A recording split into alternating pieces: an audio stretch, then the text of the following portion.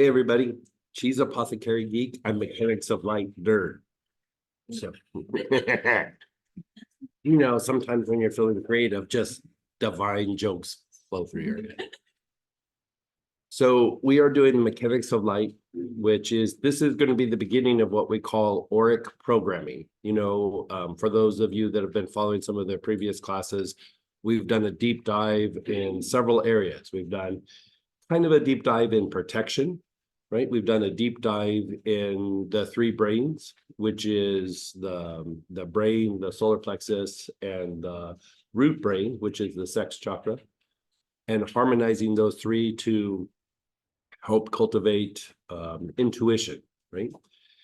And so each one of these is a piece that we're developing that they're all going to kind of merge together, right? And so the utilization of white light is for healing, for spiritual growth, for spiritual development. With Astara, those of you that know about or a little bit about Astara, we've been teaching some modules and segments concerning the three brains, and we were teaching several of the modules over in India. And, they had a very distinct idea of what clairvoyance looks like, right? And so we were going through and we were doing the process for clairvoyance, but then they kept going, but this isn't what we know. This is not what we do. And, we just had to keep pushing them, keep doing it. And in a group of about, I think there was a group of about 300 within, it was 9 modules that I taught over there. By module 4, there was already 60 people that were becoming significantly clairvoyant. And the issue that they kept kind of going back and forth was, they wanted to use colored energies. They wanted to do these visualizations and everything. And basically the thing that produced the clairvoyance was generating and harnessing the white light. Because the white light then fragments into the other different colors. But if you don't have the foundation of the white light, the fragment where you start generating green and blue and violet doesn't really have a lot of potency because it doesn't have a lot of building blocks. So basically, this is for healing. This is for spiritual growth. This is for intuition. This is for clairvoyance, right? And in a way, this is also for protection. I mean, it kind of pulls it all together. Not completely, but it's a step, right? And so with that, what is healing? When we think about it from the point of view of the intellect, remember, the intellect is about maintaining something. It's about synthesis. It's trying to make something happen, right? So the intellect sees healing as, I got to make this happen. I got to make this work. Tell me what I need to do, right? Intuition is about movement, right? Intellect takes in information and is able to process it very slowly. And then instead of being able to act on it, it has this like theory that it needs to work out. So it processes things very slowly, and then it needs to work out its hypothesis, so to speak. Like it needs to go, okay, if I do this, what happens? If I do this, what happens? Well, I want this to happen. I want that to happen, right? Intuition is movement, right? It's movement. It perceives something, it sees it very quickly, it's able to process it almost instantly, and then it makes a movement, it takes an action. Now, if you take an action, you're beginning the creative process, right? Higher creativity. If it's not accurate or it's slightly off, intuition is what adjusts, right? It's what adjusts and then keeps refining it, right? Intuition is how you begin to learn something, right? You begin to learn something by seeing something, you go, that's working really well in this situation. I'll begin to mimic it so that at some point, like I start to have experiences so that the intellect has something to process, right? So a lot of times when people have stumbling blocks with healing, too much intellect, not enough intuition, right? And you say something to somebody like that and they'll go, well, How do you do intuition? Like, how do you make it? They'll even do intuition from the point of view of intellect. I need to make intuition happen, right? No, it's a flow, it's a movement, it's a breath, you just kind of quiet the mind, right? Quiet the mind if you can. And if you can't, we're going to be doing things today that put you in that place. So in like Japanese traditions, when they do inner practices, like say you're doing, I don't know, Tai Chi, Bagua, even flower arranging or the tea ceremonies, what they'll keep saying to you is no mind, no mind. Really, translation is no intellect. You have to let the intellect just kind of chill for a minute because you're engaging intuition, right? When you're able to be present, right? When you're feeling really present right now, that's high levels of intuition. And we're not stepping away from intellect. We're just creating a more appropriate sequencing of how they interact. It's not an either or, it's about you go first and then I'm going to do something and then you do this and then I'll do this, right? There's kind of a harmony that happens between the two minds, right? And so in alchemy, you'll see pictures of what do they call that? Well, there's like pictures and paintings where there's a man, but he has like two faces. These days, calling somebody two-faced is derogatory, right? But in the old days, it meant intellect, intuition. We're all composed of these two parts. Conditioning, the way we kind of grow up, sometimes the education process makes us very intellectual, but diminishes intuition. If you see somebody, even a scientist, who's very innovative, it's because they're intuitive, right? If you look at, I had a Sakuru one time tell me, when there is big breakthroughs in science, and a scientist is looking under a microscope and has an aha moment, it's just like the person sitting under the Bodhi tree having a moment of enlightenment. It's just, they're in different places, they're doing different things, but their realization is the realization, right? You have an awakening, right? Awakening is tied to this idea or this aspect of white light, right? And so even in all those inner practices in the Japanese tradition, be it Tai Chi or tea ceremony, what they're trying to do is they're trying to cultivate and generate white light. And they're trying to calm the intellect, right? To allow intuition to come in, right? So even if you look at negative forms of pride, right? What is negative forms of pride? Like pride, arrogance, self-centeredness, whatever version you want to say, self-inflation.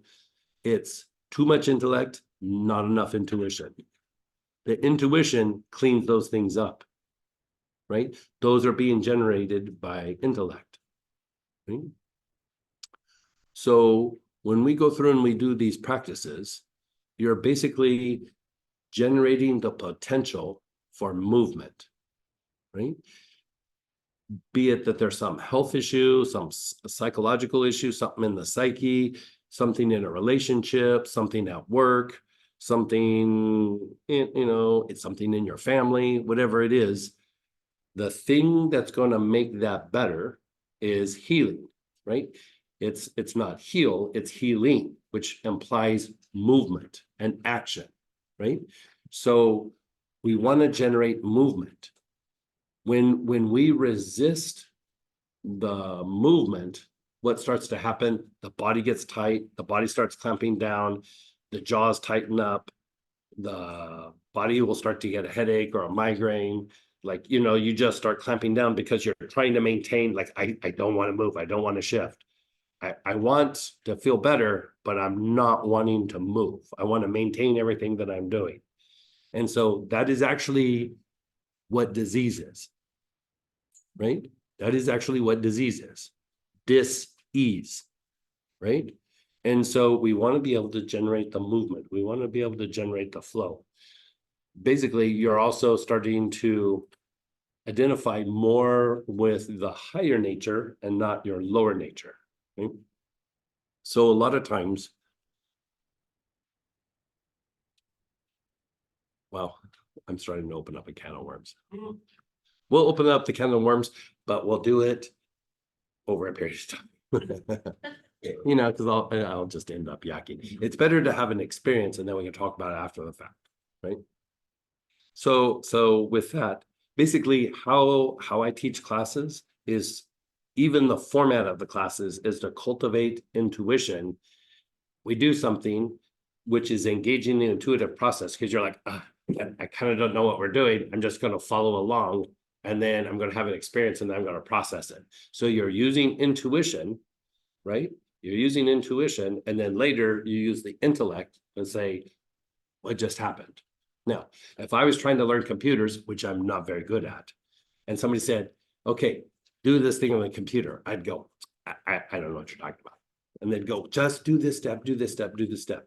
I don't have intellectual understanding. I'll go, okay, I'm going to follow your direction, but I kind of don't know what's going on. So I'm going to fake it till I make it, right? I'm going to fake it till I make it. So you start going through the steps, and then after a while you go, oh, you know, you start like kind of having these little like awakenings, right? So realization is not just meditation or our inner experiences, right? Realization can be like, that's how you run two programs at once. That's how you know, you start to understand things because you mimicked what you were told to do. You didn't have understanding, you just start following the steps, right? So we want to harness that aspect and use it intentionally. Like, how do I use this? Right? So in spiritual practices, this is also what a devotional practice is, right? A devotional practice. So there is this deity in the Hindu tradition. In the Hindu tradition, he is a disciple of Rama, and Rama was the world teacher, you know, way back, right? And so this deity is Hanuman. And maybe you've heard of him, maybe if you haven't. But if you see Hanuman, they'll say he looks like a monkey-faced man, right? They'll say he's the monkey-faced god, right? So it's not that he's a monkey, it's not that he's an animal, but he's considered one of the greatest disciples, right? One of the greatest disciples of a teacher. The reason why he's a great disciple is he constantly watches the teacher and mimics everything that the teacher does, right? So at first he says, I'll serve the teacher, right? And then as time goes by, he starts to have these little realizations, and then eventually it ends up to the place of the teacher and I are one. There is no difference. He constantly watches the teacher and just mimics every little thing that he does, right? So the reason that he's a monkey, they portray him as a monkey face, is if you've ever around monkeys, right? Say you dropped your sunglasses and the monkey runs over and grabs the sunglasses. Go ahead and try to get those sunglasses from that monkey. It's not going to happen, right? The monkey will stand there and look at you, but they'll hold the glasses. So if you pick up a rock and you look at the monkey and then you throw the rock down, the monkey will throw the glasses down because it mimics what you're doing, right? It's part of the learning process. And then you just walk over and you grab the glasses, right? So the idea that he's monkey-faced means that he's constantly mimicking his teacher, right? Constantly mimicking his teacher, right? So the idea for healing is, I might not know how to heal, but there's processes where I can begin to mimic what that is, and then eventually I'll have a realization. I might not know what clairvoyance is, but I'll mimic it, and then at some point, a light bulb goes off, right? I might not know how to do computers or you know, whatever the practice is. But at some point I mimic, I do what I'm told, I'm following the instructions. And then eventually a light bulb comes on and you go, I get it, right? I get it. So this tackles a lot of different areas, it can make you smarter. It can make you problem solver better. It can help you to heal things, be it psychologically or physically, but it's also tied to your spiritual growth, right? So in the three brains, you have the brain, which is your cognitive functions, right? Then you have your solar plexus, which is your feelings that eventually when they get processed are, well, it's emotions that turn into feelings, right? And then you have the sex chakra. It's not about sex, but the sex chakra is instinctive responses. It's how you interact with the environment. It's how you interact socially. It's how you take in pieces of information and then process it then with the emotions and then with the mind, right? But also what's happening is it's part of the creative process. Like if you think something repetitively or you feel something intensely, you begin to attract energy from the environment, right? You begin to attract energy from the environment to bring whatever that is into form, right? So that is creation, right? You're creating the elements from the environment to bring that thought or that feeling into form, right? Another component of this is as you go through and you evaluate things in the environment, depending on what that emotion is and that repetitive thought is, your instinctive responses goes, oh, I see a potential here. Like I see somebody who's doing it. So let's duplicate what that person's doing.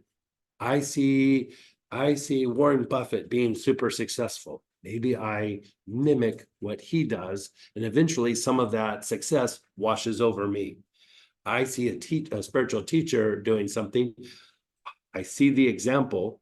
I want to duplicate that in myself, and then maybe eventually it washes over me, right? So it's the same idea. We're harnessing these mechanisms rather than just letting them happen whenever, right? So with everything that we're that we're talking about this weekend, in Astara, we have this thing where we say, we are surrounded by the pure white light. Only good comes to me. Only good goes from me. Now, there's mechanics to that. I mean, it's a nice little affirmation, but there's mechanics, right? So for one, we have to be able to first tap into the white light, right? So how do we tap into the white light? When you are consumed with yourself, you can't see the light and you don't tap into the light. When you think outside of yourself, you begin to see the light. So when you think of others, when you have interactions, when you compromise, when you love somebody around you, and you have these things where you think outside of yourself, you begin to see the white light, right? So with that, think about what I just said about pride. It's lack of intuition. It's being consumed with the self. It's basically being consumed by the intellect, right? It's being consumed by the intellect. Intellect's not bad, but like if you have a nice little dog and then you put it out in the yard, you don't watch it, like I had a friend that had a border collie, and he would always give it like little tasks out in the yard to do, and he said, if I don't give it tasks, dig holes, it's a good dog when it has tasks, but when it doesn't have tasks, it's very naughty, right? Intellect is a border collie. I'm just going to be point blank. If you give it a task, it's amazing. If you just go do what you want to do, it's going to dig a lot of holes. It's going to cause a lot of chaos in the backyard, right? Same idea, right? Same idea. Now, here's the issue also with manifestation and intellect.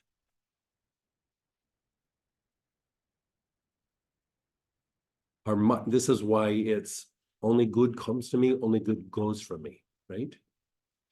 Part of the intellect, part of the brain is processing things from the past. The intellect is things from the past, past experiences, things you've learned, things you've memorized, things of this, your conditioning, your conditioned responses. This is all associated with the intellect, right? The brain is constantly trying to process the things that it's experienced, predict the future so that it can avoid pain, right? Bottom line, it's trying to avoid physical pain, psychological pain, the pain of embarrassment in social situations. And so it makes us adjust our behavior, our actions, right? It makes all these happen. The issue with that is, for one, it's lacking intuition. Intuition can walk into a situation that's not good, and it's like, I'm either going to dance this way into being something better, I'm going to turn around and walk away. Like, this isn't good for me, I'm going to walk away. Or intellect will try to make something happen, right? So the issue when you're more intellect is the tendency is to fixate on all the things that are negative around you because you're trying to prevent pain. Now, you're in a predicament at this point because whatever you focus on becomes your reality. Your intellect is not going to innovate anything. Your intellect maintains things. Intuition innovates. So if you're coming from a place of intellect, all you're going to keep doing is bringing in the things that are going to cause you suffering, right? So this idea, only good comes to me, only good goes from me, is the more that you stimulate intuition, the more you see past the potential things that cause you harm. Like you say, you have somebody in your family who's being a jerk, and you make them laugh, you redirect them, you do something, and all of a sudden things shift a little bit. They're not so much of a jerk or whatever. You innovated that situation so that you didn't have a confrontation. I share a very a simple one with the thing that I use. Hopefully my family never watches this, right? Because at the holidays, they'll start being a little obnoxious, and I'll go, those are really nice shoes. And then they talk about their shoes for 15 minutes and they forgot about how they were going to bust my chops, right? So that's kind of an innovation that keeps the conflict from happening, where I don't have to say in 5 minutes, you're being very insulting, right? Or just letting my feelings get hurt, right? So that only good comes to me, only good goes for me, by having that little bit of innovation, instead of there being some weird conflict, we move past that, and then we just have like a normal interaction, or we maybe even enjoy our company, or whatever it might be. I can walk away without going, that really hurt my feelings, or I hurt their feelings to make them stop. In my early days, that's what I do. I would just be obnoxious. So this idea is bringing goodness to you is not some magical thing out in the environment. It's not something that your intellect has to make happen. You just have to be aware, right? So when we've done some of our practices in the past, for the new people, we'll be doing it today, but today and tomorrow. But one of the things that you do, like with practices of sustained awareness, is like you look at a situation that might be difficult, and then you go, where do I feel it in my body? Right? And then wherever you feel it in your body, you don't try and make it go away. You just sit with it, right? You just simply sit with it. And in that, you're taking something that is chaotic, right? We all have divine essence within us, and we also have this primal piece that is very chaotic. So this struggle between our higher nature and our lower nature is essence and form, or order and chaos, right? And when they come together, the essence brings order to the chaos, right? The thing that brings the order, right, that brings in the light, is sustained awareness, right? So then you go, okay, I feel it right here in my body.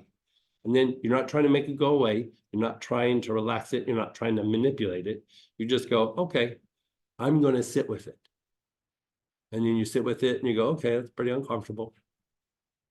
And then pretty soon it's like, it's relaxing. And then pretty soon you're like, you start expanding, right? The reason you expand is because awareness brings in the essence. It brings in the order, right? When we're just coming from intellect, we'll try to make it go away. I need to release this. I need to make it stop. I need to make it better. I need to make it relax. I need to do something, right? But just practicing awareness allows the movement. That's all you're trying to do. We're just trying to allow movement. We're not trying to stimulate movement. Movement's always there, but intellect goes, nah, let me try this thing, right? Let me make something happen. I have this idea. I'll let you know in about 5 months. You know, let me try to make this work, right? Because it's always trying to manage something, right? You're just trying to let things flow, right? You're not trying to judge it. You're not going, well, this or that. If I do this, if I do that, they're doing this because of this. I'm doing it because of that. Like you're just sitting with it, right? And in that moment, the essence starts to come in. You're generating the movement. So there's this old shamanic saying, the more you allow something to be, it stops controlling you. The more you wrestle with it, the more it owns you, right? The more it controls you. Think about when some situation, say in your family or in work or something, where this is what's happening, this is what's right, and there's somebody that goes like, no, I don't want to do this, I want to do something different. What do? They pick a fight, right? Because they don't have a leg to stand on, but they want their idea to be in the mix. They want to stop the movement so that something can come in. So a lot of times conflict is just the lack of intuition or the lack of essence, the lack of movement. The thing that's going to make that flow, the thing that's going to make that resolve is movement, right? But so many times you're like, but I want this outcome. I could share about 150, maybe 200 stories where I thought, this is what I want. And then, thank God I didn't get what I wanted because I was just, lower forms of suffering. So like, this is a very simple version of it. I had a friend a long time ago that was a car broker. And, at the time I needed a new car. I needed to stay within a certain budget. And, I needed a used car. And I said, hey, can you get me a car? And I go, something like, and I named like 3 or 4 different cars, like, this kind of car, but I need to stay within this budget. And so he goes, okay, give me a little bit of time. And he came back to me in about a week and he goes, I found you the perfect car. And it was a much nicer car than what I said. I was like, it's not what I wanted. I argued with him for a while. Like, that's not what I wanted. I wanted this lesser, like cheaper car. I wanted to stay within this budget. And he said to me probably at least 5 times, this is in your budget. I'm giving you a deal. I go, but it's not the car that I asked for. And he goes, yeah, it's a much nicer car. And then like about the 5th time I heard what he said and I went, wait, how much is it going to be? And he told me, and I was like, how did that happen? He goes, I'm taking care of you. Like I'm giving you a deal. Like I'm just giving it to you for what I took in as a trade-in. And I was like, I don't know. I was wanting this. And he was like, here, you can have this. And I was like, no, I want this. And he's like, I'm trying to give you this. And he said, he goes, do me a favor. Just drive it for a day. And then I drove it for a day and I was like, this car's amazing. Like it was the best car that I ever had at the time. And I was like, really? It's only going to cost that much? And he kept just started laughing at me. He's like, yeah, it's only going to cost you that much. I was like, well, okay. And he was like, that's very big of you to take this deal. Like, he just started making fun of me. He's this old cowboy dude. And I was so bent on what I thought I should get that I didn't allow for something much better to come in. And then, I drove it for like a week and I was just like, this is just the nicest car. Like, you know, it was old, but it was nice. And I remember sitting there and thinking, how many times in my life have I done that? How many times did I shoot myself in the foot? How many times did I say, oh, you're going to be super nice to me? I'm not ready for that yet. Right? How many times? You know why? Because I was stuck in my head. I was stuck in the intellect. I was stuck in the details. I was stuck in my plan that I thought this is how it's going to happen. I'm going to make this happen. Like, think of those words. I'm going to make this happen. And if it's not working, I'm not being willful enough. Right? I need to double down on being, you know, I'm going to make this happen even more. When you're just starting to let things flow. You know, you're engaging synchronicity. You're engaging that the universe can provide. Right? Doesn't mean that it always means you're going to get a nicer car, but how many times do we not let good things happen to us because it's not what we think should be happening? Right? How many times? If I'm honest with myself, 200 is probably on the low side. 500, just so I don't feel bad about myself, we'll say 200. Right? So when we think of intuition, a lot of times we try to approach it from the point of view of intellect. Like, I need to make intuition happen. I need to make this spontaneous activity happen. So some of you have probably heard me make this joke, you know, because spontaneity is tied to the crown, to divine essence, but it's also tied to intuition, right? The intellect is tied to the lower nature or to the form. It's maintaining the form, which is necessary, right? It needs to do its job. You don't need to be intuitive when you're balancing your checkbook, right? You need to be very intellectual, right? Now, how you get money into that checkbook can be on the intuitive side, but balancing that checkbook, you know what I mean? So anyway, I could keep going on and on. I think we get the idea. So the very first thing we're going to do is we're going to just increase the potential for light to come into the energy body. And then we're going to go through and start generating a ball of light. And I'm going to explain some of the steps, right? Now, we have an aura, right? We have an aura. Basically, it's the energy that surrounds you.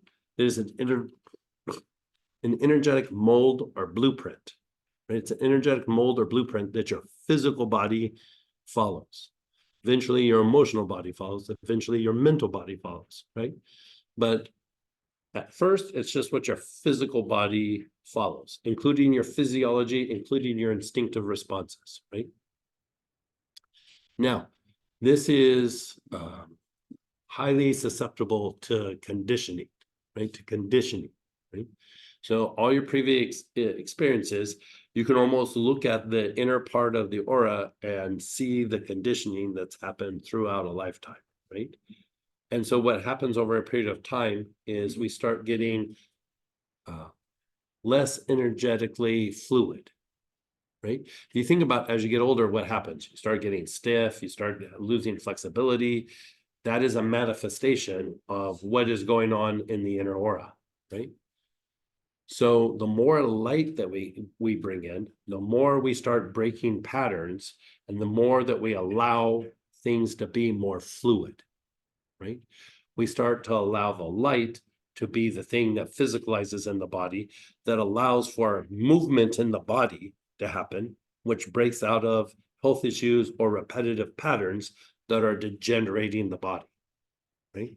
So the thing that helps break this in is the health of the spleen, right? The health of the spleen. The spleen directly impacts the inner part of the aura, right?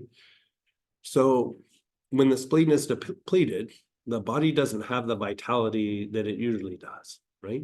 It starts to throw off the nervous system because it also throws off the diaphragm, right? And like, have you ever had moments where you felt a little bit depressed, right? If you look at the energy body of a person who's depressed, the spleen is malfunctioning. Spleen. Yeah, spleen. So with this, even if we go through and we do these other pieces, if the spleen is not doing well, you can only generate so much light. You're only letting so much light in. And then you start to go do the processes. It still works, but we want to have the family size version of light, the extra strength. We want a lot of good, juicy light coming in, right? Now, in Kabbalah, in the Kabbalistic practices, each chakra has like a spiritual tendency that we're all striving for. Like the crown is oneness, the forehead is wisdom, the area between the eyebrows, the ajna, is understanding, the heart is mercy, right? The spleen is victory, right? It's victory. And victory is the ability to overcome obstacles and to connect to the divine. It's not being able to have power over somebody. That's the lower side of the spleen. Like when the spleen's not regulated and it's like of the lower nature, that person's usually like a conqueror. Like he's just going to take what he's going to take. He wants what he wants, and he's just does it with force, right? But when there's light and there's been something cultivated in the spleen, the drive is for connection to the divine, connection to the essence, the harmonizing of the higher and lower, right? So with that, we're going to use any of these oils. You have acacia, you have benzoin, ginger lily, tolu balsam, and then there's a blend called astral projection, right? Astral projection. So the reason for astral projection is it's tied to an expansive quality of the energy body, right? And so for you to be able to astrally project, there has to be expansion in the form within the aura, within the aura, within the emotional body, within the mental body, and then even higher, right? So we're going to be utilizing the astral projection for some of you. If not, acacia, benzoin, ginger lily, or tolu balsam. So, okay. So take a moment, find your oil.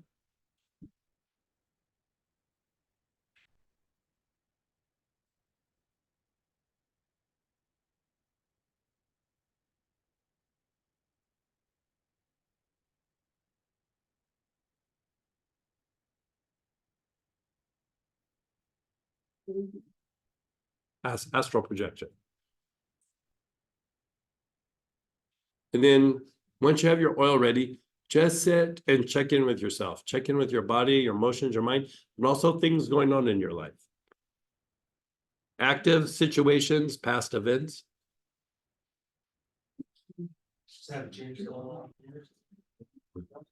Yeah. Amen. How are you doing? How are you doing? Greg, do you have any extra handouts? We just have the digital. Like they usually print those out outside. Yeah. It was in your she got it, right? Yeah. It's in the email that came.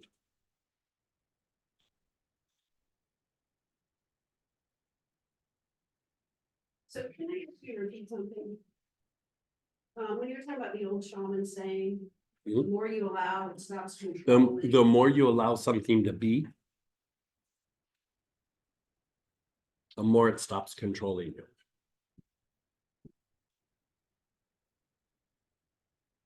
Think about it. Like when you're wrestling with something, you're like, I really need to make this go away. If you think about it and you step back as you watch yourself do it, you're consumed by trying to wrestle with the issue. I need to do this. I need to do that. I'm doing this. How dare they say that? They don't understand me. They don't see me. Like whatever it is, like you're wrestling with something. It's controlling you. It's controlling your thoughts. When you're being present, you're just like,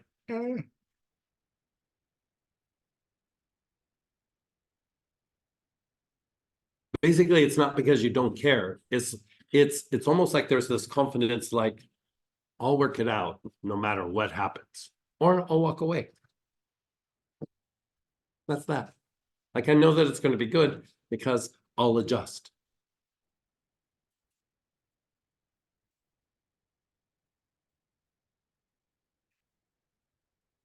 Could you repeat that story thing, the first part?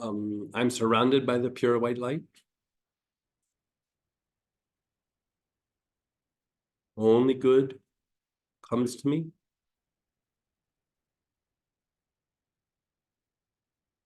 Only good goes from me. I'm surrounded by the pure white one. Right. So if you think about, like, what does that even mean? I'm surrounded by the pure white light. Like, I get it, but like, I don't get it, right? In the center of your head, right? In the center of your head is a thing called the pineal gland, right? The pineal gland. Within the pineal gland, there's this little tiny energetic seed. We say seed, but it's more like an atom. Like, it's very tiny, right? Different traditions will call this by different things. In the Buddhist and Hindu tradition, they'll refer to this as the blue pearl, right? The blue pearl. In the Christian tradition, like in the Bible, they say, make your eye as one and your body will be filled with light. Right? So that inner eye is that little tiny seed within the pineal gland. It's not the pineal gland itself, it's the little seed in the pineal gland. Right? So this is how you process information from the higher soul. This is, or the Buddha nature, depending on your practice or tradition, but it's how your body is filled with light. So that you say you're surrounded by the pure white light, you're not just having a little inner experience of, oh, light is coming in. You're beginning to have an expansion of the light that's first expanding in your body, and then it's starting to surround your energy body, and then starts to even emanate out into where it affects other people. Right? So if you look at somebody like the Buddha in a way ended suffering, or diminished suffering, I should say, for a lot of people. Some of it was through the teachings, but some of it was purely by the presence, right? In the presence, you're just bathing in the light of that great teacher. Even when you're if you're Christian and you're being devotional to Christ, part of how Christ impacts you is you're bathing in the light of the Christ, right? If you've ever been around a spiritual teacher where you're like, and I'm going to say this, and I'm going to say that, I'm going to ask him this question that I've been thinking about for the last 2 years, I'm going to ask him this, and then you get around him and you're like, feel peaceful. What was I going to ask him? Like everything just leaves your head, right? Because you shifted out of intellect and you're in intuition purely by being in the white light around the teacher. That's all that happened. You're just bathing in the light. So for me, I'll share my little embarrassing experience. I have probably seen the Dalai Lama, I don't know, 15 or 20 times. And it probably wasn't till the 8th time that I saw him that I was able to stay awake while I was in the presence of the Dalai Lama. I was like, oh, this is amazing. Oh, what happened? Oh, what was that? That was amazing. I don't remember anything he said. And then I would last a little longer. And then one time I stayed awake the whole time. And then somebody go, what did he talk about? I was like, I don't know. And then finally, this one time, he was talking about the Four Noble Truths. I was like, I was able to follow along. I knew at least the topic. I don't know that I could have repeated it, but like I was starting to get it. But it was like just being in the presence of somebody like that. The verbal teachings are nice, but the white light is actually doing all the heavy lifting. That I didn't get the conversation. It would have been nice to get the conversation, the lecture, but it was just about being in the presence, right? And so I would look around sometimes when I was able to stay awake longer, and almost everybody was asleep. They were either asleep or they were like this. Like, they were like, it was too overwhelming, right? Because, yeah, I mean, it shifts you substantially just being in the presence. Right? So even the idea of healing yourself was one thing, but you look at a teacher like that, the white light is healing the people around them or the people that connect to them, right? So if you, a lot of times in the Buddhist tradition, you see those thangkas, right? The thangkas, right there, the painted images, the got little cloth around it, and there's like a Buddha or Kuan Yin or somebody sitting in the middle, and they're usually sitting on a double lotus, right? There's a lotus that has the flower up, and then there's a lotus that has the flower down like this, right? So if you could clairvoyantly look in the sky and see planets, what they would look like energetically is a lotus like this and a lotus like this. And like this is how the energy is generating. They're moving in opposite directions, right? Just like your chakras are constantly going like this, that lotus is going like this, or that double lotus. And then they're sitting on the double lotus, right? The double lotus symbolizes the earth, right? It's what the earth looks like energetically, right? That they're sitting on it means that their aura encompasses the earth. So when you pray to Christ, or when you pray to Buddha, or you pray to Rama, or you pray to whoever, it's not that an energy is going out and then coming back. You're constantly bathing in that light. The issue is, this is why prayer is important. If you're too fixated on yourself, you can't see the light and the light doesn't come in. By praying, you're starting to acknowledge that I need something outside of myself. Whatever the words are, I mean, I'm going to be blunt, kind of doesn't matter. It's about just opening up so that you can let that light that you're always bathing in, you're just starting to let it in. So some of the most powerful prayers are not necessarily words, it's just an opening up. I'm going to look outside myself, right? So if you think of that, people have different kinds of spiritual practices. The most common form of spiritual practice is having children. You have to think outside of yourself. You have to think of the child. You have to think of the family. In doing that, you are letting in the light. I mean, you can sit with a mala and you can sit and chant and you can sit and, do whatever you're doing. Those are all amazing, right? But if you look at the general public, the thing that is done the most is they just have children, right? And then they raise the children, they take care of the children, they build for the future of the children, right? They're not building their future, they're making efforts and sacrifices for the children to have a better life. That is very much a spiritual practice. I mean, very much a spiritual practice. So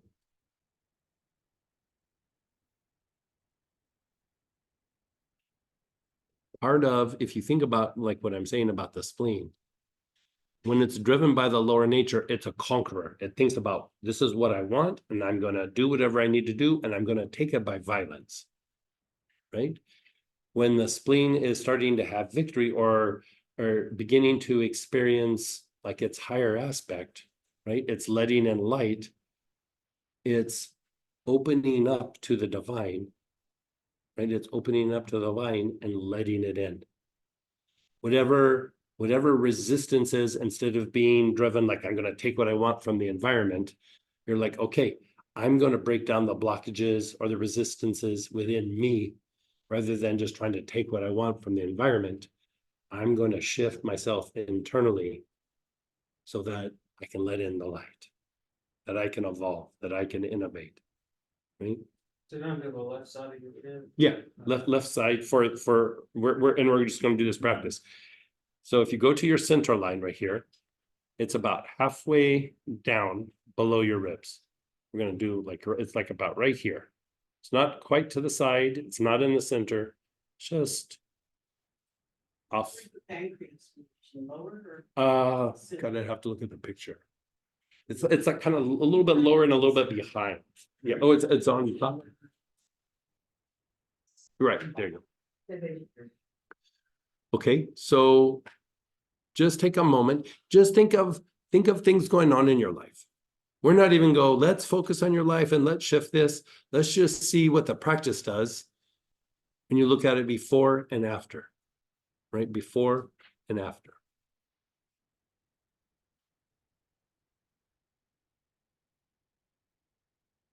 Okay, so now you have an idea.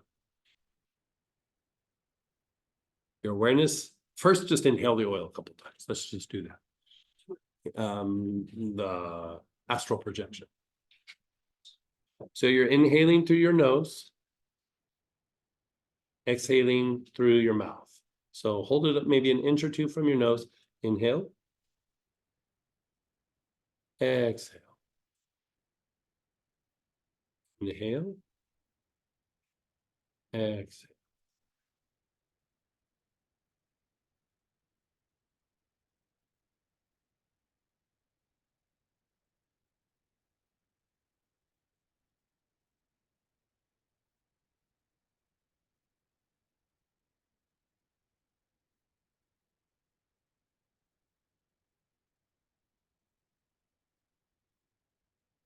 Okay, let's just stop for a second. There's one more thing I want to say. Going back to the pineal gland, the little seed, and being surrounded by the light, right? When we sit in meditation, right? When we sit in meditation and you activate the heart and the crown, or you're circulating energy, you know, whatever you're doing, you have an expansion of awareness, right? So what happens is consciousness begins to expand up out of the body, goes up and experiences maybe the incarnated soul, maybe eventually the higher soul, and then brings that essence like back down, right? So you notice like you might be stressed out, you sit down and meditate and you go, oh, God, I feel so much better, right? Basically, you brought in the essence that displaced the lower vibrational energy in the body, like the stress energy, the anger, the irritation, right? So you had the expansion, you came back in and it displaced that lower vibrational energy, the lower emotion, whatever it might be, right? So that's one level of expansion. But when you're expanding for the practice of oneness, the expansion isn't outside the body. You're actually expanding within the form. Light is coming within the form and it's beginning to expand within the body, right? At some point, it starts to expand outside of the body.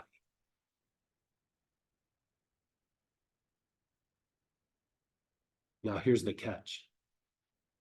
Depending on how you interact with the different people in the environment, depending on how much intellect or how much intuition has been used in how you interact with the external world, if it's too much intellect, the expansion starts to happen and then it stops. For that expansion to continue to happen, you have to refine how you've interacted with the environment. The intellect always sees negative in the surroundings because it's trying to resolve something or avoid something, right? So then as the expansion happens, if you're stuck in intellect, you're stuck in conflict. Because like it comes in and then it goes out, and then it comes in, and then it shrinks again, right? Because there's been too much conflict, too much intellect in the way that we've interacted, that there can be no expansion. So this is why patterns stay repetitive. This is why the body degenerates at a faster rate. This is why sometimes you do a healing practice and sometimes you feel worse before you feel better. You're having to break up the blockages of the things in the environment and how the intellect is functioning, right? So when we do these things, part of what's happening is to be surrounded by the white light. First, you generate the ball of light, and then only good coming to me, only good going for me is starting to refine the environment. then the expansion can continue, right? If you don't do that, what happens is you expand and then the intellect doubles down and go, ugh, don't do that again. Right? We almost lost control. We almost didn't get our way. You almost got that nicer car, heaven forbid. Those good things coming to us, that almost happened. Can't let that happen. The intellect is always living in the past. Always. There's no exceptions. It's living in the past, living on past experiences.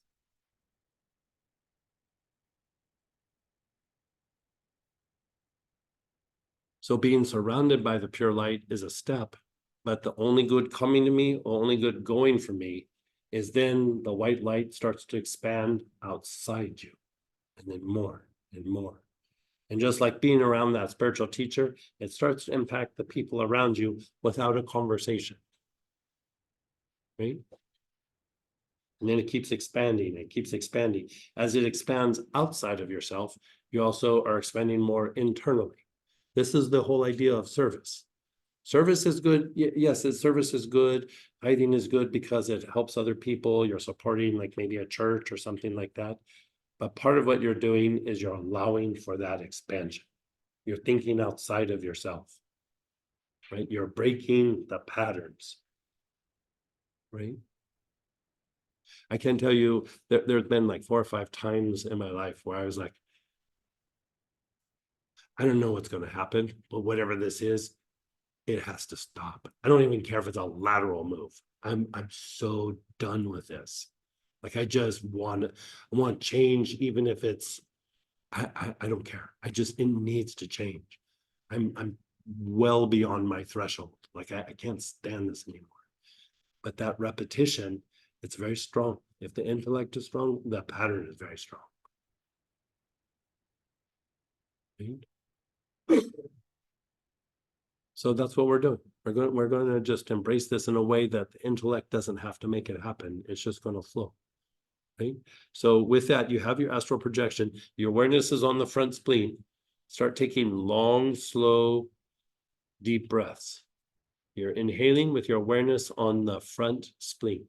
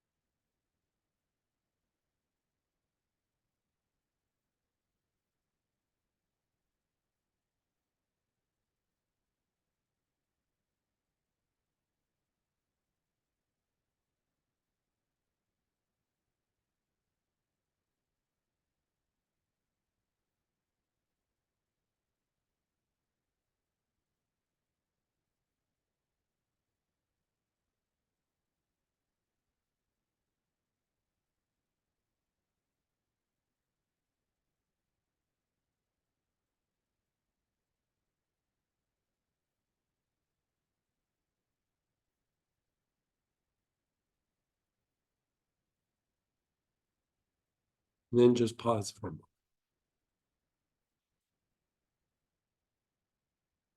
Keep your eyes closed, just let it incubate.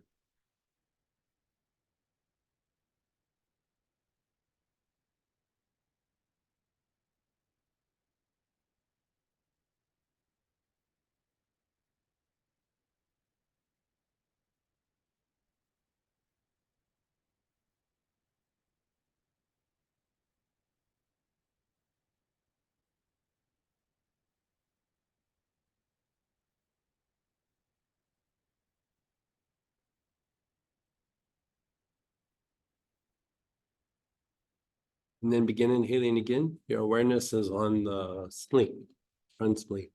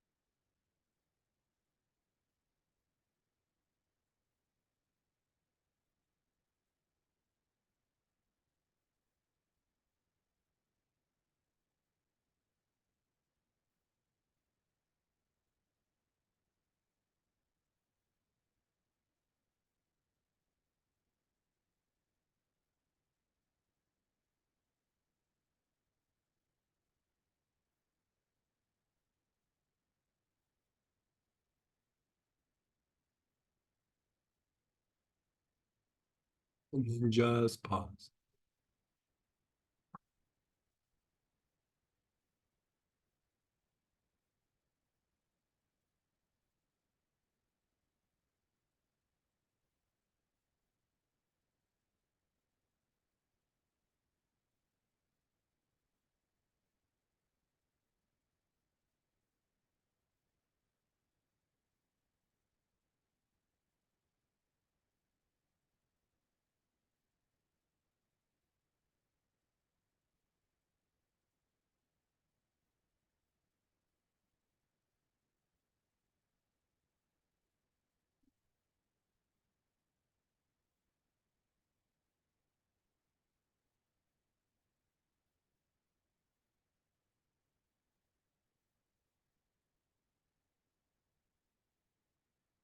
And then still on the front spleen, another round of long, slow, deep breaths.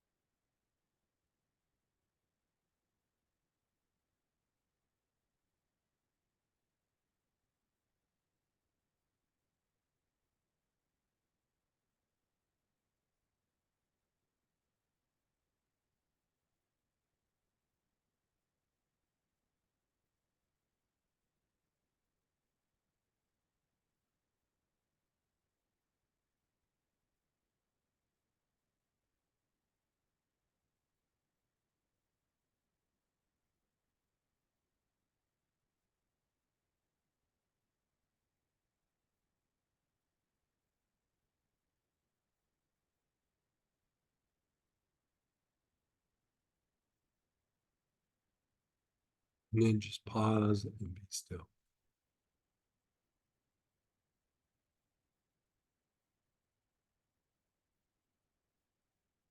Now we're gonna go to the back spleen. So if you go to that same area, just push through the body, coming out on the back side. So you're going from here through the body and coming on this spot, but on the back. Right? Like off to the side, off to the left. Your awareness is there. And then start taking long, slow, deep breaths.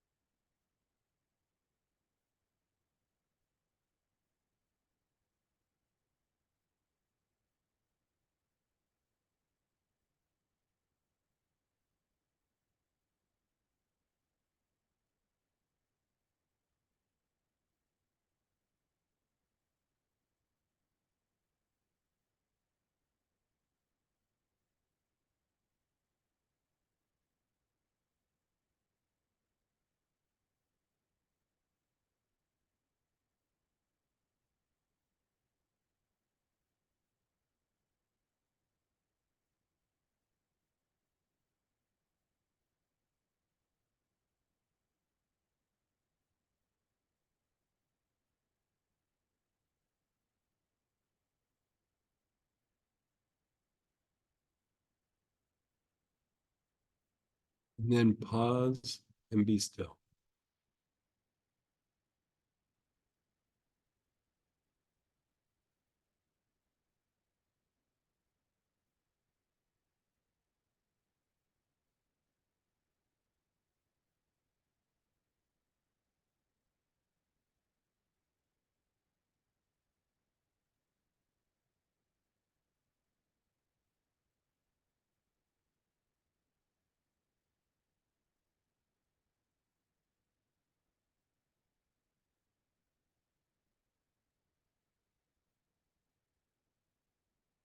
And then again, that same spot, the back spleen, nice, long, slow, deep breath.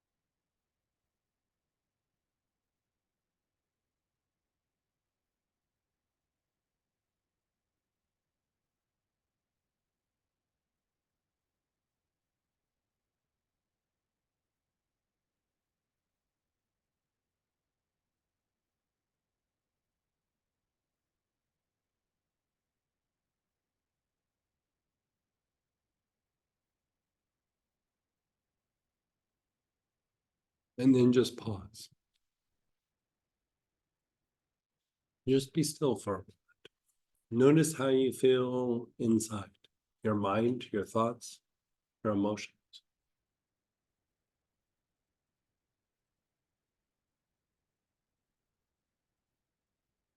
This is what is known as an appetizer. You know, it's not the main course, but you get the juices flowing. So now we're going to use the same oil, but we're going to come to application number 2, but let me explain application 2 first. Right? So there's some key pieces here that I want to give a little bit of an explanation. Right? So first, your front heart, right? You're getting something in your front heart. So this is if there's an area that needs healing, like if it's in your body, you go, okay, I'm going to put my awareness on my shoulder. I'm going to put my awareness on my back. I'm going to put my awareness on my foot. I'm going to put my awareness on my liver or my kidneys. I'm going to put my awareness, fill in the blank. If it's a emotional thing, I'm going to put my awareness on my irritation, my anger, my sadness, again, fill in the blank. Right? If it's a relationship, I'm going to put my awareness on the other person, or you can sit and visualize the two of you. You don't even have to go, they did this, they did that, I did this. Just put your awareness on the two people, right? Now, if it's some dynamic going on around you, just put your awareness on the situation, right? If it's something at work, like you're trying to problem solve, you're like, God, we got to resolve this problem. I just don't know what I'm going to do, right? Put your awareness on the situation or the problem. You're not trying to go, I'm going to come up with the answer. You're just trying to bring a light to it so that there's movement. In the movement, the answer comes. You won't get the answer before. You'll usually get the answer as something moves. Just like here, we go through, we do a practice, and then we go, okay, what just happened, right? Trying to talk about it beforehand gets us too stuck in our head. Right? It doesn't allow for the movement. You do the movement and then you step back and you go, what just happened? Because now you have an experience to process. Remember, the intellect is always doing things from the past. It's not very good at predicting the future, right? If anything, predicting the future means it's trying to avoid any sort of shift, change, problem, because it's trying to maintain something, right? So you have the experience and then you go, what just happened? Right? So you put your awareness on the situation, you allow the light to go in, start moving things. Now you have an experience where the intellect goes, I have a past experience now. I don't know what it is. Let's go through and process this. And then you have little things that you can watch. This shifted, that shifted. I have this feeling came out. These thoughts went away. These thoughts arose. I have an inspiration to do X, Y, Z, right? Because now you're processing something from the past. Right? The intellect is good when it eats its vegetables, right? The vegetables are the things that come from the intuition. When it's trying to just take things from the environment and go, okay, now what I'm going to do, it's just going to keep doing what it always has done. It's just going to keep reliving that old pattern over and over again. So it doesn't matter physical healing, psychological healing, relationship healing, business healing. They're all following the same mechanics. It's not super different.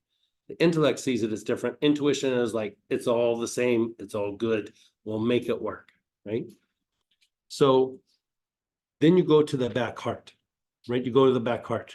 The back heart is what transmutes the emotions, and you could say breaks down the barriers or the walls. Most of the walls that kind of keep us hemmed in and taking the next step are self-induced, right? They're not because somebody else imposed something. Even if somebody else is imposing something, still you have the ability to innovate or walk away, right? So your ability to break down those inner barriers or even the outer barriers is tied to the back heart. The back heart is an amazing janitor. It mops the floors, cleans the counters, cleans the toilets like nobody's business, right? The heart is amazing. Right? back heart does that, not the front heart. Right? Then you go down to the navel. The navel is the center that regulates the lower nature. So basically, you see the images of Archangel Michael, right? You see Archangel Michael. What is he doing? He's usually standing there with his foot on some person who's wiggling around with these big bulging eyes, and he has a sword that is usually pointed downward, not like up like he's going to smack something. It's pointed down, right? So his right foot being on something is its divine will, or the upper aspects of the will regulating the lower drives, the primal drives. The bulging eyes of that person, right? It's symbolizing their lower nature, but it's symbolizing that they're being willful, but of a lower nature, right? So Michael subdues those lower nature drives to allow essence to come in, right? That's why it's the right foot and not the left foot.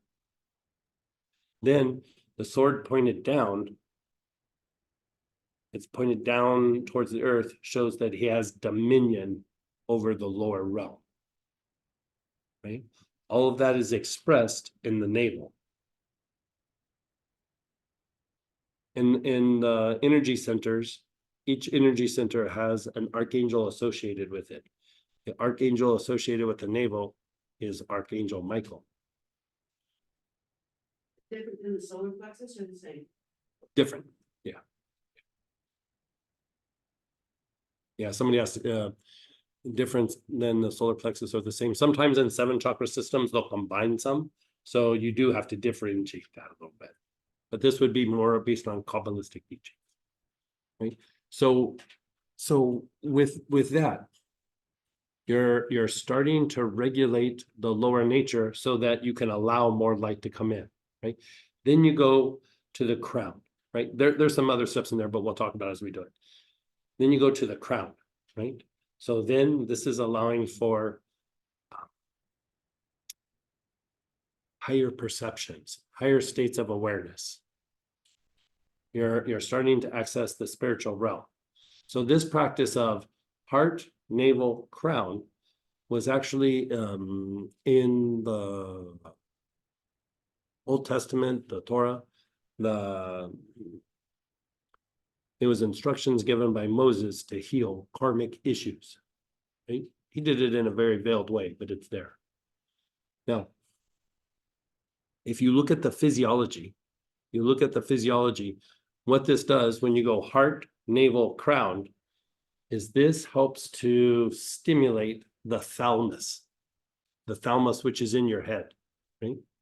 So this is a very big processor, right? It's associated with pain, but it's associated with the potential of shifting your perception and your ability to experience higher realms. Again, your intellect is not going to make this happen, but if you follow the mechanics, you're already wired to do this. It just needs the juice or the gasoline. The gasoline is the light, right? So here, by going through and doing this, you're starting to have an expansion of the light that's creating the ball, right?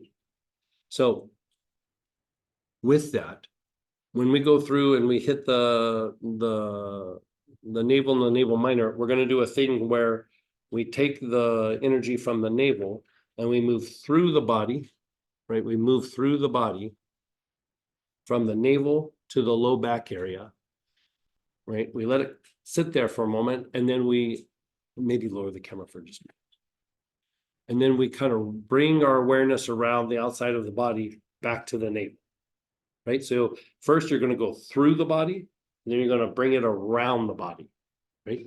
So what this does is this cooks the energy, it cooks the kundalini, right? It cooks the kundalini so that more energy can rise up.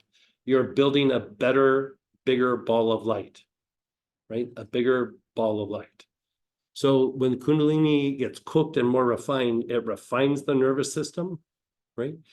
It helps to activate the chakras and it cleans house, right? It cleans house, right? So by doing this process, you're stimulating the potential for higher realms, but you're also cleaning up the energy body, you're cleaning up the chakras.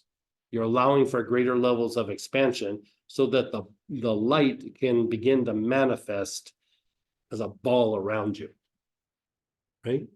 So close your eyes for a moment and think of an area where you would like healing.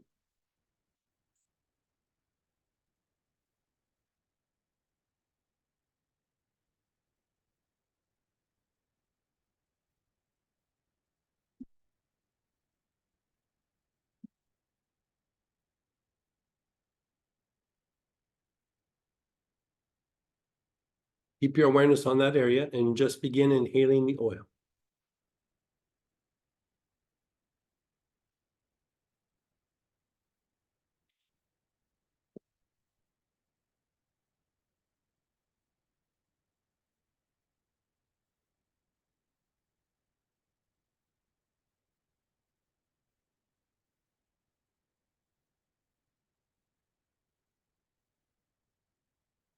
Okay, let that go for a moment. Your awareness is on the back heart, the area between the shoulder blades.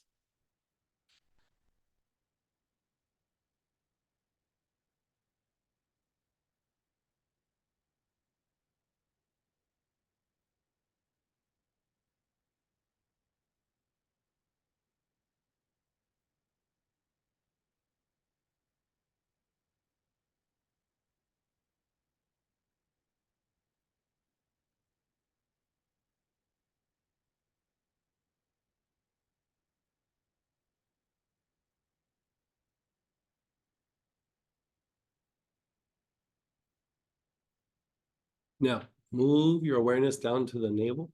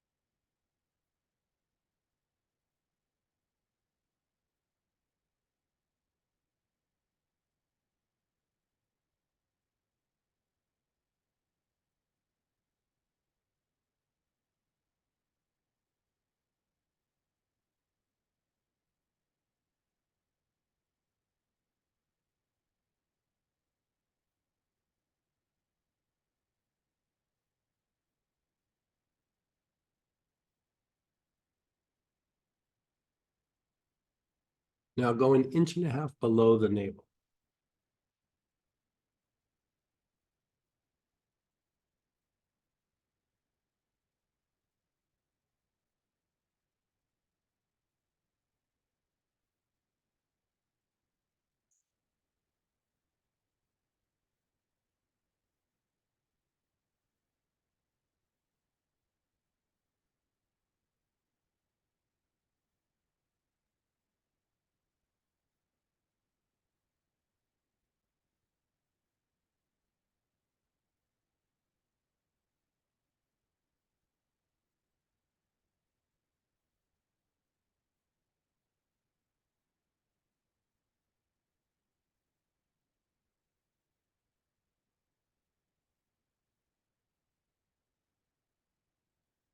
Now, from there, you're going to move through the body and come out on the backside on the spine, that same area, but on the spine, and you're just going to hold your awareness there. You're taking long, slow, deep breaths.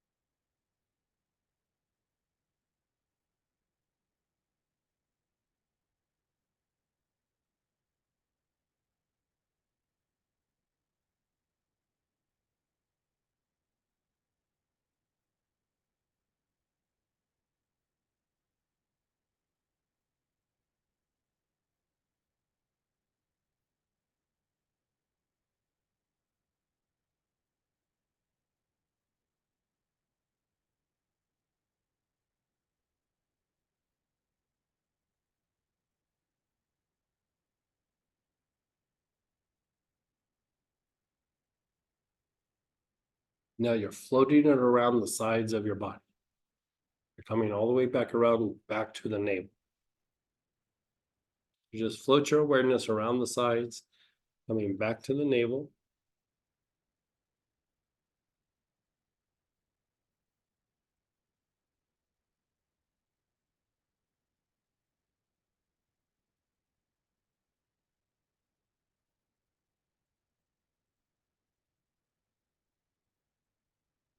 Still inhaling the oil. And now you're moving your awareness to the top of your head, the crown.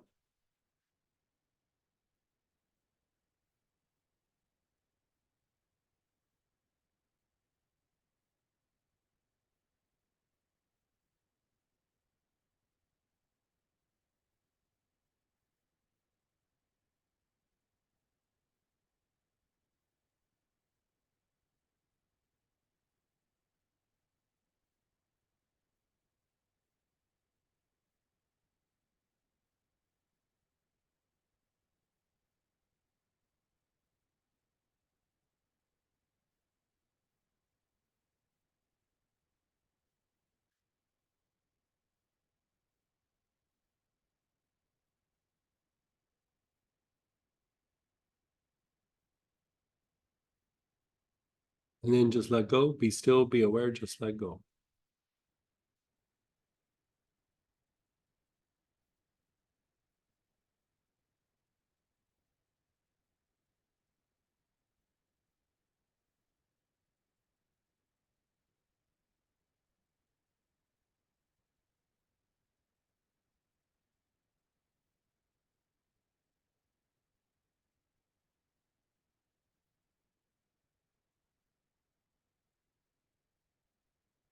Again, think of the area that you want for healing. You're not inhaling yet. Your awareness is on your front heart.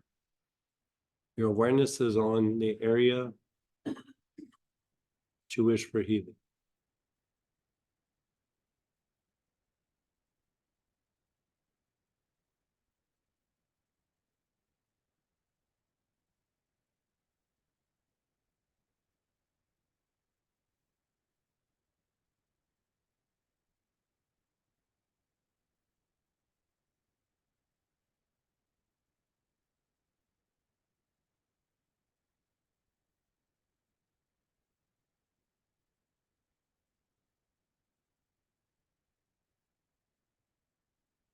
Awareness is still on your front heart. Begin inhaling the oil again.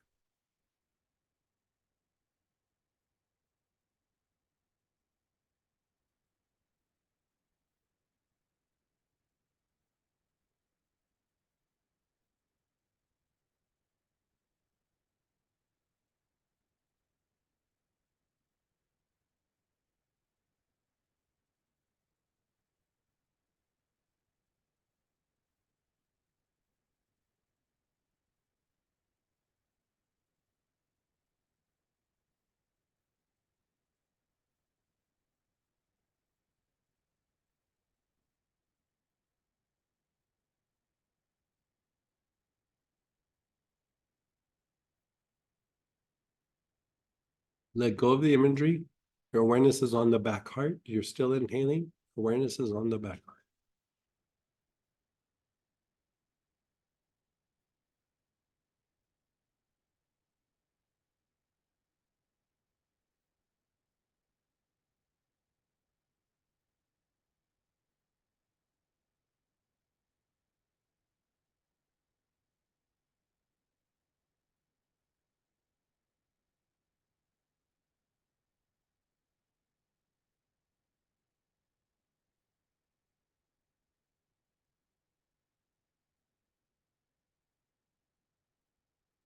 Move your awareness to the navel.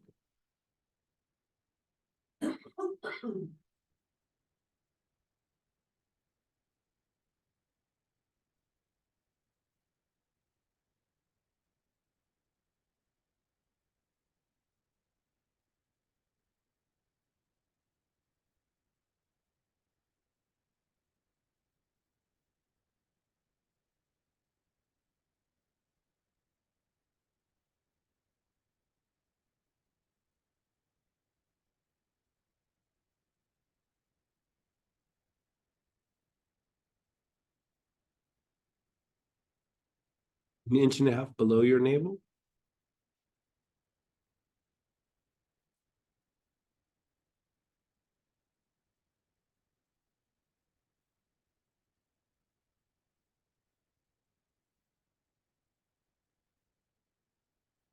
Move through your body to that low back area.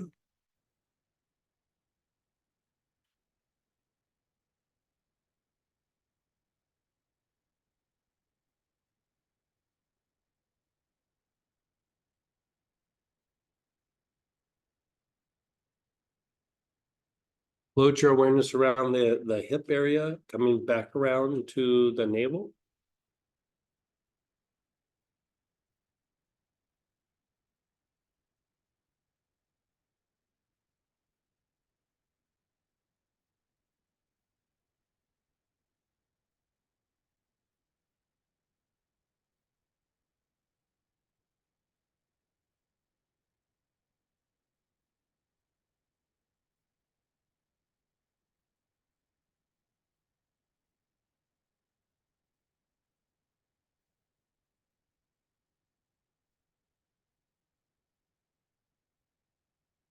And then the crown.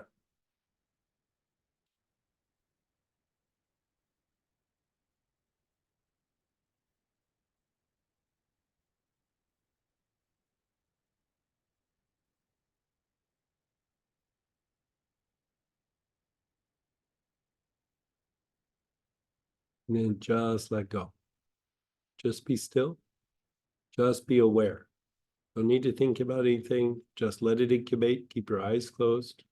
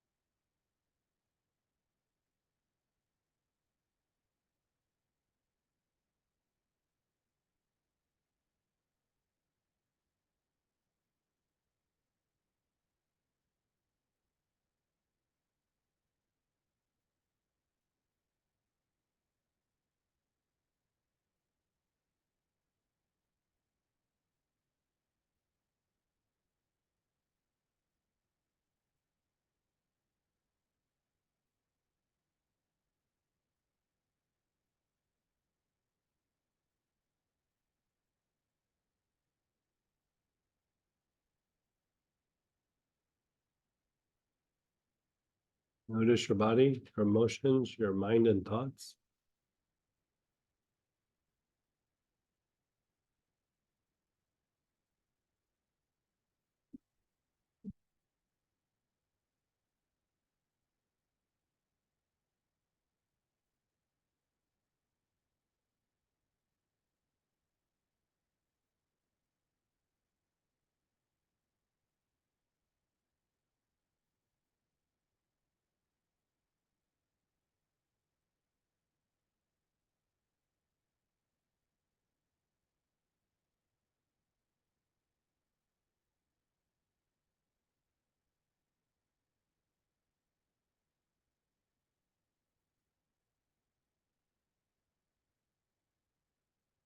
Again, your eyes closed. Your awareness is on that area that you wish for healing.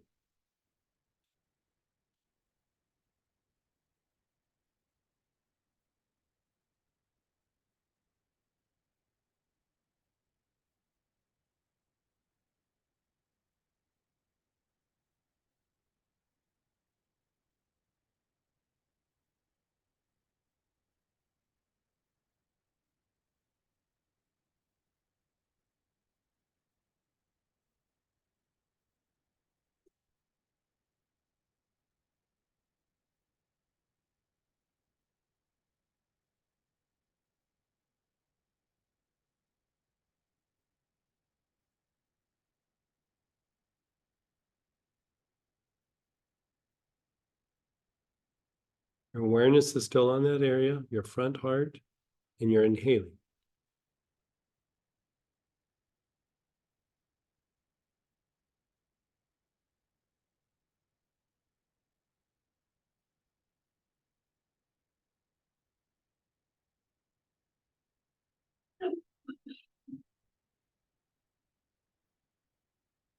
Let that all go and just be still for a moment. And let the inhalation go, just be still.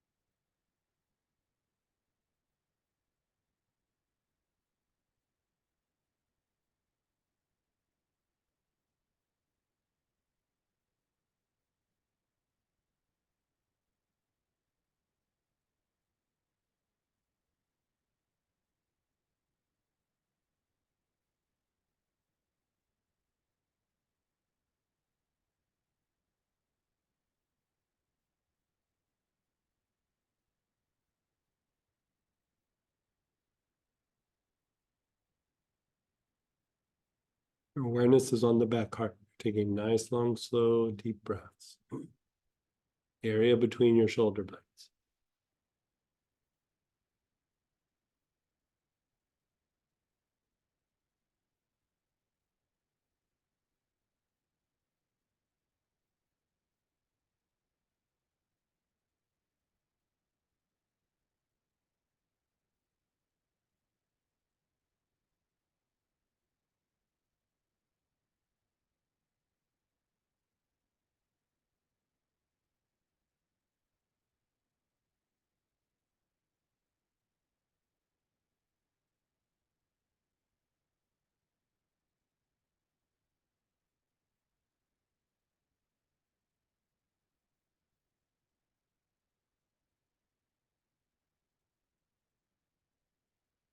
And then just let that go.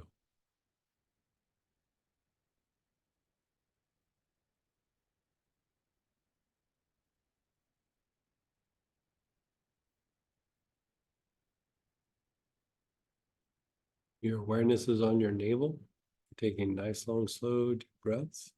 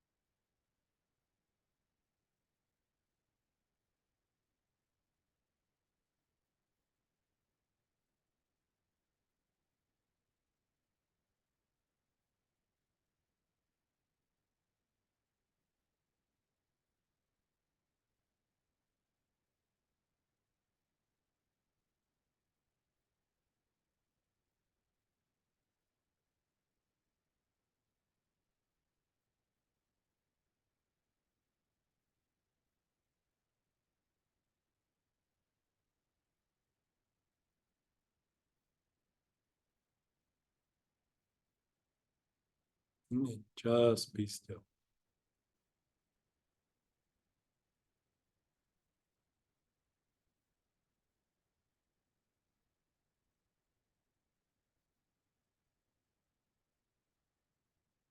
Your awareness is on your navel, taking nice, long, slow, deep breaths.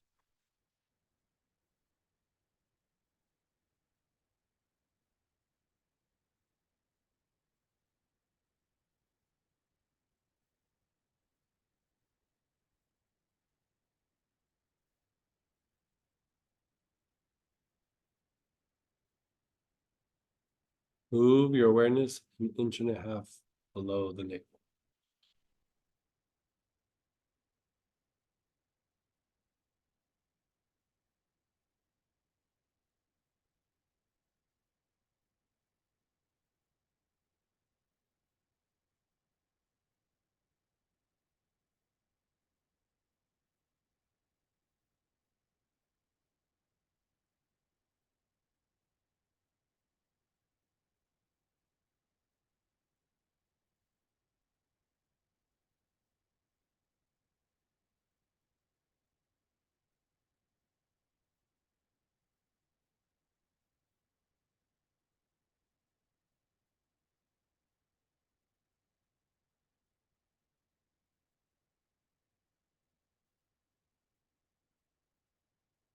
Your awareness is an inch and a half below your navel. You're on the navel minor. Nice, long, slow, deep breaths.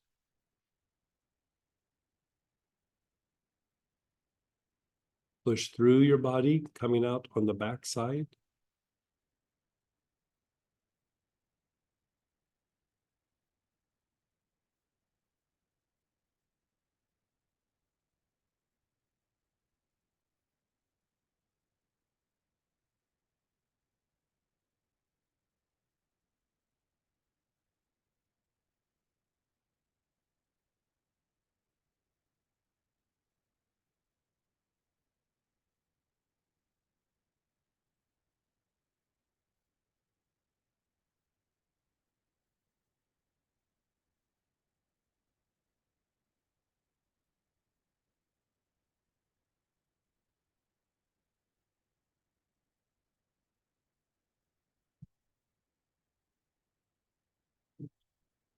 You're coming back around the outside of the body to the navel.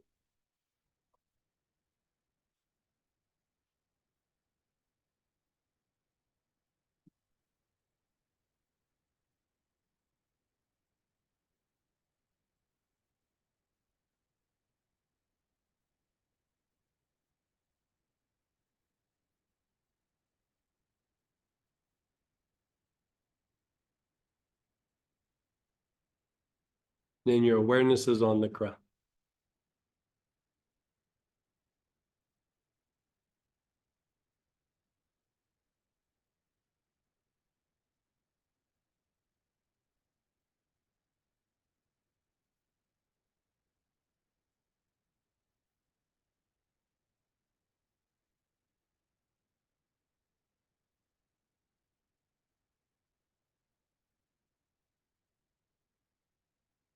And then just be still. Just be still.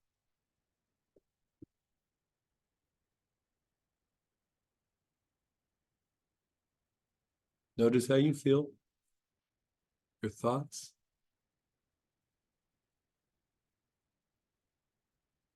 Or another way of saying it, the lack of thoughts, just like the awareness. Notice you're still cognitive. You're just not going bap, bap, bap, bap, bap, bap in your head. Right? So we'll do one more just short little cycle. So again, your awareness is on your front heart. Focus on the area that you wish for healing. Your body, emotion, a thought, situation, a relationship.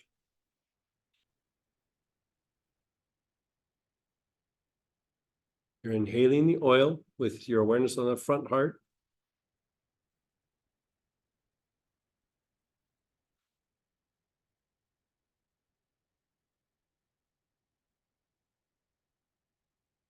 Move your awareness to the back heart, letting the whole visualization go. You're inhaling with your awareness on the back heart.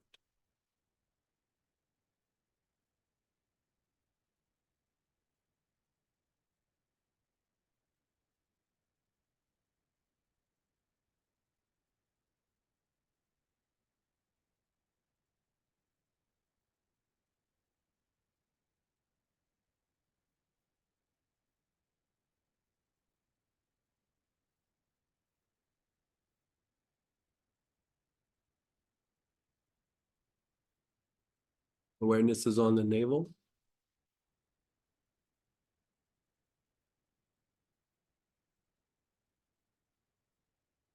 An inch and a half below the navel.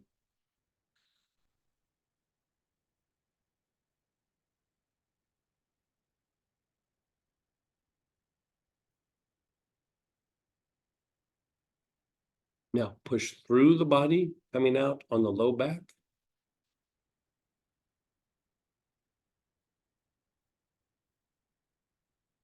Bring your awareness around the hips, coming back to the navel.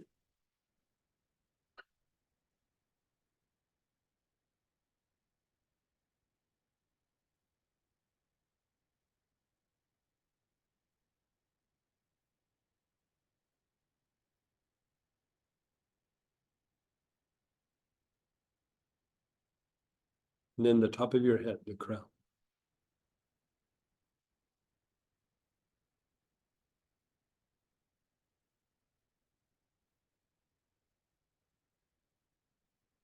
Then just let go.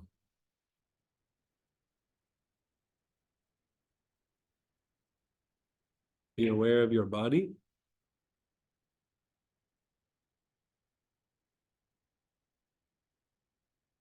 How you feel, emotions. And the thoughts or the stillness. Be aware of the peace.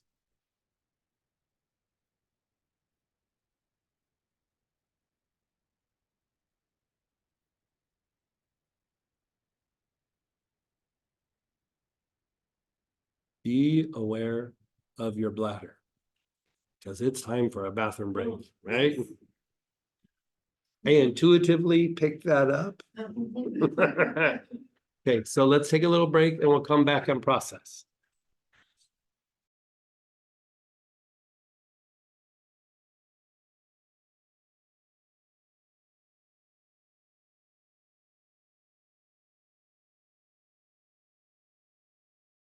Everybody, let's come on back. So let's go ahead and share some experiences before we move on to the next piece. You can unmute yourself or type in, share experiences or ask questions. Yes, yes. I have a question. So we're repeating those cycles. Yes. Just keep clearing and keep moving and keep recognizing. So she's asking, like, we keep repeating the process. So the reason why I say 4 to 7 times, the instructions given by Moses was to do it 7 times, right? The reason you do it 4 to 7 is at the point of 4 is the number of materialization, right? So if you do 1 or 2 or 3, it feels good. At 4, you're beginning to materialize the light. Now, if we weren't doing anything else, it was like, this is what we're doing today, we would have done 7, maybe even more, right? But we have a bunch of things we're going to do. So 4 is pretty solid. And I was intuiting that people needed a bathroom break. I'm joking, but like we'd already been sitting for a couple hours. So it was like to keep going and going and going. But this by itself, what we just did, is a practice unto itself. Like if you do this and none of the other things augment what we just did, but it's a way to rapidly clean all the energy centers, right? It's a way to stimulate the thalamus so that you're starting to perceive like aspects of the higher self and the higher realms, and it helps you to shift perceptions. Also, this is a version of like when I used to travel in the early days before the pandemic, you know, I was traveling every weekend. You know, we did like what 48 weekends out of the year I was teaching somewhere. And one of the things that we do is if we did a thing with the general public, we'd have them go, okay, find a body part that's not working. And like, I'd always go, does somebody have a back issue or shoulder issue? And then somebody would say they have a shoulder issue, and I'd go, okay, lift your arm. And they'd go, ah. And then we go through and do this process. And I go, okay, now lift your arm. And they'd go. Right? It's because you're flushing out the lower vibrational energies. You're breaking a pattern. You're allowing essence to come in, right? Essence, another way of saying essence in the body is life force. So you're giving fuel or gasoline to that particular area to help it to heal. And then you're flushing out the blockages. It's a way to rapidly flush out blockages. If you do this over and over again, it will start to make the body evolves them not the right way, but you could say a lot of times what we have is like a repetitive pattern that just starts to turn into a bit of a dysfunction, right? But it's the nature of being informed. We're always going to establish patterns. That's not necessarily a bad thing. To only be doing patterns and not letting spontaneity or essence come in is when the issue arises, right? Because even when you work the things like your zodiac sign, like we did in November, where we did that zodiac class where we worked your individual zodiac sign, right? What you're doing when you work the zodiac sign is you're bringing in a divine pattern into your lower bodies. That's why working the thing with the zodiac is such a thing. You know, there's the astrology where you go through and you look at your chart and you go, oh, I have all these tendencies. That is an aspect, but part of the other aspect is you're working an alchemical process where left to its own nature, the lower nature will establish patterns, right? No matter what, right? You're not going to get away from that. You're not going to make that stop. So why wrestle with it? Make it an ally, right? Make it an ally. So you bring in a divine pattern and you go, here you go, lower nature, establish this pattern, right? You don't let the lower nature choose the pattern. You let the higher nature choose the pattern and give the lower nature the pattern to work. So even when you think of like archetypes naturally arise. And when you work archetypes, what do they say? You're moving it from shadow to light. You're moving it from lower drives to higher drives, right? So you're trying to bring in the essence, right? So here it opens up the potential for you to bring in a higher potential. Like, is it next weekend when we're doing mastery of elements? So basically one of the holy names is you're bringing in the higher potential of the elements, right? And a lot of the elements, basically, it's the building blocks for all the things that go on in your body, your emotion, your mind, right? They all have qualities and characteristics. When they're driven by their lower nature, it's the conditioning, and then it's actually what causes you the suffering. When you reach the higher potential within that element, it is what helps you to touch divinity, right? I mean, we can go on and on about that, but that's a whole topic for next week. But it's the same idea. This is like a precursor to that. Like you're allowing for something to break out of a pattern, transform, and begin evolving, right? So I guess the next question from that is when we first started in the astral oil and all, I felt like I could see the future. And then I started noticing, I think, where the intellect came in. So then I started thinking about all these possibilities and getting all this excitement, but I felt like it was the intellect. So then I tried to come back in, and as we were moving through, it's almost like imagining kind of like light codes or light or light. And so started to say there, I actually had to pull in my astral. I had to like Right. here. Okay, so then So she brings up a good point. So she was saying that as she was starting to smell the oil, the astral projection is what we used here. But any of these oils would do it. She said she started to have like an expansion, and she started to get all these insights and these realizations and image. A lot of times you'll get imagery, right? Like I used to describe it as watching little short commercials. Now you could say it's almost like watching a little meme where you just like see this like little movement and you go, oh, look, that's interesting.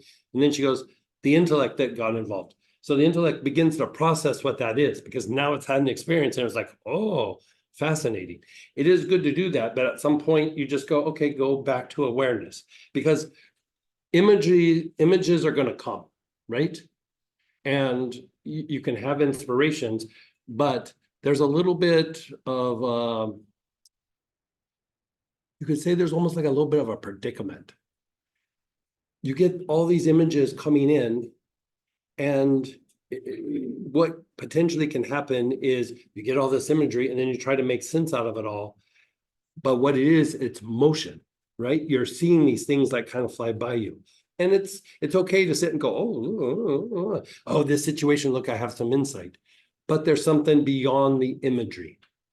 Like, so it's okay to pay attention to it. It's okay to think about it intellectually, but don't get too stuck on it, right? So I'll share my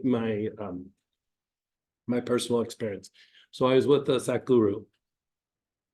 And, we used to do clairvoyance classes, and in the class, I could kind of see, as soon as we were out of the class, nothing, right? Too in my head. Like I was always too in the intellect. Okay? And so one time he was teaching the class, and, I was kind of close up by the stage, and he called me down and he had me look at something, and he manipulated somebody's energy field, and he said, okay, now watch. And he was always very funny. He'd go, take your time, be gentle, be soft, like observe. Tell me what you see. Take your time. Just take your time. And then about 5 seconds went by and he'd start going, well. And I was like, I thought you said take my time. And he's like, well, come on. But what he was doing is he was giving energy for me to blow through my mental blockages. And I was like, and then boom, I could see it. And then I started to describe the situation. And as I was intellectually describing what I saw, the image kept getting bigger and bigger, like my mind could perceive what it was, right? And so at some point, the clairvoyance like stuck after that, because he pushed me through my blockages, right? So some time went by, he left and came back around, like, I don't know, 5-6 months later. And him and I were walking outside somewhere, we were on a break from the class, and he was like, he gave me a very substantial gift, right? And he goes, how was the gift I gave you? And this was my dim-witted response. It's okay. And he looked at me like I could feel I was about to get scolded. So I was like, let me preface that. I go, it's okay, but when I'm doing it, I see these images, but I have a sense that there's something beyond the images.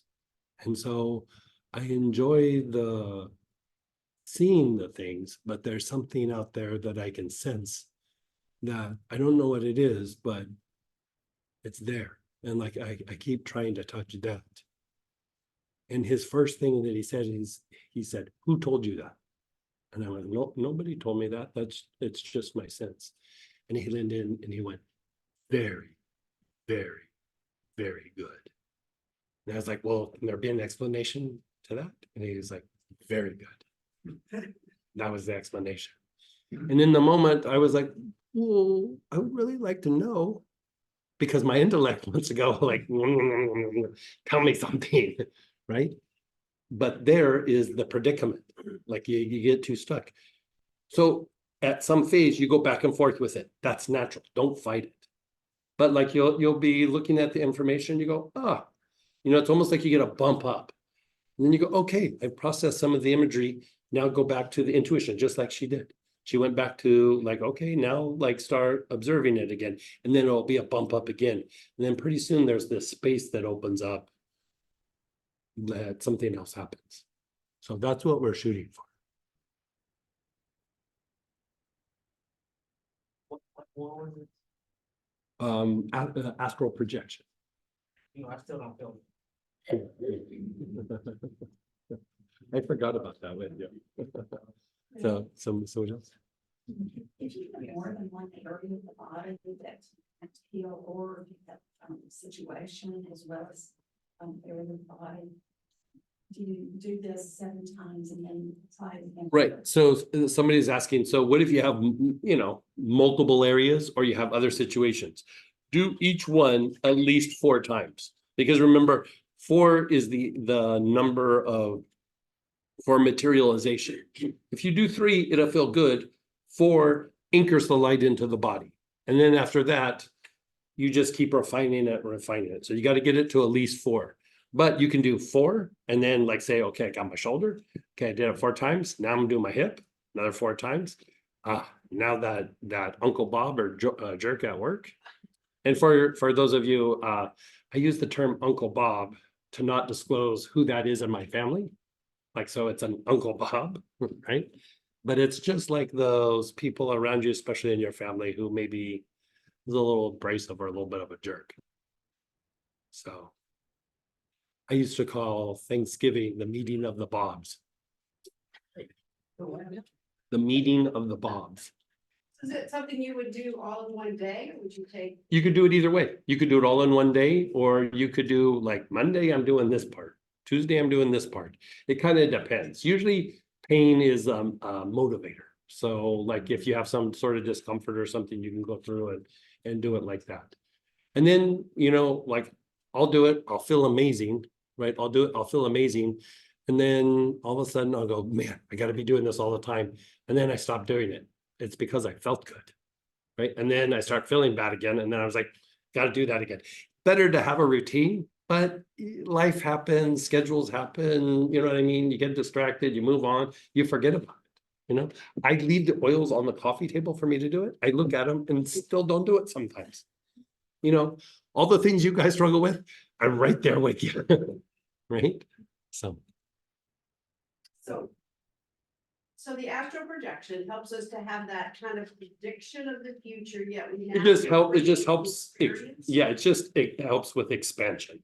The thing with the blend, the astral projection, it's very, very, very cleansing to emotional and mental energies. Like it's probably one of the best psychological cleansers that I've ever made. So Adding that to the idea of healing a particular area, then you start to feel that essence of the future feeling, but now you're creating that memory, so you go back to hold that correct. vibration. Right. And it opens you up to potentials, you know, like this sounds really ridiculous. I've said it before, but I'm going to say it again. Think about Bugs Bunny. So like Elmer Fudd is chasing him with the gun. If you didn't watch Bugs Bunny, I'm going to explain it. Elmer Fudd is like chasing him with the gun. And then within a minute, Bugs Bunny is holding the gun, chasing Elmer Fudd, right? He flipped the situation. That is literally intuition.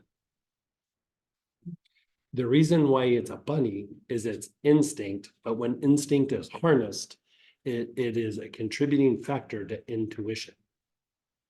So you notice he just kind of plays with it. He's like, hey, you know, what's going on? And then, you know, all the things happen. And then at some point, the situation flips, right? So, you know, just recently, I'll give you an example.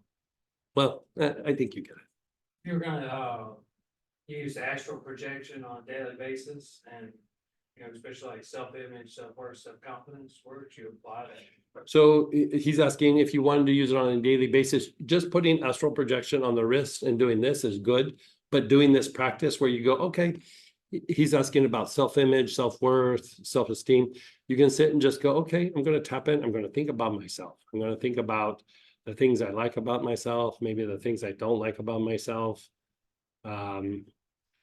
That will work to a certain extent, right? But like the mystical version, you know, there's the classes that we taught about self-esteem, self-image, that was based more on working with the intellect. I mean, you still have to do things with the intellect, right? But the mystical version of shifting the self-esteem, self-image, self-worth, self-confidence is actually bringing in the higher forms or the higher potentials of the elements.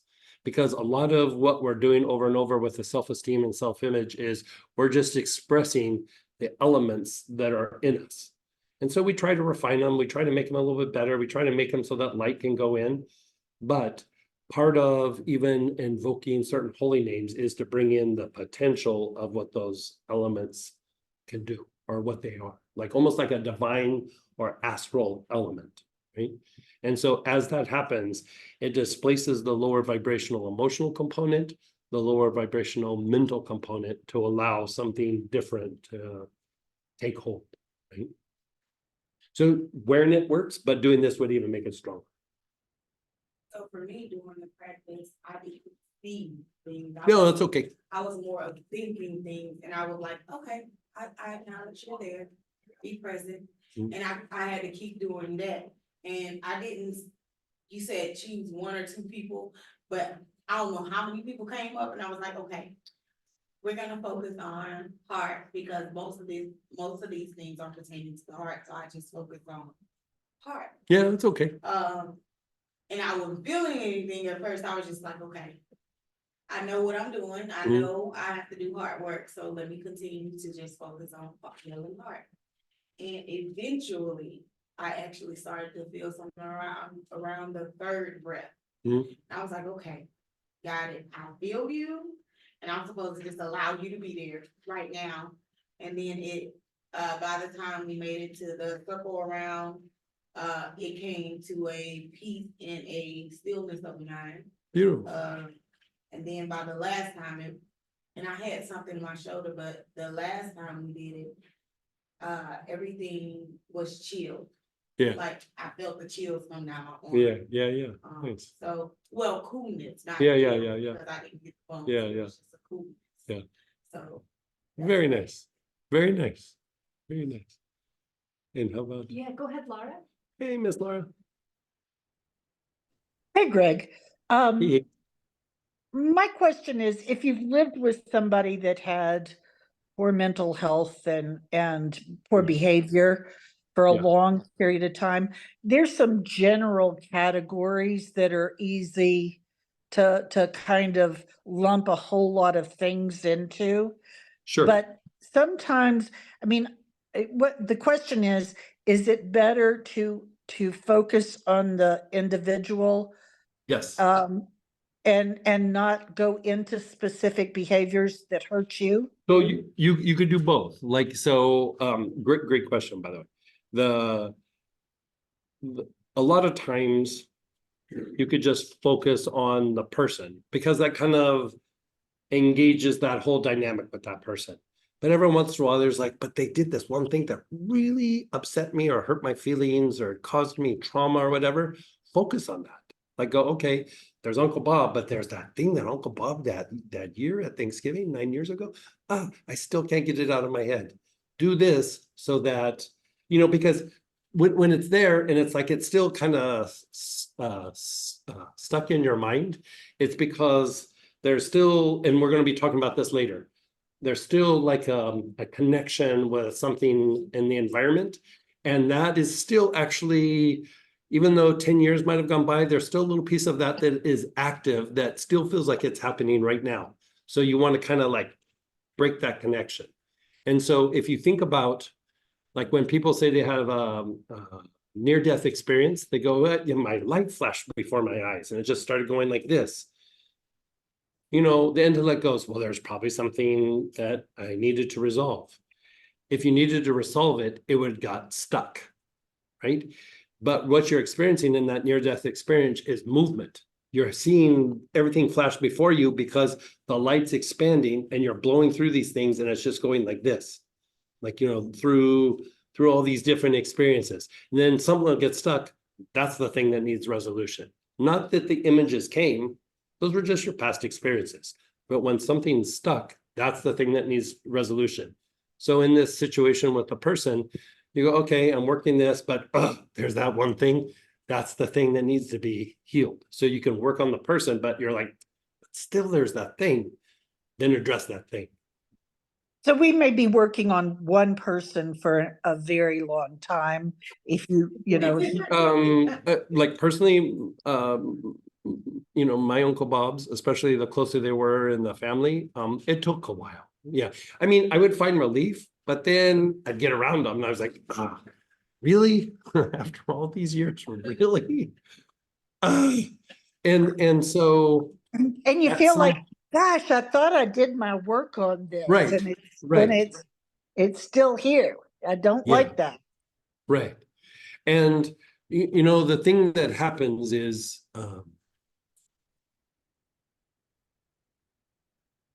you'll go back and forth for a little bit because you're peeling away layers, but at some point that thing that caused you negativity turns into something that helps you develop emotionally, mentally, and spiritually. It's like lifting weights. It's like the tension or the needing to lift the muscle, you know, the weight is what builds the muscle, right? Even gravity is a kind of stress, right? But it gives the body its definition and form. When astronauts go up into space, their body starts to fall apart because they don't have the stress or the conflict of gravity. So we're not wanting the conflict to go away. We're wanting us to evolve out of the conflict, because in there somewhere is either something that we're needing to learn about ourselves, or we're needing to untangle from that person. And until that happens, you'll know when it happens is you'll start to have expansion about it. It doesn't mean you have to have expansion when you're interacting with the person, but it becomes almost like when you're dealing with that difficult person, that if you're still interacting with them, that it's almost like you're just watching the situation and they all say something, you go, wow. Like internally, you'll go, that used to trigger me. I see why I used to be so upset with this person. Like you can almost like watch it play out, and you'll still might even feel a little like, I should probably say something. And then, you know, in my mind, I'll be, well, what's the point? All it's gonna do is cause a conflict, right? Because you're starting to go into the intellect and you're starting to go into that conflict itself. And so the thing is you want to evolve out of the conflict. You don't want to like make it go away. You want to like, whatever it is, just evolve out of it, right? And so it's not that you just don't care anymore. It's just it doesn't get to have space in your head, and it just doesn't like cause any sort of reaction. Like you'll just see them and they say something super obnoxious, and you'll go, you don't feel the need to resolve it. You don't need to defend yourself. You're just like, okay, you know, whatever. You know, Great. it's just, it's a non-issue.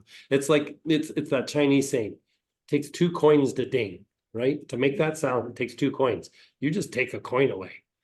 What usually happens is they like that dance, and you take the coin away, pretty soon they get bored because you're not playing in their drama. So then they just move on. You know, they'll still try, but then they'll go, you're not playing. I want to play. You know, like you see 2 little dogs wrestle. They want to play. Even the idea of what they're doing is they're trying to work something out themselves for themselves, but they're doing it in a way that based on conflict, right? You don't have to be a part of that process. And you being able to be present and have awareness there actually helps them evolve out of their process. So you're actually doing them a favor. They might not see it that way, but anything like my family, none of them see it that way. But That's interesting. Mhm. I was, it's funny because yesterday, somebody brought up a situation that occurred 20 years ago. Oh, And nice. I was surprised that that I reacted. I mean, I didn't overreact and I didn't say anything, but I was surprised that it felt like, you know, somebody kind of punched me a bit. Because I thought that I had, you know, gone past that. And, you know, how much do we have in our bodies that Yeah. is still there? Well, so, okay, so this brings up a point that I was going to talk about later, but so here's the thing. Even with what we're doing, there's a little bit of a predicament, right? So I was telling this story, I think I told it on Zoom, but I can't remember. One of the study groups. But, you know, when a while back, I lived in Southern California. It was so noisy. Like it was just, I could hear my neighbor's TV when I laid in bed. I could hear my neighbor talking to people walking by. Like it was just, cars were driving by and making lots, you know, everybody's just on top of each other. It was so loud. And it got to where my ears would clog up because like, you know, like almost like a psychosomatic thing is like, it's overstimulating. Then I moved to Santa Fe and I moved not in town, like on the outskirts. And everybody out there was on like a 1.5 acre, 2 acre, you know, it was like dirt roads and on 2 acres. And it was just super quiet. I could hear the air conditioner running 5 houses down. Like it was so quiet, right? I was like, there's nothing going on, but I can hear that noise way super far away. So what happens sometimes when you start to have stillness in the emotions and when you start to have like more of a mind that's like quiet, what starts to happen is smaller movements you become almost like hyper aware of because there's no distractions anywhere else. Right? So it doesn't mean that you haven't processed it enough, but as levels of stillness and awareness comes in, things that might have not bothered you before, all of a sudden you're aware of them and there are still a little bit of a bother, a little bit of a trigger. You know, before this was bothering you, now this bothers you because the mind is so quiet. So you just still do the practice that you do. You keep just quieting it down, because without that, you would just go, oh, I feel quiet. I can stop, right? But you want to keep going and going and going. So those little tickles that come from the different situations, you still use that as like a springboard to a deeper level of stillness. And then there'll still be little things that come up and you go, let that even relax into that. Let that calm. Let me have awareness. Let me bring organization to that chaos. And so it's probably not that you didn't process it. You're probably processing something to a much, you're dealing something with much that is much smaller, but you have greater awareness and you can hear that air conditioner 5 houses away, right? And so it's still like an opportunity to go even deeper into the stillness, even deeper into the organizing of the mind, even deeper into the intuition. So when it happens, you just go, oh, look, opportunity. Sit with it. Like sometimes, you know, those things happen for everybody, right? Like, you know, the Dalai Lama has talked about things like this. So, you know, here's a very developed soul, still has to do these processes. But sometimes, like if I'm feeling like I don't have anything to like, you know, it'll come, but sometimes I'm a little impatient, like, but I want to do a deeper practice. So I open up the news. And I look at the news and I look at things and I wait to get a little triggered and then I go. And then I work to practice and then I go deeper. And so sometimes I even use things that aren't about me, but are about the environment to do that same thing that that person or that situation did for you. When it's you, just take it and run with it. But we want to keep doing that practice. So sometimes I'll even look to things outside of myself. Oh, look, that's a little bit triggering. That'll be juicy. Let's do the practice. And then off you go. So, yeah, I wouldn't look at it that you didn't process it. It's just you're aware, you have a greater level of awareness of something that's now even much smaller. You know, 2 years ago, you probably wouldn't have even noticed it because you would have been distracted by other things. But you wipe away all those other things. And so that even happens in the body, by the way. Like if you look at trigger points and how pain happens, like pain, like you say you have pain in the shoulder and you have pain in your hip and you have pain in your knee, your body really perceives the primary pain. Like they all kind of stack on each other, right? And you really feel more of the primary pain. And then you go through and you resolve the primary pain. You go, God, I got rid of that pain in my shoulder. Now my hip hurts. Your hip was always hurting, but you were distracted by the shoulder. And then you resolve the hip and you're like, my shoulder's good. My hip is good, but now my knee, right? It's because you're undoing the layers. The knee was always hurting, but you couldn't perceive it because the screaming of the shoulder. And then that calmed down. And then the screaming of the other piece, that calmed down. So even the body has those same experiences, right? And so it's just the way that the form or the pattern works. Like it's just, you know, we think of it like sometimes like a computer where you go from here to here to here to here. It's more like this. you know, how we're talking about a ball of light, those negative experiences make a ball of greatness, or to quote Imaho, a ball of shit. That's what he used to call it. It's just a ball, I think he said crap, so, but it's a ball of crap. And so all those past experiences, and so you take them off, take them off, take them off, and then eventually under all of that is that ball of light. And if you think in the Christian tradition, don't hide your bushel, or don't hide your light under a bushel, is actually talking about that. Like to unwind these things so that light can expand. Thank you. Let's get a couple questions here and then we'll come back. Does astral projection oil produce different results with this technique than Kasef or Sage? Yes, yes, yes. Yeah, okay. Oh, when you were talking about expanding the light, you were talking about stimulating the balance. So you were your explanation was heart, navel, crown.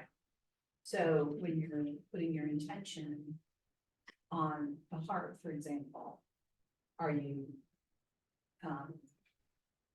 contemplating or putting your attention on the heart and whatever portion of it, you know, back heart, front heart, like Oh. you're just putting your so- intention on the heart? Yeah, you're just keeping like so she's asking about like the process itself. So like you're say you're working something. So you notice the first part is the only thing that you're saying, okay, hold your attention on the area for healing. So it could be in your body, it could be that person, it could be situation, it could be a thing from your past.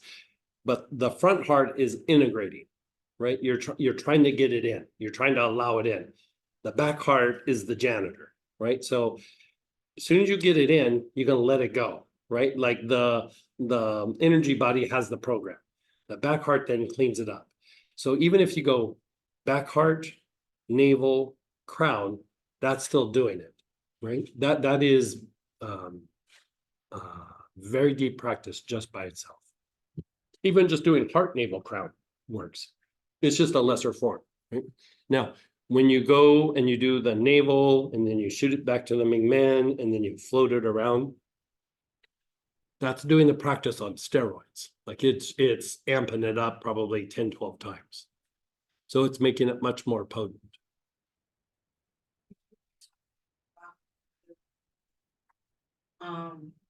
And you would like, just take away the coin, it was like, it's kind of a way that of accepting that you're on your own journey and they're on their own Mhm, journey. And they're just trying to, Right, like when you said. right, right, They're just trying to figure out their part, right. but you don't have to participate Right. in their part, it's hurting. So, right, so I'm gonna paraphrase what she said, but it's like she was saying about taking the 2 coins away. Like when somebody has a conflict, they're kind of, you know, they're trying to pull you into their dance. They're trying to pull you into their drama. It is not your job to resolve their conflict. But when you get pulled into it, right? When you get pulled into it, then you're in the dance. Then you got to dance your way out. You got to walk your way out a little bit, right? But the goal is to not get sucked into other people's dramas, not to get, I mean, if you've ever been around like a spiritual teacher, there's usually a group around them that all have their little dramas that they keep trying to pull you into, right? So when I traveled with the medicine man, it was that on steroids because the energy was also very primal. So like the dramas were just crazy. And so the more I just stayed focused on the ceremony, I did great. As soon as I would look away and get into a drama, it would be crazy. So I would just stay focused on the ceremony. I stayed focused on the fire, right? And so in different situations, think of a time when somebody was arguing with you. Like, you know, this is the thing that always is like, say we're talking about this cup and you're starting to get into an argument with somebody. What do they say? What about the cup? It wasn't what they said, it's how they said it, right? There was energy behind it. You could tell that there was a conflict. There was no information about that. They were just giving you a poke and our natural inclination is to try to resolve something. And a lot of times you could care less about the cup. You could care less, but because there's conflict, you start to go into like a little bit of a defense mode, right? So if you start defending it, they'll go, no, no, no, like, and they just, they're basically working you, right? And then whatever you say is like, no, no, no. So if you don't take it on, that dance doesn't happen, right? So when we were doing helping with conflict resolution and helping in situations where, like in the corporate setting, right? I would say whenever there's a conflict or a problem, whatever they say, 3 times you say, I don't understand. Because when you say that, you're not taking on their conflict. So they go, what about the cup? You go, I don't understand. And then they usually go, and then you say a little bit more information. And you go, so what you're saying is, wait, what? And then they're like, oh, they roll their eyes, right? And then they say more information. So for one, you haven't taken it on, but the conflict was an emotional poke. You asking them a question has made them go into their mind and start to come with mental information. When 2 people are being emotional, nobody's listening to anybody. There is going to be no resolution. It is going to be a fight. You let the matter pass so that at some point you can talk about it mentally, right? You won't resolve it emotionally. So the second time you go, I don't know what you're saying is like, wait, what? And then they let go of the emotional poke and they start laying out all the details, right? They start going, well, this cup, this cup, that, you did this with this cup. I saw the way you were looking at the cup. That cup's not yours, da, da, da, da. That cup came from my grandpa, da, da, da, da, da. Whatever their story is, right?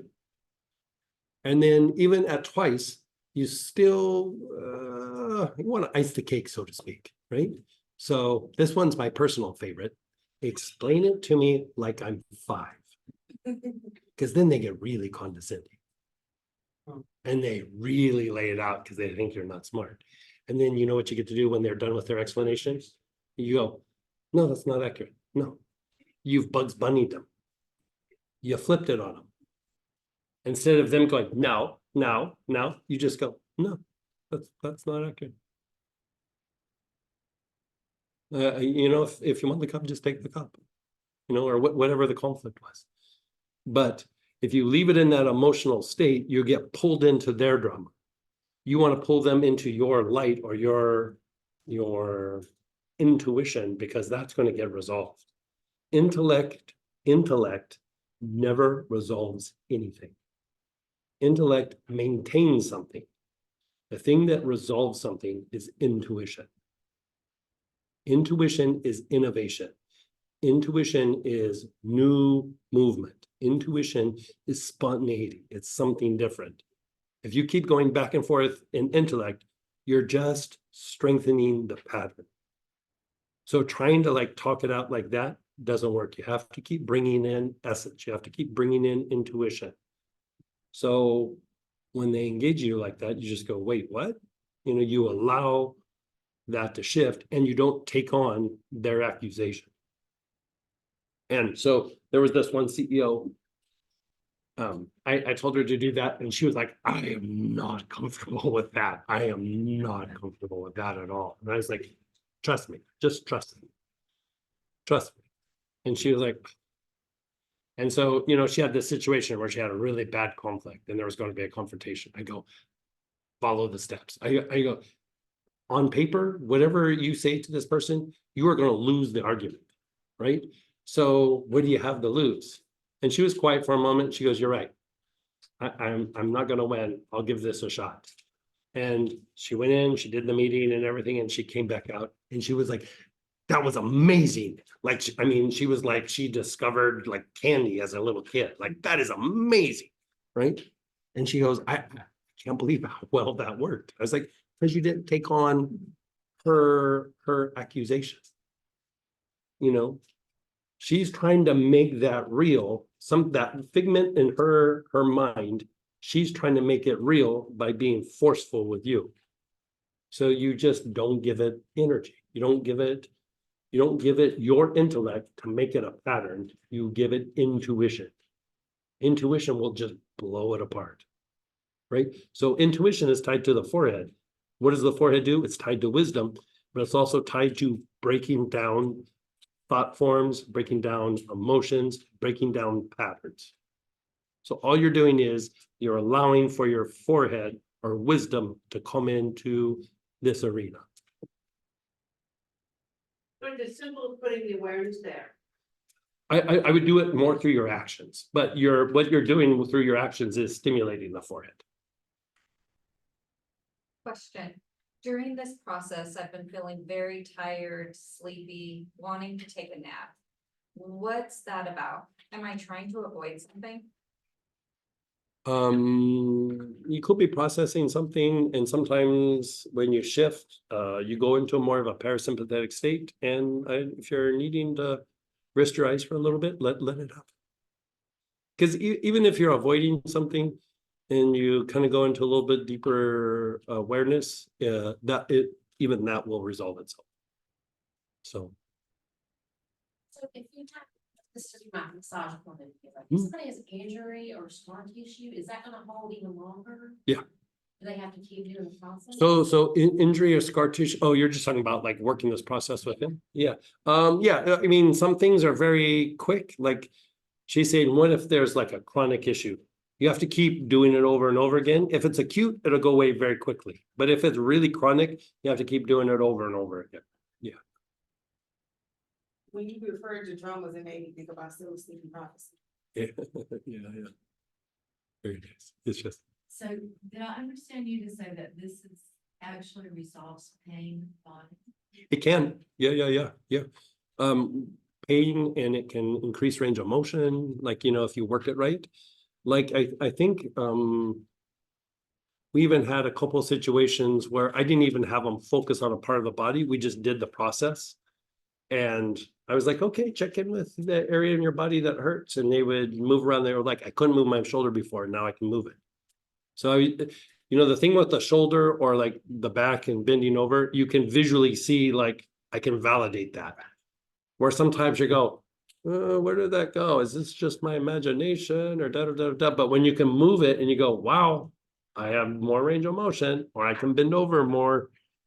That's a way to validate it in a way that's very, the intellect loves that. So, let the intellect have its day, so to speak.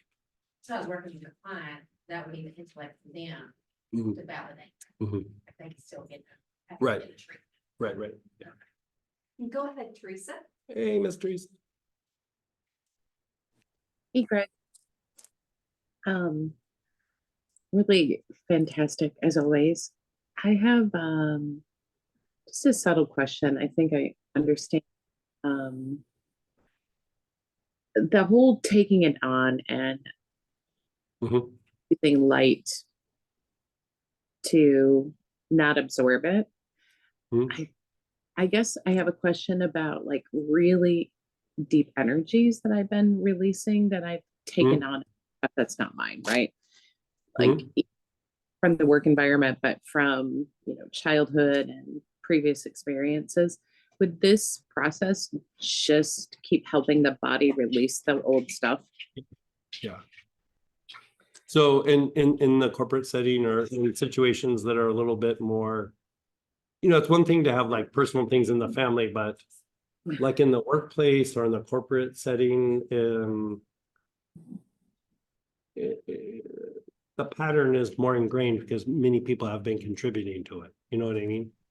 And so, like how I said, like, explain it to me like I'm 5. Like, wait, say it again. The other thing that you can use, because you don't want to be walking around all the time going, I don't get it, I don't get it, I don't get it, I don't. And then pretty soon everybody's going to be going, this person never gets it. I always have to explain it, right?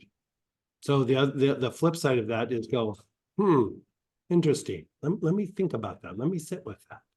There's a lot to unwind there. There's a lot to unfold there. That way, it allows that to happen without making you sound like you don't know what you're doing. But my Sure. go-to one is like, wait, say it again? Like, help me understand or something like that. Mm. In fact, actually, what's interesting, like in the corporate setting, I've had the protagonist, right, the creator of the drama, go, explain to me like I'm five. So Mhm. them do that. So why would they try to turn the tables and use that energy? Because they're creating the drama as well. That's still trying to put everything on you. Okay. Yeah. You know what I mean? It's just still a play. The thing with corporate is there's a lot of in the culture a refinement of the process, and there are certain behaviors in corporate that is not like normal in outdoor public, or like within your family, where there's a drive to refine these processes. So people get very good at drama. Like in the corporate setting, drama is much more refined than in the outside world. Okay. Yeah. Yeah. And so then And just, people get really good at it. You know what I mean? People make careers out of it. oh yes, I am fully aware of that. So in this instance of being in those environments and being very absorbent and maybe not knowing I was taking on a lot of things, Mhm. this would just help break down whatever has been absorbed. So my physiology are me and filled with light. Right. And more of the processes that we're going to do today and tomorrow, but even if we just focus on this step, when you deal with something in the present, Yep. you're undoing the conditioning of the past. Like if you handle the present well, you're being released from the past, so to speak. All right, Because great. you're practicing awareness. So the awareness is starting to bring light or organization to the chaos. And so a lot of times the old conditioning is just a fancy way of saying like exposure to chaos. And then, if you think about like when something traumatic happens, there's the moment, but usually after the fact is more upsetting than in the moment. It's just not as intense in a short amount of time, but it keeps going and going and going and going and going, right? Mhm. And so later we're going to talk about like how to disconnect from that. Cool. But for right now, even with this step, if you do it well, you're already starting to disconnect from you're being released from the past little by little. Great. It's not all at once, but it's a lot of little movements. And then pretty soon you look back and you go, look, I was 10 miles back there. Now I'm here. Like, but if you went, oh, you got to walk 10 miles, you're like, oh, I don't know about that. But if you go step, step, step, step, a couple more steps, wait, where am I at? And you look back, you're like, wow, look, I worked 10 miles and, it wasn't in my head. That's perfect. It's a lot of little movements. Yep. I've been The working intellect wants to resolve it all at once. Intuition is like a dance, a step, a step, a step, a step, a dance. But intellect wants to make it go away, wants it to be resolved, wants it to be, because it's trying to maintain something. It's trying to maintain the form. It's doing its best to try to establish an order, but it's not judging if it's good or bad. It's just like, this is what we got going on. Let's just maintain it, right? Intuition is like, yeah, I don't know about that. Let's just see what happens. And so really what we're shooting for is the marriage of the two, right? We want to be able to make the intellect an ally rather than something that we wrestle with, or something that, is calling the shots. But both are necessary. Great. Perfect. Thank you very much. So, Last night I did an oil practice. I probably shouldn't have done it before sleep. LOL. I had a crazy night with dreams and so much movement. This morning I woke up with a headache, stiff neck and shoulders, kind of scrambled. After doing astral projection this morning, I feel so much better. yay. My body is calmer and more relaxed. Thank you. Good. Another person loving this practice, experience to process was Archangel Michael sticking his sword through my navel from behind, surprising. Hmm. Then rose gold, blue, white, and golden energies being directed to different locations in the area of the body being worked on. Also cease to need to breathe on and off, being directed to make some cleansing water to have with lunch. Extraordinary, thank you. Oh, good, good, good. Yeah, everybody else? Yes. We talked yesterday about how my sister's responding up with a lot of situations by saying, this is hurt my feelings. Would it be beneficial for me to go through that whole, hold on, explain that to me again? Or that's. So. I would say, knowing what I know about that situation, I would just go instead of saying, so, okay, so she has a situation with an Uncle Bob in her family. Right? And so she's saying, like, anytime that person doesn't get her way, she goes, this is really hurting my feelings. Right? So if you go like, wait, I don't understand, she's going to tell you how it's hurting her feelings, right? So that's when you go, very interesting. Let me contemplate that. Let me sit with that. Because you're not feeding She it. already has told me why. Doesn't matter.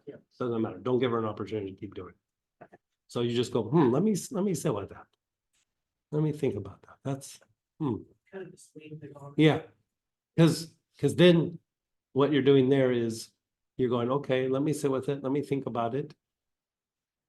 They're waiting for your response. So what you've done is you've tricked them into being aware. Because now they're waiting for your response. So you go, okay. You don't want to have like a battle of information. You want intuition. And if they're really come up with a very good defense, the thing that breaks down that defense is awareness. And so you allow them to be aware. You don't try to fix it, which just makes it reinforced. So like, again, like I've said this story before, but again, I think it's important. So when I was doing work for corporate things, I usually was behind doors with like a CEO or a president or something, because they didn't want what I was saying out front, because I was doing a lot of clairvoyant work. They'd go, look at this situation, tell me what you see, whatever. So I'd look at a situation. If I gave them an answer really quick, they would argue with me the whole time, and they wouldn't, because they were really stuck on the details. And they'd go, but what about this? What about that? What about this? So then you would go, boy, that one's tough. But then there's this. Then there's that. Yeah. And then, boy, yeah, it's almost like you see the conflict and they're just sitting with awareness, like watching it play out. And then you say the same thing 2 minutes later, they'll go, oh, because at that point they let it in, or it broke it down. You're letting them, you're basically connecting them to their higher faculties by not reacting. You can use the situation to cause them to be in intuition or awareness. It takes a little bit of practice, but as soon as you start to get good results, which happens usually pretty quickly, you start getting better and better at it.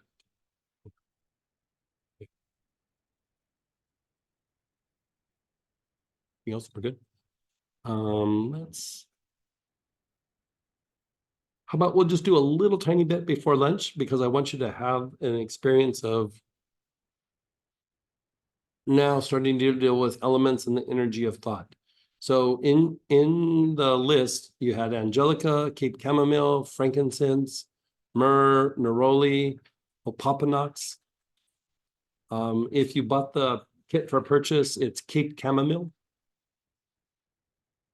Other chamomiles will work. They don't work as well as Cape chamomile for this, but they'll still work.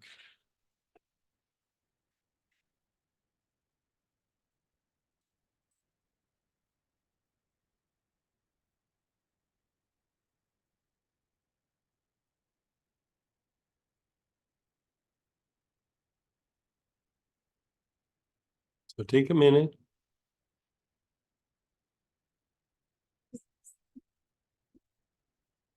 You got a digital download with the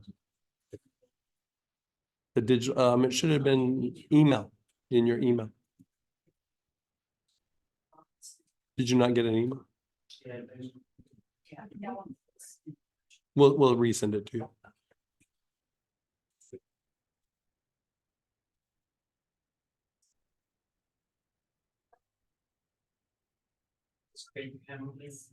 Yes, take them. Okay, so this is what we're gonna do.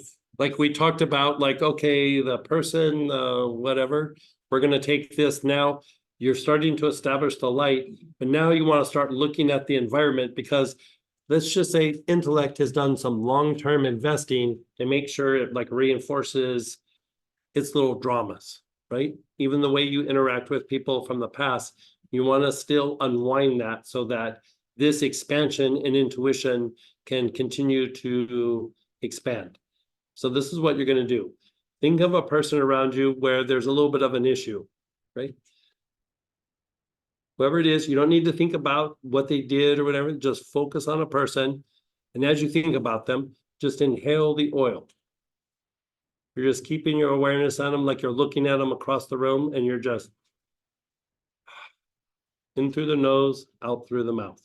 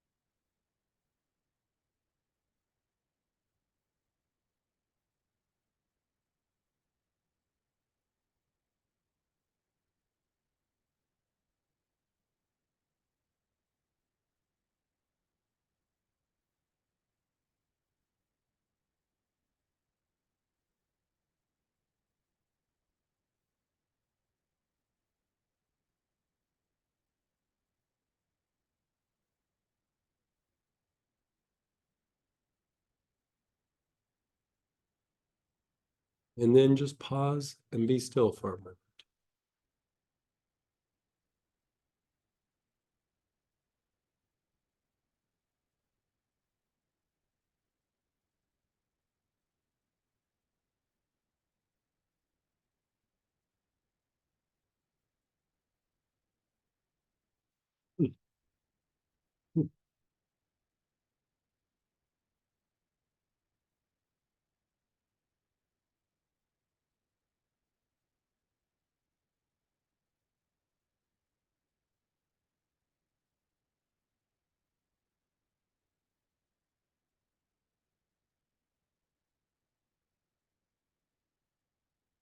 And then again, same person.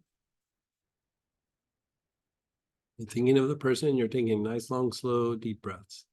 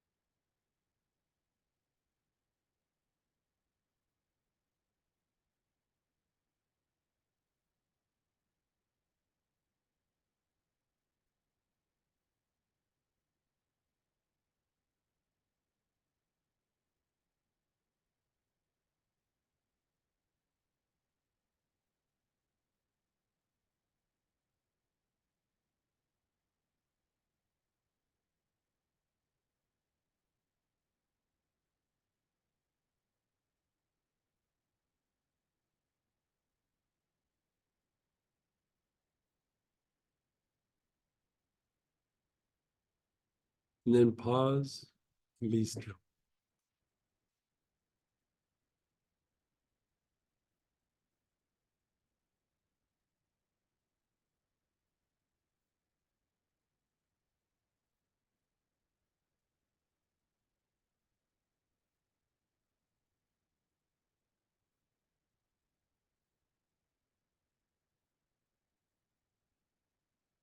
Now, doesn't have to be related, but think of an active situation. Could be good, could be bad, could be neutral.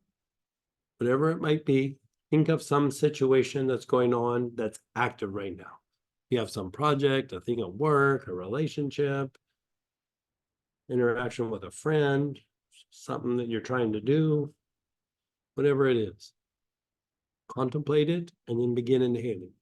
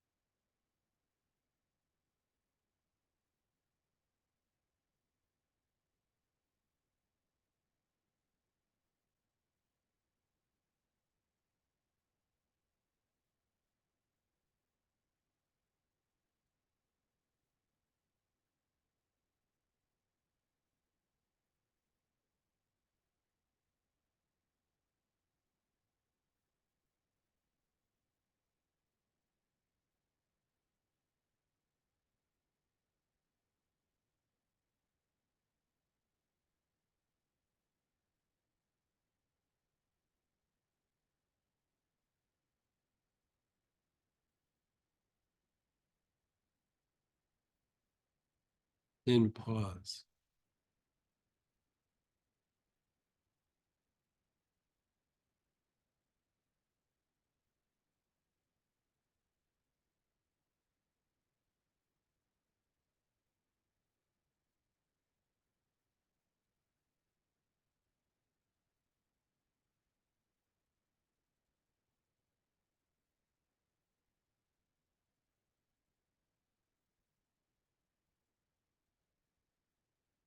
Then still that active situation, that same one, long, slow, deep breaths.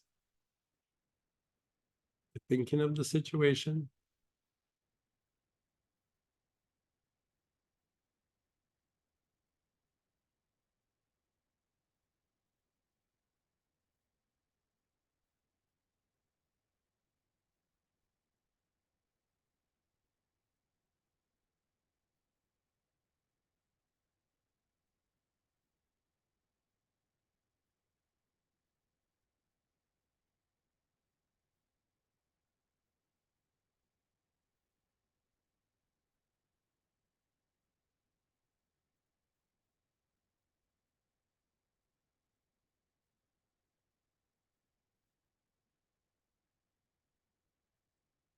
And pause. Just pause.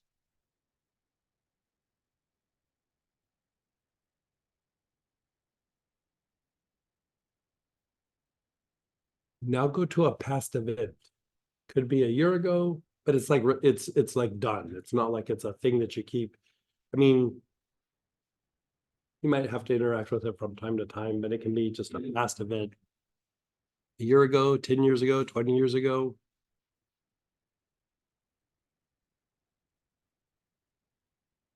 You're inhaling as you think of the past event.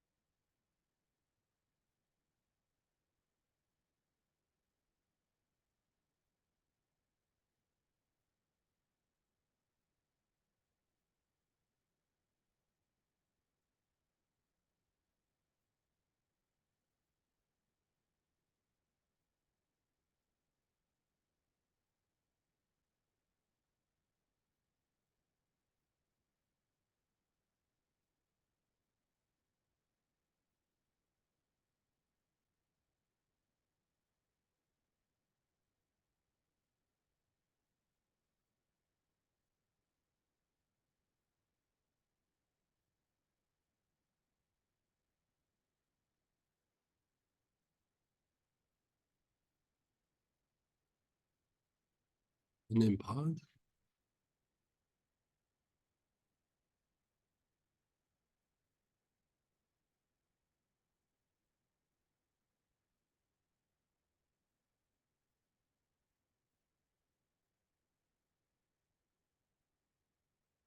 Notice how you feel. The body, the emotions, the mind, thoughts in the head, or the stillness.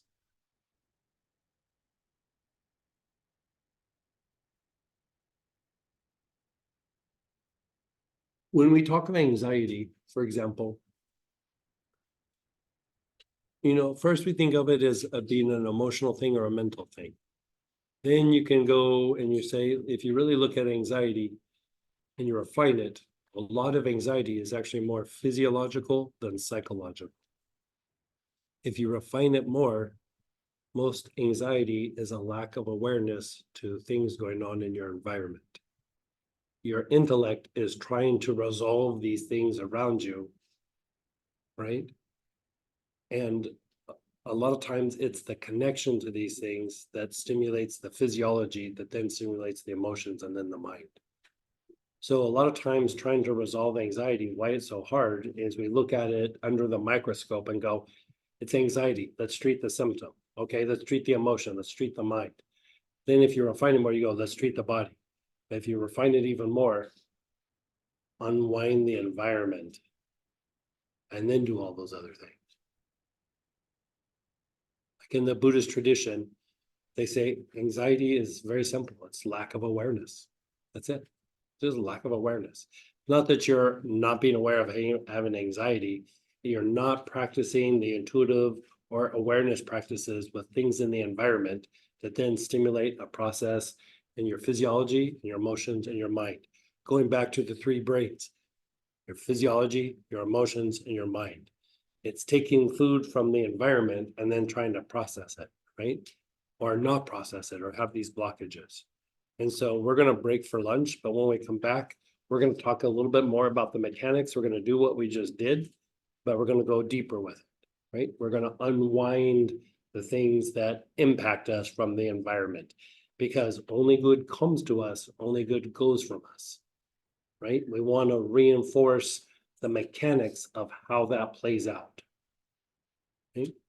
So let's come back at 2:05 Central Time. So hour and a half from now, we'll see you at 2:05 and we'll hit the ground running.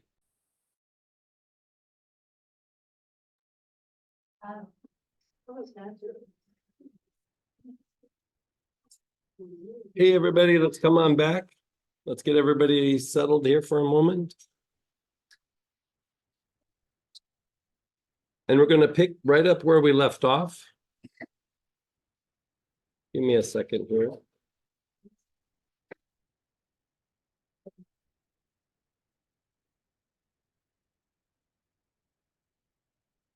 Okay.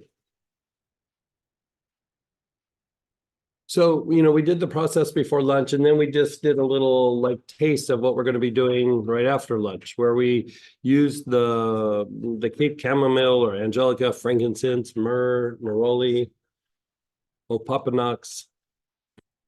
And we started doing the interaction with with the person, the active situation, and the past event.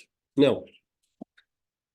Like I said, when you're starting to build the ball of light, what you're doing is at first, when you start to experience a certain level of oneness, you're starting to have an activation in the pineal gland, right? You're starting to have an activation in the pineal gland. Then at some point, you start to have an expansion in the mind, right? So as the pineal gland or the blue pearl begins to expand, it actually starts to quiet the mind. It actually is part of what breaks down the repetitive thoughts, right? Now, to access higher parts of yourself, you have to go through the blue pearl. Notice they don't call it the blue diamond. They don't call it the blue stone. Let's maybe turn the phone off. I don't know, Turn it completely off. I don't know what it's been. Just turn it. Okay, so what was that? Blue pearl. Okay, so we have the blue pearl, right? So they don't call it the blue diamond. They don't call it the blue this. They call it the blue pearl, right? So to access, when you go into higher states, higher realms, you're expanding actually through this component, right? When you pass and leave your body, part of what you're doing is that tunnel with white light at the end of the white light is tied to this blue pearl, right? So in the Japanese tradition and some of the Asian traditions, they'll say when the person passes, you take a pearl and you put it on their tongue because this is how they get into heaven, right? What does St. Peter stand in front of? The pearly gates, right? So this is tied to these higher experiences, these higher faculties, right? Now, part of what starts to happen eventually is you start to have expansion in the body, right? You start to have expansion in the body. As you start to have expansion in the body, it starts to expand outside the body. Now, this is where it gets interesting. You know, it's interesting every step of the way. Listen. But here, you're starting to impact the things that you interact with on a daily basis or from your past. Now, let's talk about trauma, right? So you have something traumatic that happened in the last year, 5 years, 10 years, 20 years, when you're a little kid. And when you think about it, it still kind of stirs something, right? Part of it is because it's still active and you're still connected to that thing, right? So when you have a traumatic experience, you generate what you would call energy of thought, right? You're generating energy of thought. Now, energy of thought, like if you just let it go, just dissipates, right? But if you think about it repetitively, or you have a very strong emotional experience, right? Really intense, it starts to attract energy from the environment, the elements, and the energy of thought mixes with the elements. And you could say the elements ensoul that thought form. It's not really ensouling, but it's like you get the idea. Like that's a way of saying it, right? So when the energy of thought mixes with elements, it becomes a thought form, right? The form is because it took building blocks from the earth and mixed with a thought energy. So now if you don't think about it anymore, you don't have to keep your attention on it for it to exist. Like you can completely turn away from it. And then when you turn back to it, it's still there. So now you go back to, you had a traumatic experience, you're trying to process it. So you're thinking repetitively, you are upset emotionally. So there was a strong emotion, it attracted energy from the environment and it mixed, right?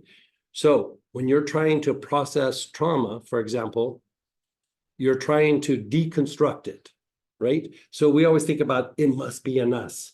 It's in you and it's out there because those elements are still connected to like a collective of bigger elements. And so as much as you unwind this, the elements are still coming in. You still have that connection, right? You have the energy of thought, you have the elements, and as much as you go, oh, I feel like I released it. And then you go, well, a little bit of time goes by, it feels like I backslid. You didn't backslide, you you dissipated some of that energy, but the connection is still there. So it dissipates a little bit and then it just snaps right back because the connection, it hasn't been disconnected, right? So when you go through and you start going, okay, think of a person, what you're doing is you're starting to disconnect and break down those elements so that the energy of thought can come out and the elements stop mixing. Then you go to an active situation, right? In the active situation, same thing. It might be a group of people or some movement or dynamic, but you're starting to disconnect the elements and the energy of thought so that it breaks down the thought form and it is able to change. Same with the past events. A lot of PTSD, on one level, is brain fatigue, but it's still being connected to the event that caused the PTSD. Like you have to disconnect them, right? Now, to take it a step further, we didn't do this before lunch, but when you think of a person, at some point, you start going like in a practice, and we've done this in a couple of the other classes, we started dabbling with this. You go, okay, I'm gonna think of the person, and you're inhaling, that starts to unwind it to a certain extent. Then you go, I'm gonna breathe the essence in of that situation of that person, regardless of how negative they are, right? And then I'm going to exhale my awareness back to them, but not just back to them.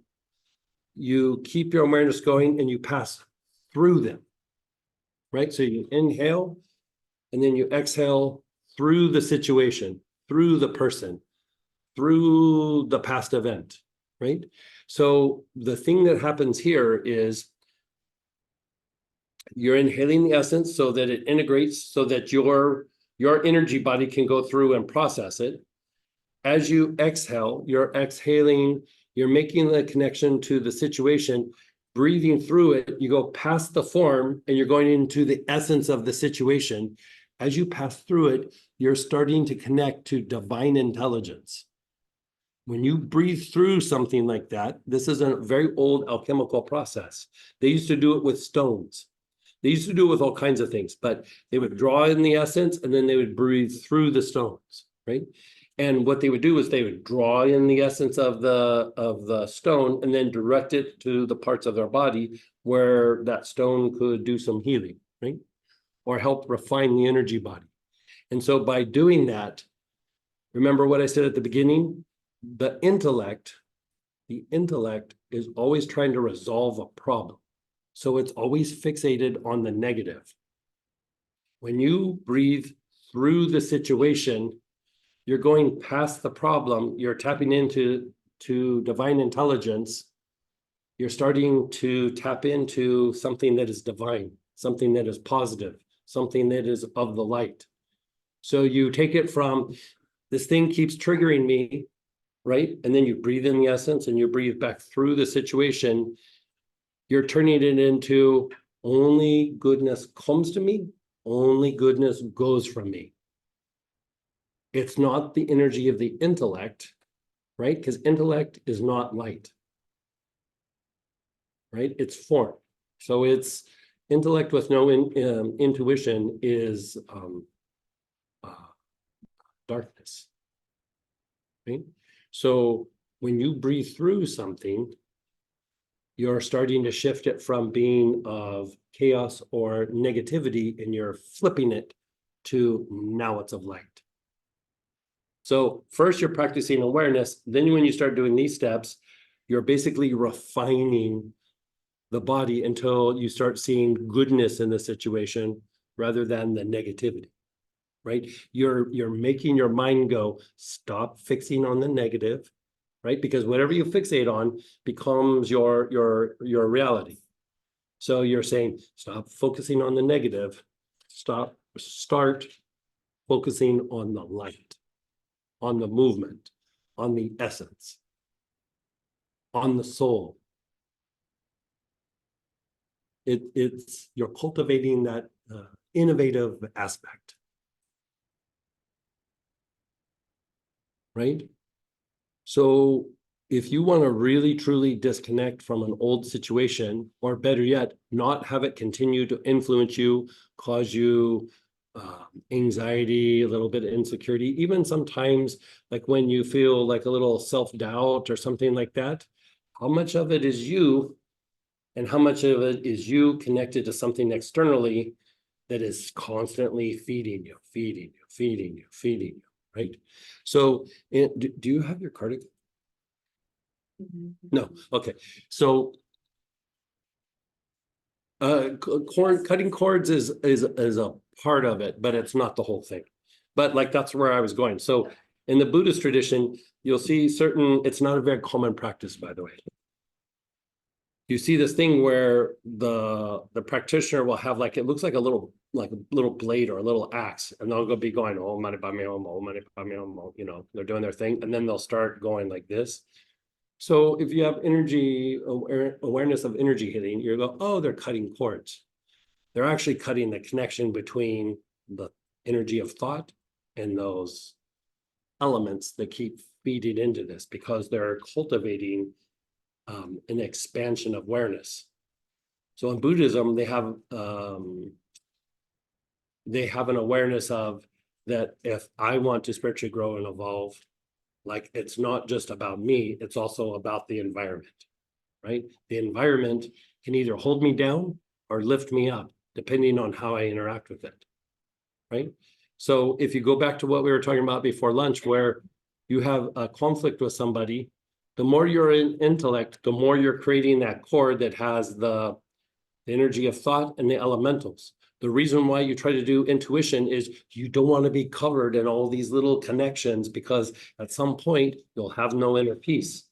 It's not because you're not a good person or you're not doing things. Too many connections, too many entanglements. In Buddhism, we call it entanglements. You have too many entanglements. So it doesn't allow for your energy body to refine itself. It doesn't allow for expansion. And it just keeps negativity coming in. You go through and you clear it off. It's good. And then it just keeps coming in. You go through and you clear it off and you're like, I feel a little better. And then it keeps coming in. The goal is to disconnect, right? And the more you start doing it, you start to go, huh, you know, that situation's not bothering me. Like it never really bothered me. And you go through and you do this process and you're like, oh, that feels nice. And you keep noticing like there's a tension in your mind that keeps going down and down and down and down. And you notice like, oh boy, that's a level of peace I haven't felt before. There's another level that I've never experienced before. It just keeps going down. And it's not because the mind has calmed down. It's because you've disconnected from the things in the environment. And it doesn't mean you still can't have interactions with it, but you've disconnected that energy of thought and the elements feeding each other, right?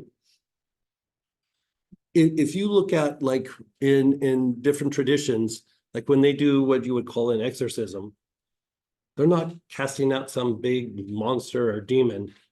They're casting out the elements that are being drawn in. Basically, it's a cockroach infestation. It's not a big bad demon. It's a lot of little just gobbling up all your inner peace and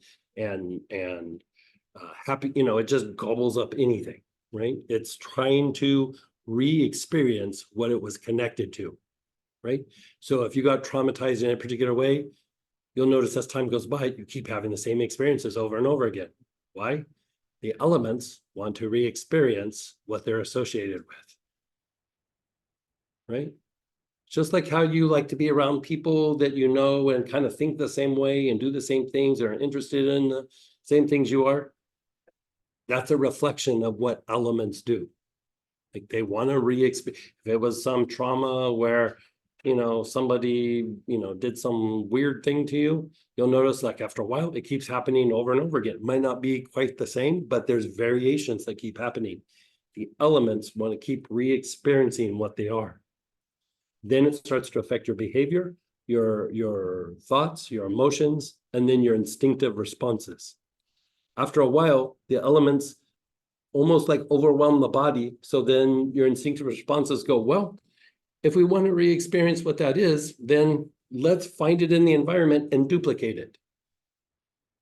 your instinctive responses don't judge something as good or bad. It just goes, okay, this is the pattern.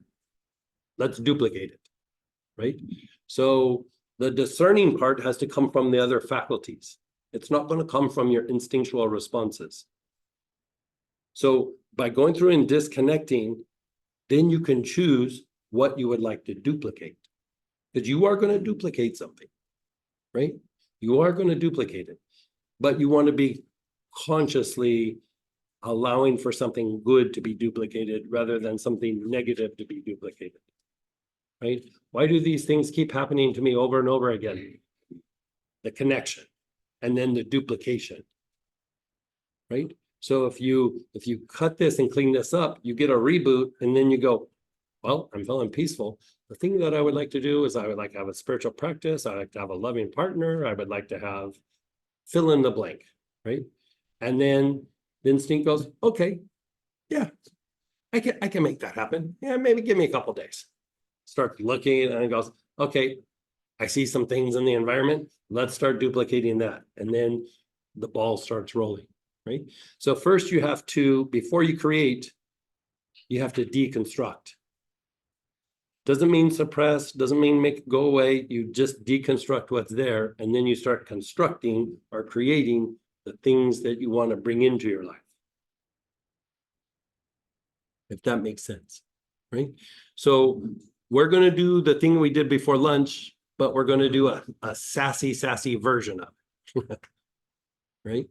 So with that, pull again out that same oil that you were using. We were using Cape Chamomile here in person, but whatever oil that's on that list.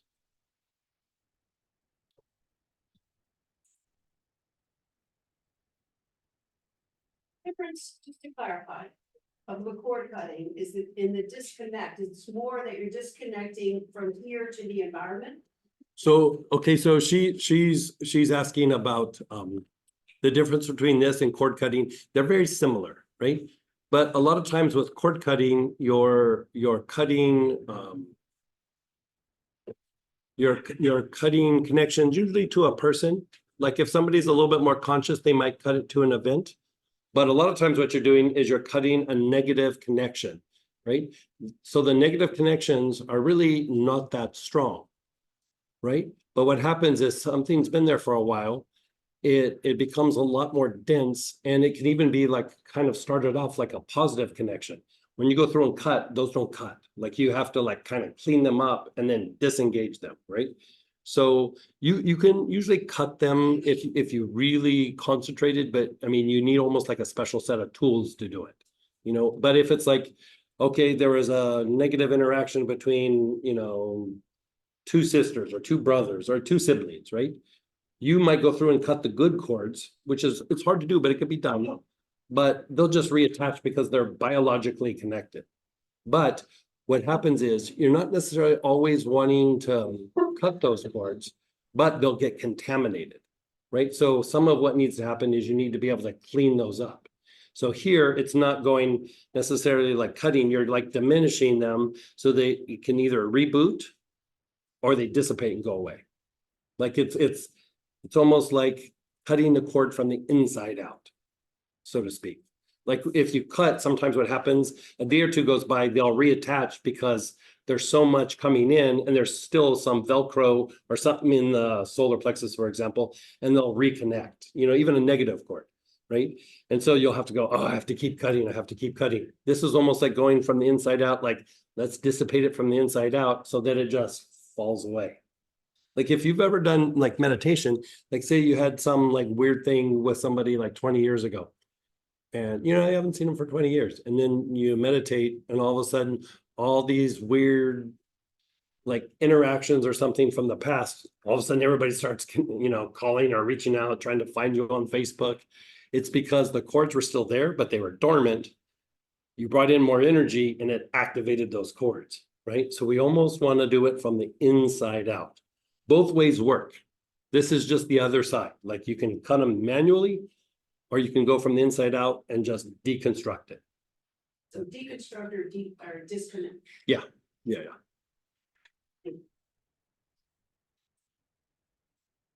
What's that?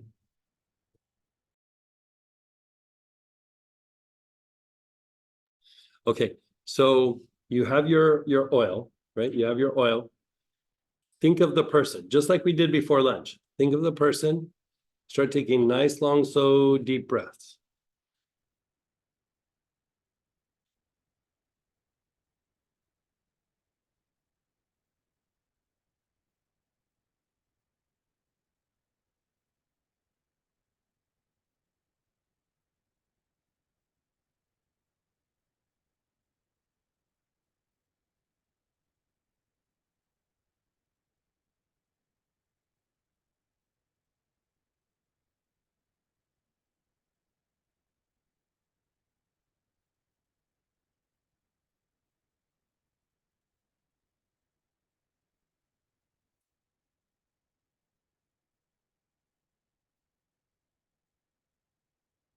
And then pause. Just pause for a moment. Notice how you feel. Think of the person again, like check in with them, like how are you feeling?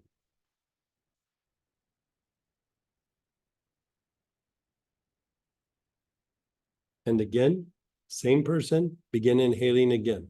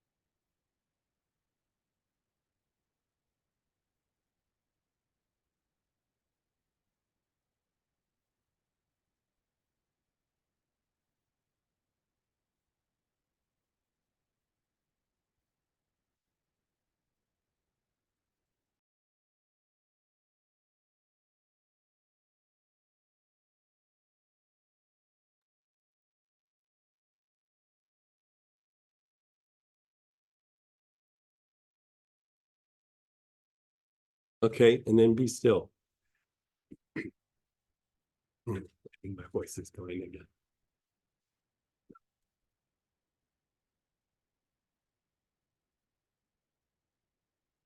Okay, so we're gonna do this step by step, right? So you're gonna stay with the person again, but now you're gonna inhale, and as you think of the person, every time you inhale, just inhale like you're inhaling the essence of that person or that situation into the heart. Just inhale the essence into the heart. We're supposed to be thinking about somebody that kind of agitates. Could be a good person or a negative person, doesn't matter. I mean, the most bang for your buck, somebody who annoys you. You know what I mean? But still, doing it with somebody positive deepens your connection, deepens the level of feelings and love. So like with your fiance, it would strengthen the connection.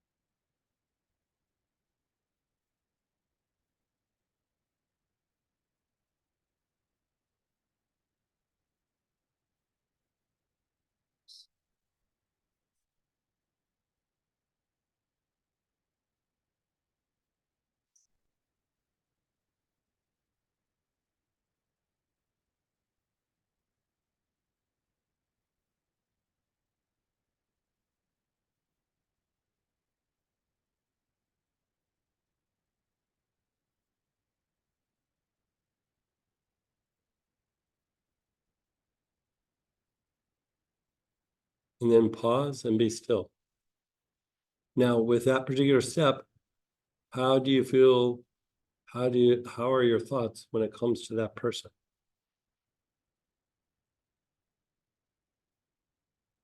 We want to be our own little scientist, observing what each step of the process does, so that when we do it, we have more confidence of this is going to produce a particular result.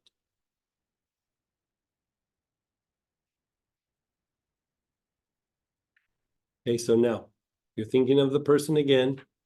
Inhale the essence from that person. And this time, exhale in essence, just back to the person. Don't worry about going through yet, just exhale to the person. Inhale in, exhale out. Inhale in, exhale out.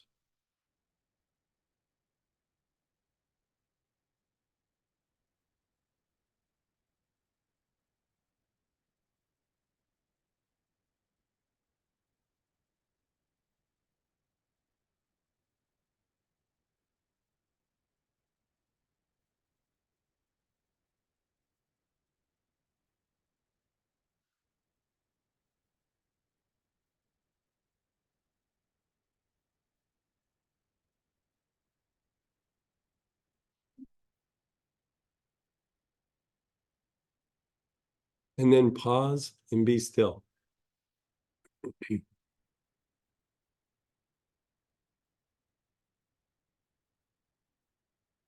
Now, as you're pausing and being still, again, check in with that person.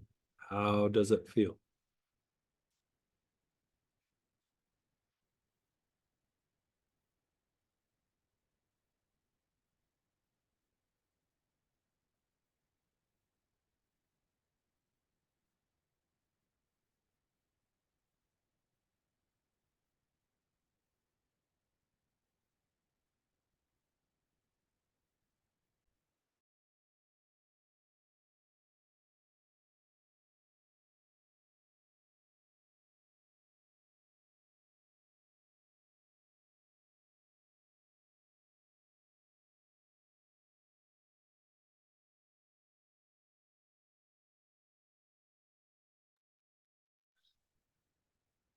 Okay, you're checking in with the person. Okay, so notice how it feels at this stage. Now we're going to do this last piece. So again, same person. Inhale, the essence coming in. Exhale, going back to the person, but let your awareness go through the situation in the person and go past it.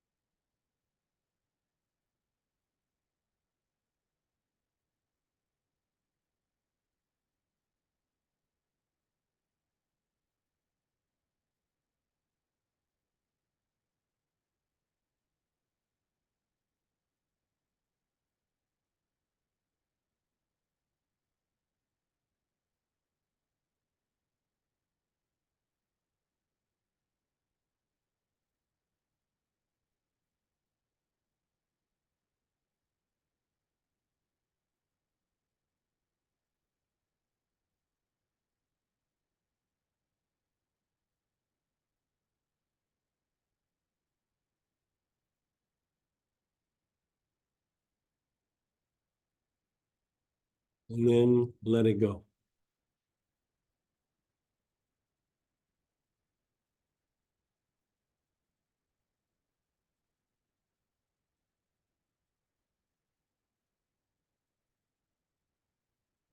Think about the person now. What do you notice?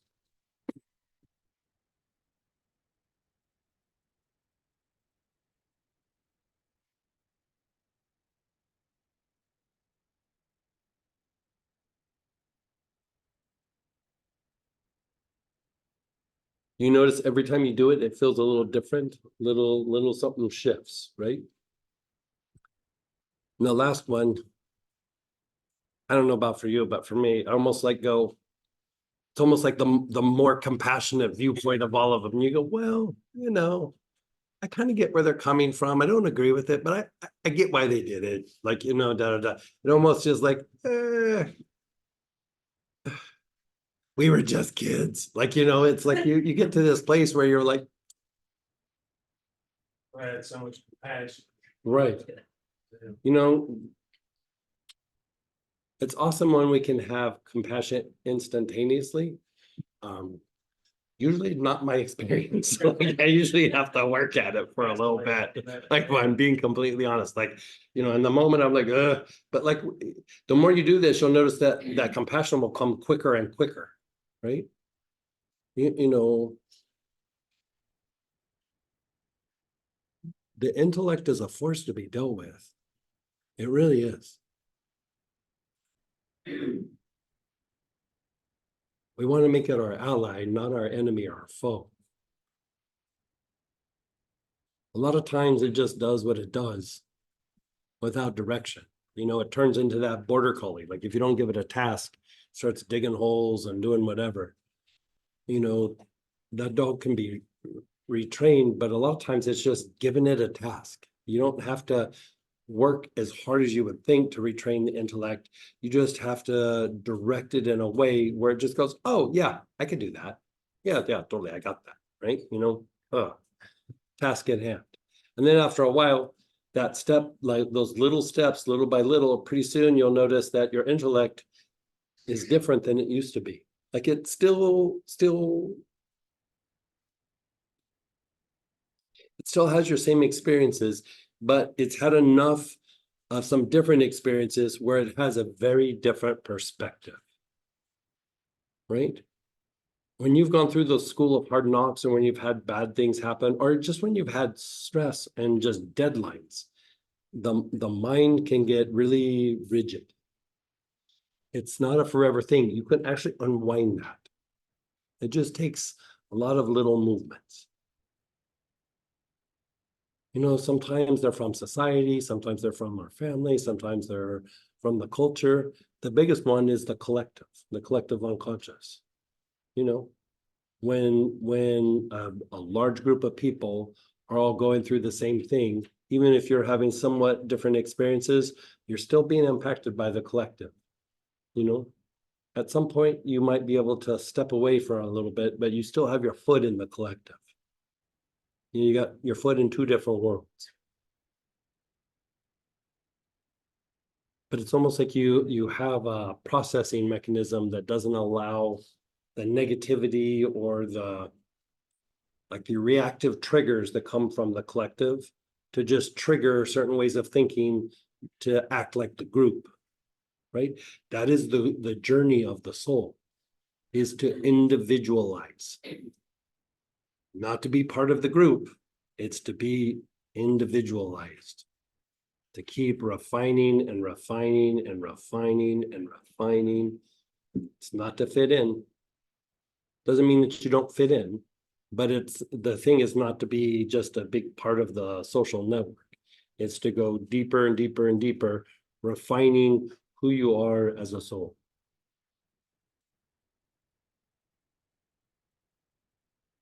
In the mystical practices and the deeper esoteric practices, in like kind of new agey things, we just go, oh, I'd like to experience my higher nature.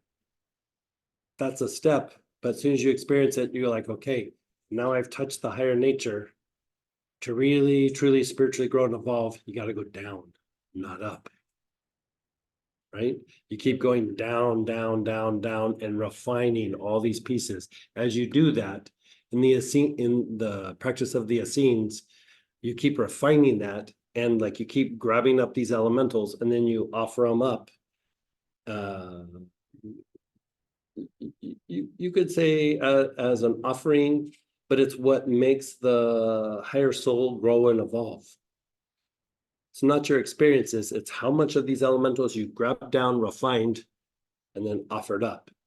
And so in the Essene tradition, they refer to this practice as feeding the gods. Feeding the gods.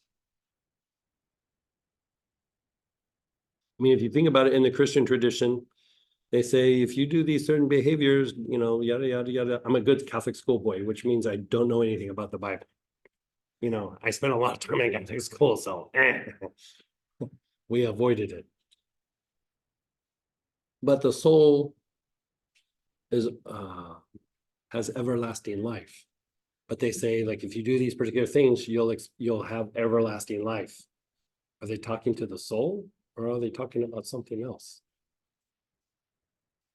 Your ability to grow and develop as the soul means that you are spiritualizing the elements. You're spiritualizing the earth, the building blocks of the earth.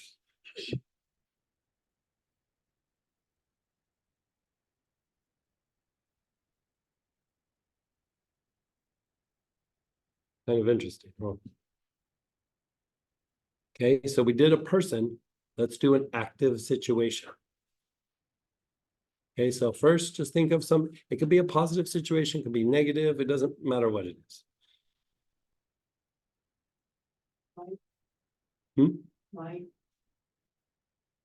Like what's the situation like? If this- Like say you have a project that you're in the process of, or you have a relationship that you're, you know, it could even be going good, but you have a couple little hiccups. And so, okay, I'm thinking about my relationship, or you go, oh, I gotta go see the family for, you know, St. Patrick's Day or something like that. And, you know, make your list. Like if you just think of things that are like in motion or active now, or later we'll do past event, like, okay, when I was 10, this happened. It's not active. Like here, you're like, okay, these are things in motion. Like if you're trying to start a new aspect of a business or something like that, you think, okay, I'm putting myself out there, I'm doing this, I'm doing that. I've already making a little bit of effort, and then start working it that way. You know, you still do other things too, but this is a good, important step. Okay, so first, just think of the active situation. And then you're just thinking of it as you inhale. We'll do this the same way. There you go. Oh, I'm okay for that.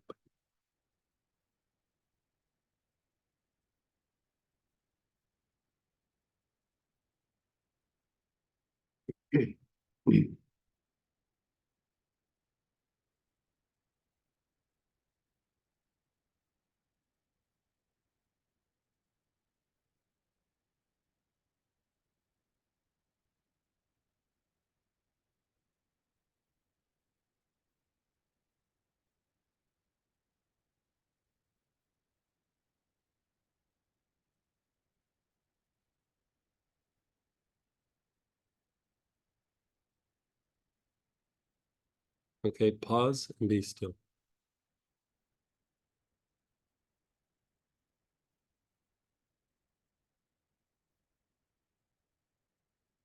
Yeah, somebody asked, what if it's not about you? What if it's just like things like outside of you? Like it could be a dynamic happening in the family, for example, but you're not involved, but you're still connected because of the family. Or you see things in the world, in the news, and it's like, ah, that is so upsetting, right? You can do it with that. It doesn't have to be always about you.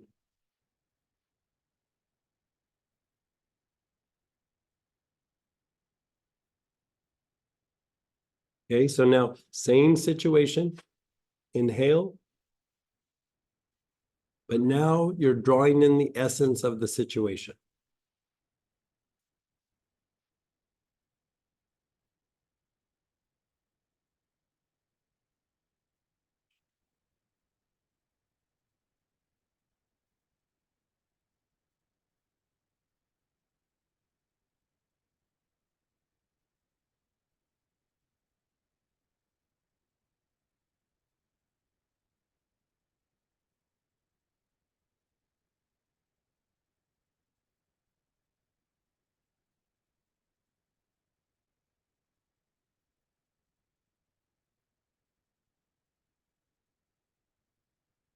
And then pause, be still.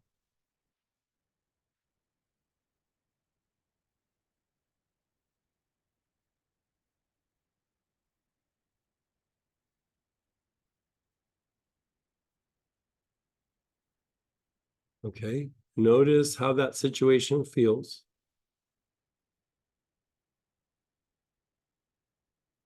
And now inhale the essence back to situation.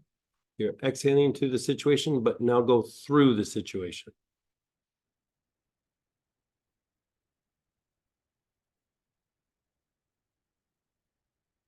Is it cooling down in here for you guys? We had them turn down the air, but it'll keep cooling down.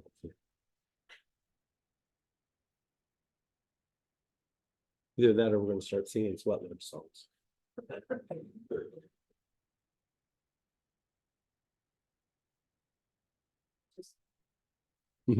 Yeah, you're just like, so somebody asked, like, you're just adding light. Actually, you don't even have to focus light. You just breathe in essence to you, and then you're kind of following your attention and awareness, where before, I think there's maybe a better way of saying it. Like before you would go, okay, think of the situation. Let's say the situation is like my hand, right? You go, okay, I'm thinking here, and then I'm thinking about my hand. I'm thinking here, I'm thinking about my hand. And then when you start to breathe in the essence, you go, okay, I'm thinking of my hand. And now as I breathe, I'm moving my attention awareness to the heart. And then I'm moving my awareness as I exhale back to my hand, rather than just going and jumping. You're kind of following like a trail. What would be an example of the essence you would read? Use your awareness. Like you're just moving your awareness, but you're not disconnecting and then moving your awareness here. You're moving it in, and then later you would go, okay, my awareness is hitting that, and then it's moving through it. Then you're breathing it in, and then your awareness keeps moving towards the object, and then moves through it. Okay, so inhale in the situation, breathe in, and then move your awareness out, out, out, out.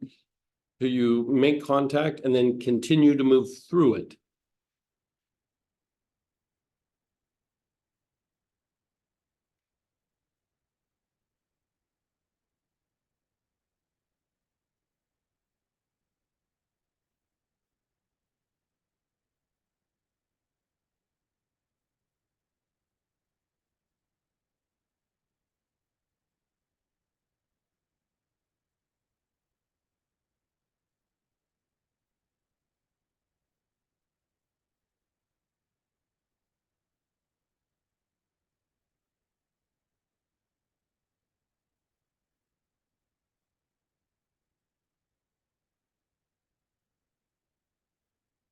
And then just be still.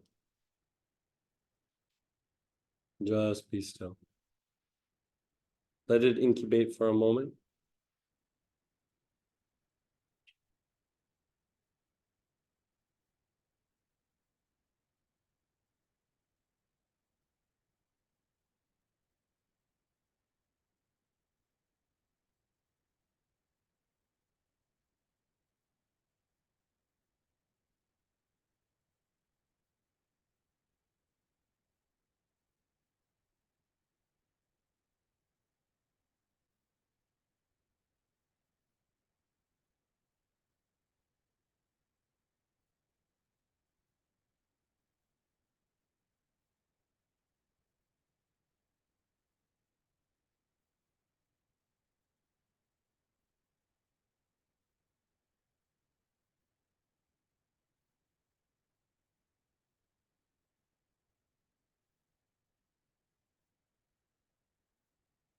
What do you notice? I don't know about you, but for me, like sometimes that situation, I think of that situation like with maybe a negative situation or some bad event that happened. And I think about it first and I can hear the little mantra going in my head. Rabble, rabble, rabble, rabble, rabble, rabble. And then you start doing it and you're just going, okay, rabble, maybe rabble, rabble. It's like the tone is changing. By the time you get to the essence, you're like, it's all good. It just feels like neutral or even like, Refer to the rabble as like the narrative that you're. yeah, the rabble and the grumpy or the like grinding on something, because usually if it's painful, we tend to grind on it, right? It's like sometimes somebody will say, like in a healing, they'll go, can you make me stop grinding on something? Basically, it's the pain. Your mind is going to grind on something. It's not about trying to make the grinding go away. It's trying to make the pain go away. So a lot of times with the pain is transient. So if you can shift your perspective, instead of having to process and release, you just either you do an act of transfiguration where you change it, or you just get up and walk away from it. Like you change a frequency on a radio. You're just like, yeah, I don't need to do this anymore. A lot of times when we're releasing, like going back and forth, like kind of create something like this. And you go through and you do work and you break down the trauma, and it starts kind of loosening up and loosening up and loosening up, loosening up, loosening up.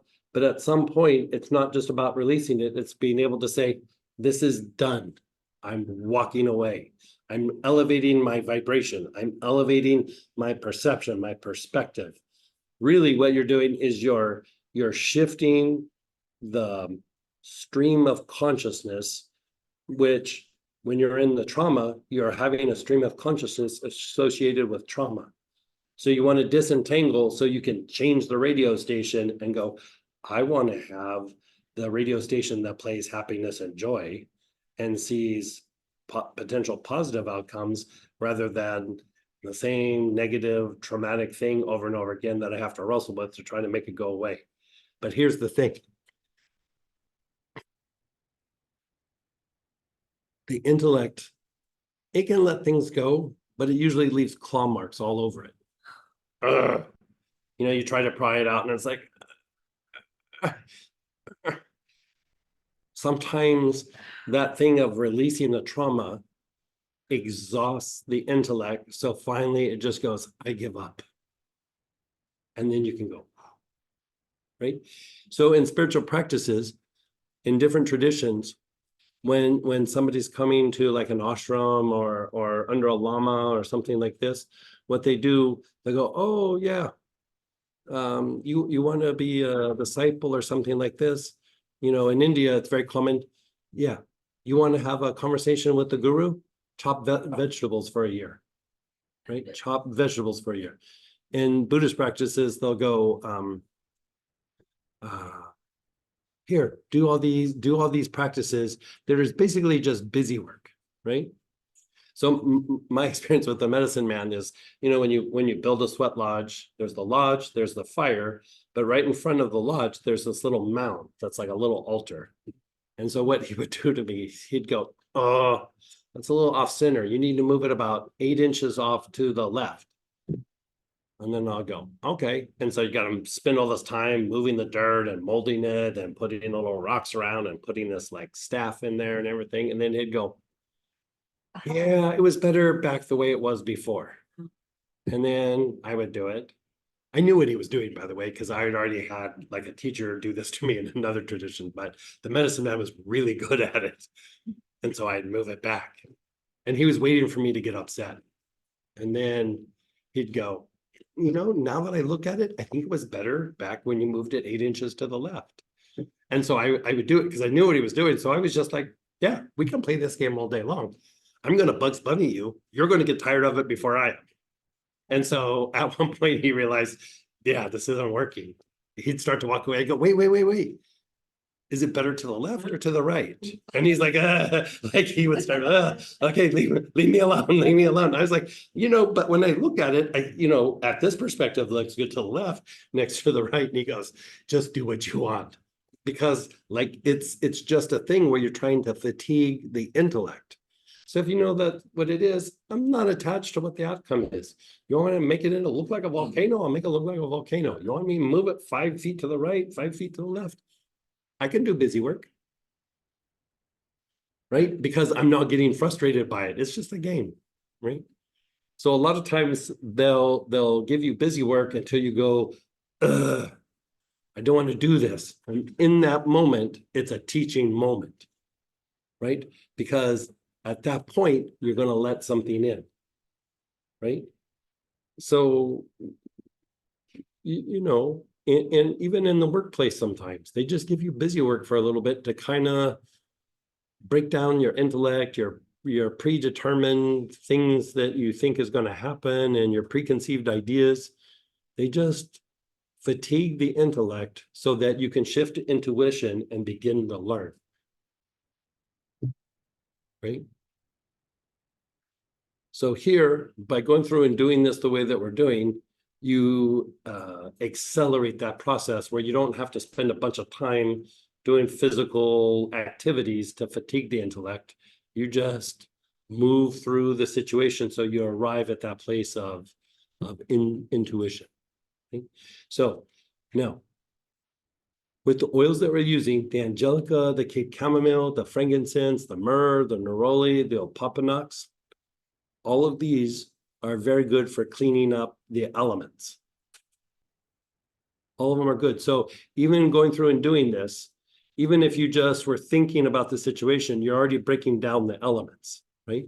So now we're going to use that same oil, but we're going to do what we call the 4 quadrants of the aura, right? You're not going to visualize the aura outside of yourself. You're going to focus on a part of your body, and we're going to work the left side of your body, the front side, the right side, and the back side. So instead of just visualizing yourself in a ball, we want to work each quadrant because we want it to be as refined as possible.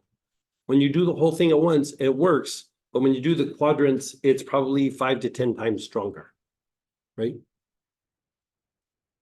So you're going to use that same oil.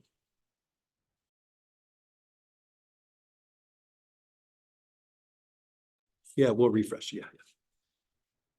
So we're going to start with the left side of your body. So you're doing this head to toe. The left side of your face, neck, shoulder, ribs, hip, down the outer part of your leg, your ankle.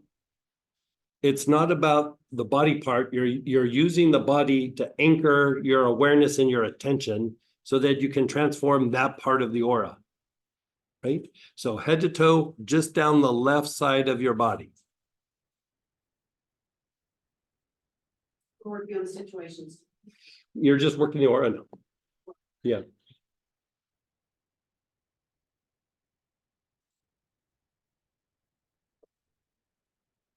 Mm.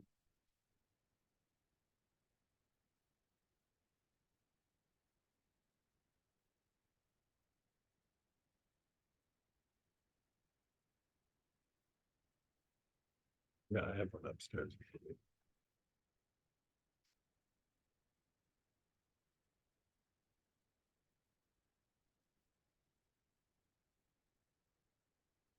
Keep smelling just with your awareness on the left side.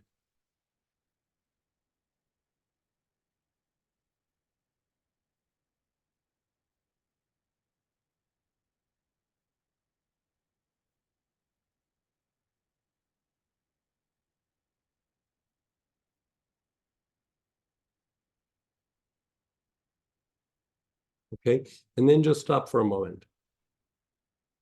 Notice your left side and your right side. If you had to pick a favorite side right now, which side would it be?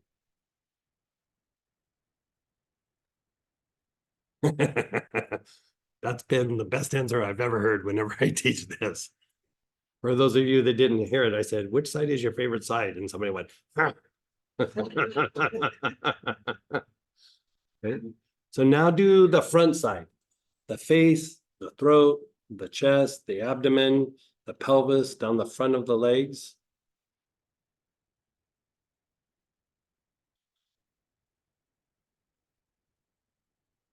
Invoking the angels make it stronger. It does something a little different. So yeah.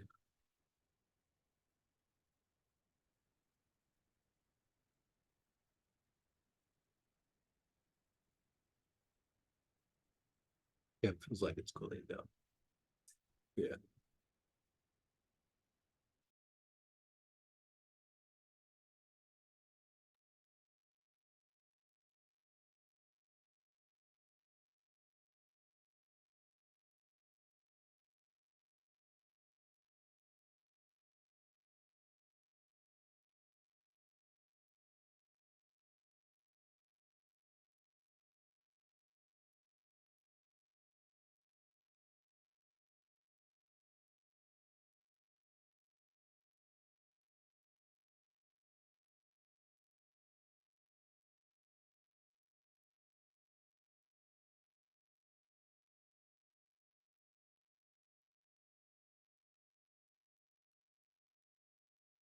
And then pause And be still.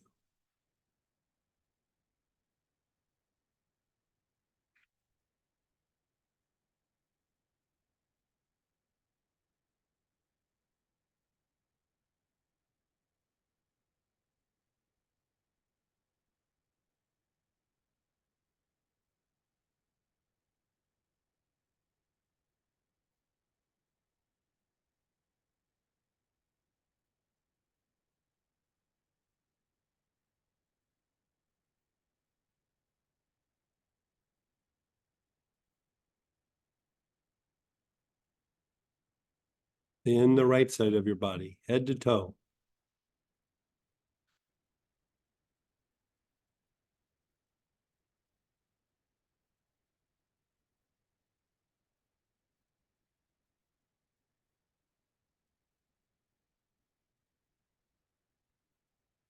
Inhaling the oils, your awareness is on the right side of your body.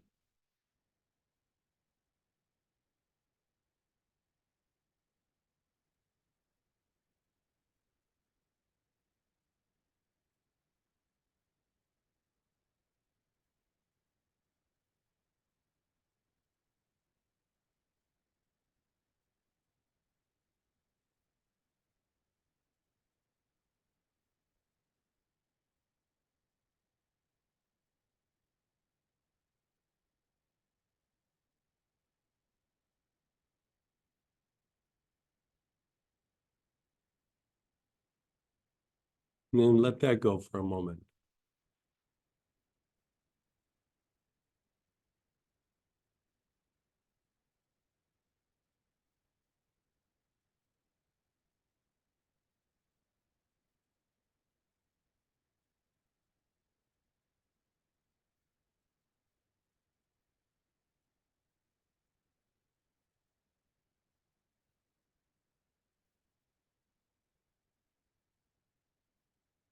And then the backside, back of your head and neck, your upper and mid back, your lower back, your hips and legs, all the way down to your heels.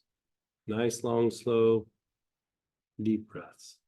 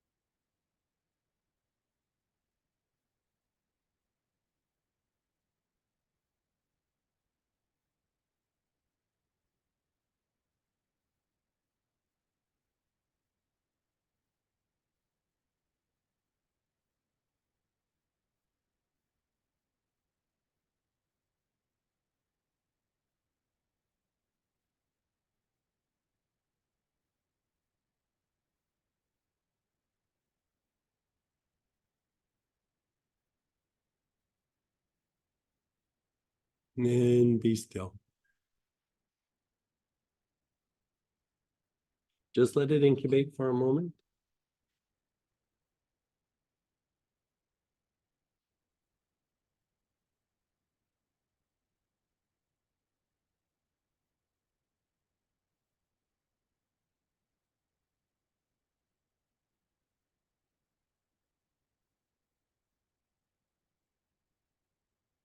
What do you notice? If you check in with that person, that situation, that past event,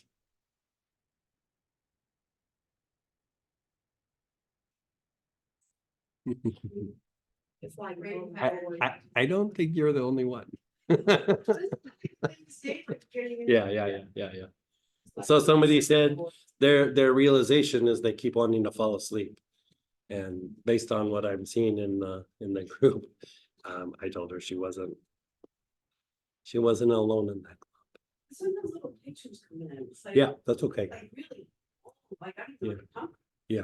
So somebody here is saying in doing the process, she said like little pictures are coming in. Again, it's movement. So what starts happening is you're kind of like blowing out of that place that you've been like, I don't want to say stuck, but you're just moving, right?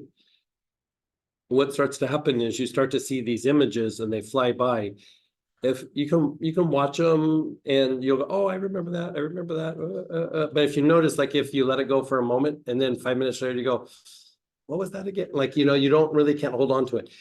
When they're blowing by, it's interesting, you watch them, but if there's something unresolved, it'll stick, like it'll go, and then you try to turn away from it, and you go, but there was that thing, it was this, like sometimes they're not like how you would think of traumas, like I got into this argument with this friend at school. It's almost like I was at this store and the clerk said this really snarky thing and I didn't say anything and I walked away and I kept thinking about it and then it just left you. And then 30 years later, you're doing this practice and you're like, that clerk at the store, because it was a poke, there was a connection and it didn't get. So there will be like weird things that like don't even like, I wasn't upset about it, but there was still a little like micro trauma or a little micro poke or something. And you're like, Yeah. Like on the playground slide. Yeah, yeah, Like, yeah, no idea. yeah. Okay, so we can do it, we'll do it again, but I want you to have the full experience before we take a break. So we did the elements. Now, the next thing is, as you've freed up some of the elements out of your field, what happens is the energy of thought starts to come to the surface that maybe has been impregnated in the body that's associated with the situation. It kind of comes to the surface. So now it's like, let's wipe that away so they can have a reunion 6 months later, right? Let's just be done with it, right? So now, even if you set the pattern with the first step that we did, but like this number 2 and number 3, I do this like all the time because it's just things that I might be aware of, but also more importantly, the things that I'm not aware of. There's things buried in the unconscious. There's distractions that don't let you think of something, but they still impact you, right? We want to just clean the slate. Like I don't want to be just released from the past of like my horrible experiences. I want to be released from the past altogether. I want to be able to have new experiences right here, right now. And then be able to like grow something here. And then in 2 years, I want to be released from that. And we're gonna be able to let that go. Because like we have a rule around the office. I don't want to watch a recording of myself lecturing about something from 6 months or a year ago, because where I'm at now, that 6 months ago was like, ugh. In the moment, I was like, this is amazing. 6 months later, I was like, that's so embarrassing. Because I've grown since then, or at least I hope I've grown, right? That's embarrassing. But in the moment, like we're rocking this right now, in 6 months, I'll like go, ugh, look what I was saying, because we grow and evolve. It's not that it's embarrassing or bad, it's just you want to keep the motion happening, right? You'll have motion, expansion, and then you'll condense, and then you have motion, and then you'll condense. You want to engage the creative process. You don't ever want to get stuck. Okay, so with that, you have a couple of choices. You have acacia, which is super fancy, ginger lily, super fancy, and then mpepo, which is like an African plant that's in the helichrysum family. And then there's a blend called thought energy that is made specifically for this practice. If you don't have any of those, helichrysum would be a good choice. Does that resolve it, or is it? We're using thought energy. Was that a combination of those? It's a combination of those, and I think there's a couple other things in it. Thought, energy. Yeah.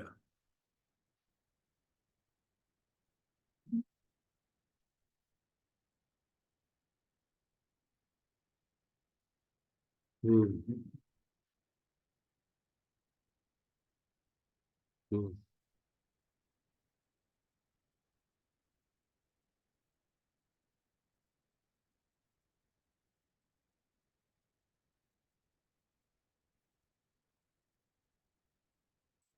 Isn't it? I have no idea. I can't remember. I've slept since I made it, so.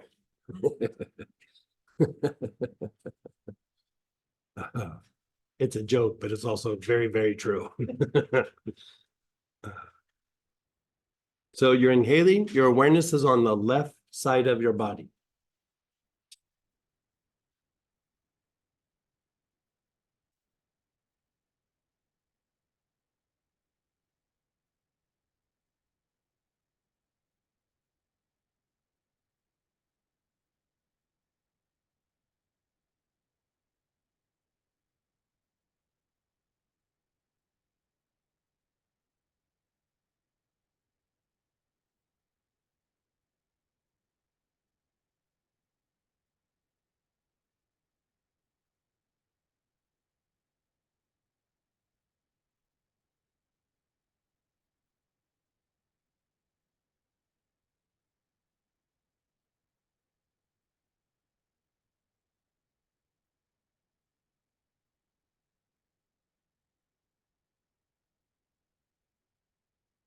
Okay, now move to the front side of your body, head to toe. Down the front, from the top of your, or well, your face, all the way down to the tops of your feet.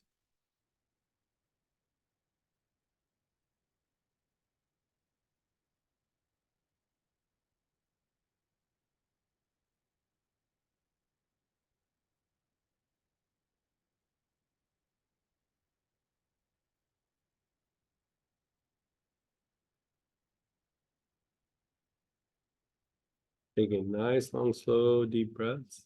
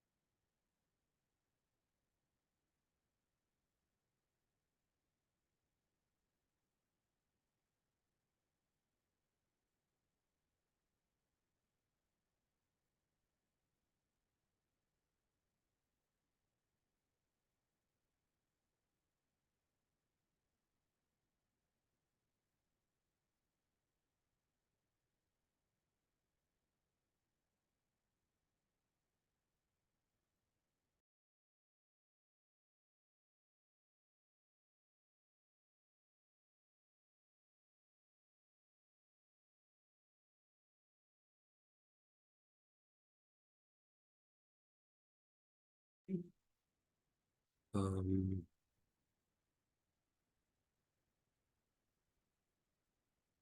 Doing the right side of your body.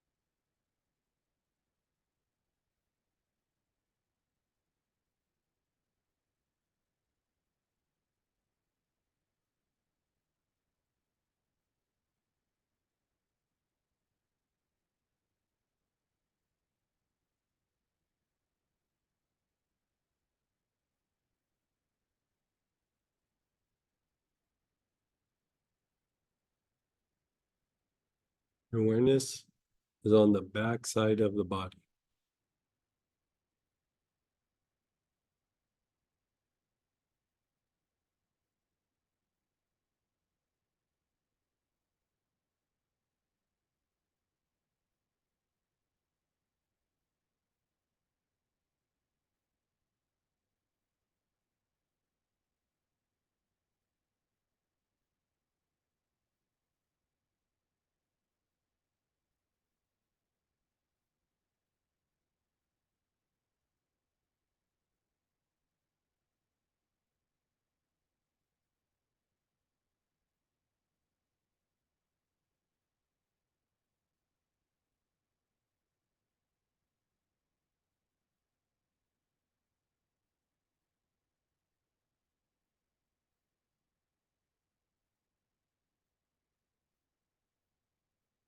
And just let go.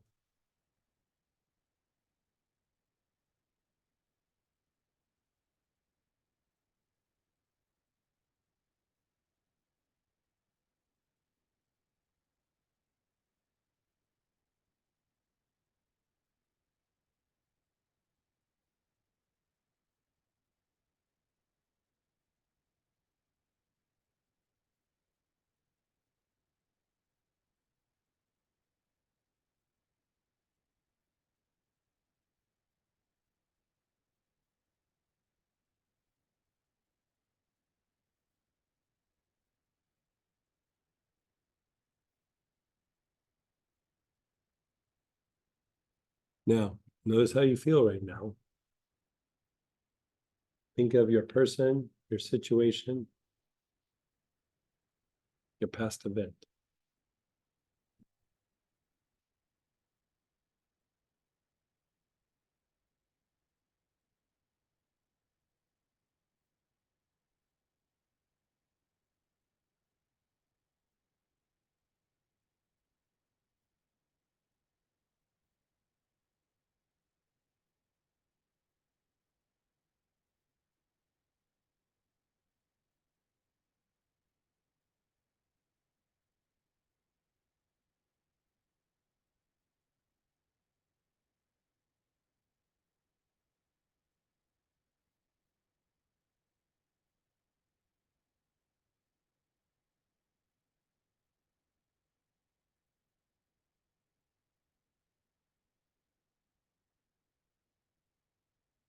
And do you notice between the person, the situation, and the event from before to now? Feels a little different, yeah? And what did you say? Distant. Feels distant, right? So with this process, are we supposed to focus on something to bring in? Nope. I mean, you can't, but it like, better just to work the process, because you've already kind of set it in motion by working the first step, that we did earlier today. So at this point, there's no need to like be thinking about anything or visualizing anything. You're just cleaning up the aura now, right? Because remember, the aura is the energetic mold or blueprint. So even if you go through and you go, okay, I'm gonna go to the physiology, I'm gonna go to the chakras, I'm gonna think about the emotion, release the emotion. If those things are still in the aura, you clean them out, the aura is constantly materializing something. It's materializing something inward and it's materializing something outward. It's the nature of the aura, right? And so if the chakras get cleaned, but the aura is dirty, it's like it's clean, now it's dirty. It's clean, now it's dirty. It's clean, now it's dirty. So you want to clean the aura up, right? You want to clean the aura up so that, for one, like what I said, after we did step 2, it's like now the thought energy is coming to the surface, right? Because the aura is constantly pushing things into your body, right? So even if you clean things up, it's still pushing in the stuff that is stuck in the aura. So if you go through and you unwind and you clean up the aura, then what happens is it's not pushing in the same thing. So then that stuff can come to the surface and begin to dissipate. Then the aura takes it in and goes, yeah, we don't need this anymore, and kicks it out, right? So you're expelling something maybe out of a chakra, or out of your physiology. But if it hits the aura and it's still there, it just lingers. But if you've cleaned up the aura, you expel something out of the chakra. When it hits the aura goes, what is that doing here? Get rid of it. Give it to Goodwill. Give it to whatever. Send it to the garage sale. We don't need this anymore. We're done. So if the oils come in, if you just keep smelling the oils and smelling the oils, that's all you have to do. Yeah. You don't have to think on the process, No. think of what it is, you just keep smelling No. the oils. And you'll have things arise. You'll go, oh, like I said, oh, one time I was at the mall, and this weird thing happened with the security guard and You haven't thought about it, and all of a sudden it comes to the surface. It's been in there. And so now it's coming to the surface, not because it was bothering you, but it was affecting you, right? And so then it comes out and it just passes and it's done, right? So the more that you do this, the more that when somebody projects something negative at you, the aura will start cleaning it up or bouncing it out almost immediately, right? Because like attracts like. So if there's a bunch of negativity in your field and somebody projects negativity, the aura goes, oh, look, more building blocks. Physicalize that. But when you clean it up, the aura goes, yeah, we don't need those building blocks. Next. Like it just bounces it away. So in a way, it's a kind of protection, but it's not really protection like you're needing to keep somebody doing some diabolical thing to you. It just starts to minimize the contamination from the environment so that your inner processes can refine themselves, and then they start playing off of each other, if that makes sense. So, you know, as the energy or the aura refines itself, eventually it turns golden, right? It's lead to gold. Like the normal aura of a person is like a kind of a dirty gray, right? And so even if you clean up the chakras, the aura still stays like dirty gray. Then you start cleaning it up, it starts getting lighter, it starts getting brighter, it starts getting brighter. And then pretty soon, because it's cleaned up, then the chakras start going, well, we're feeling better, let's make something. And they start taking energy from different energy centers and they mix it.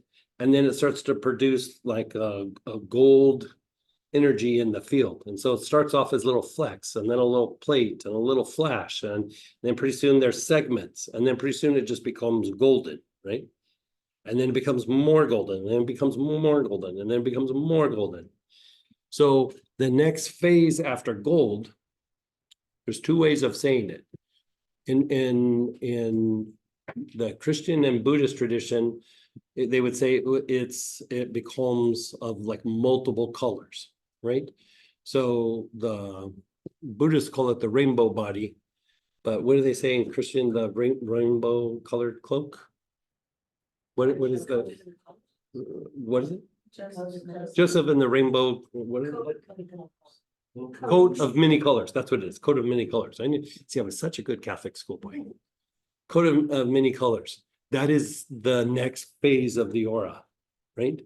Another way of saying it in Buddhism is the diamond body, right? The diamond body.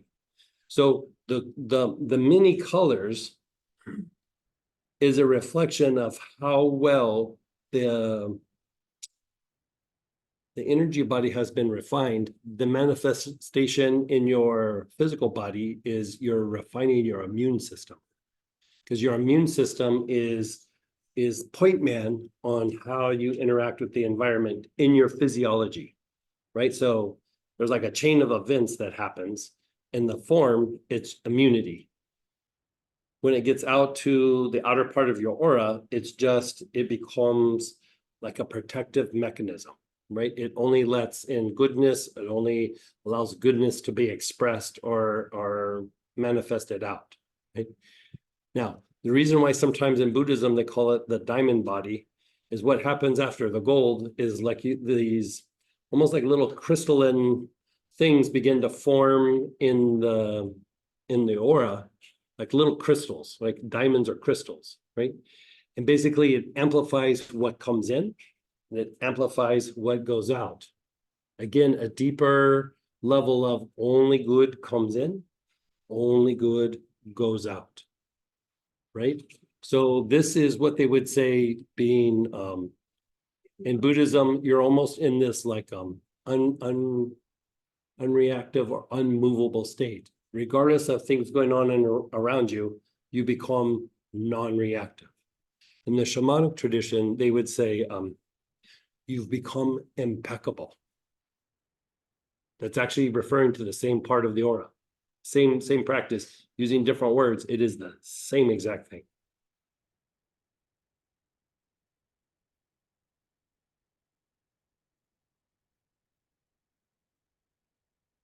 So then what starts to happen is,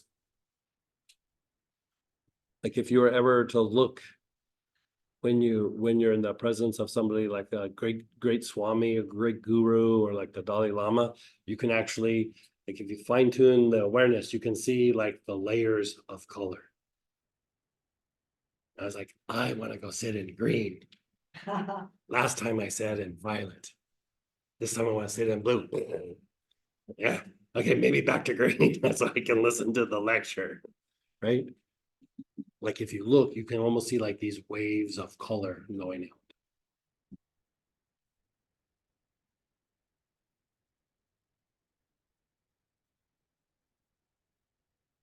Interesting, huh?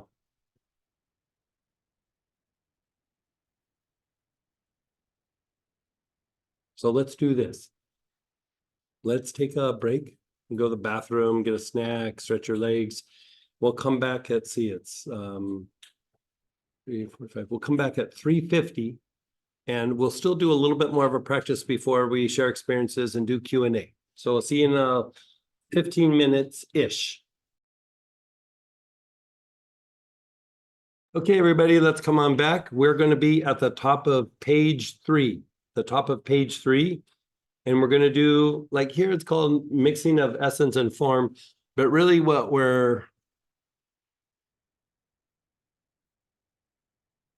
it's talking about what's happening, but what you're dealing with is the will, the 4 aspects of the will, right? So let's just talk about the 4 aspects of a will, and then we'll talk about what we're doing, right? So you have 4 aspects of the will. One's associated with the basic chakra, one's associated with the solar plexus, one's associated with the ajna between the eyebrows, one's associated with the crown. Now, your basic chakra has to do with the will to survive, or the will of survival. So this is the drives of the body to protect itself, right? The drives of the body to protect itself, right? So it's always in a mode of just protecting your physiology. So you can see like this, you know, like when people say, oh, that person has, or that athlete or that business person, they have the killer instinct. That's the will of the basic chakra. Like they know how to, like now the will is more refined. So it's usually somebody who is successful in business. They have that instinct to be successful, right? But in the old days, it would be the hunter or the warrior or whatever it is, you know, like the great warrior, or the great heroes or whatever. They would have a very developed basic chakra. Now, the whole basic chakra isn't just about that. It's an aspect of the basic chakra. Then you have the solar plexus. The solar plexus has to do with committing to something, like the ability to compare and choose. Am I going to choose light or am I going to choose darkness, right?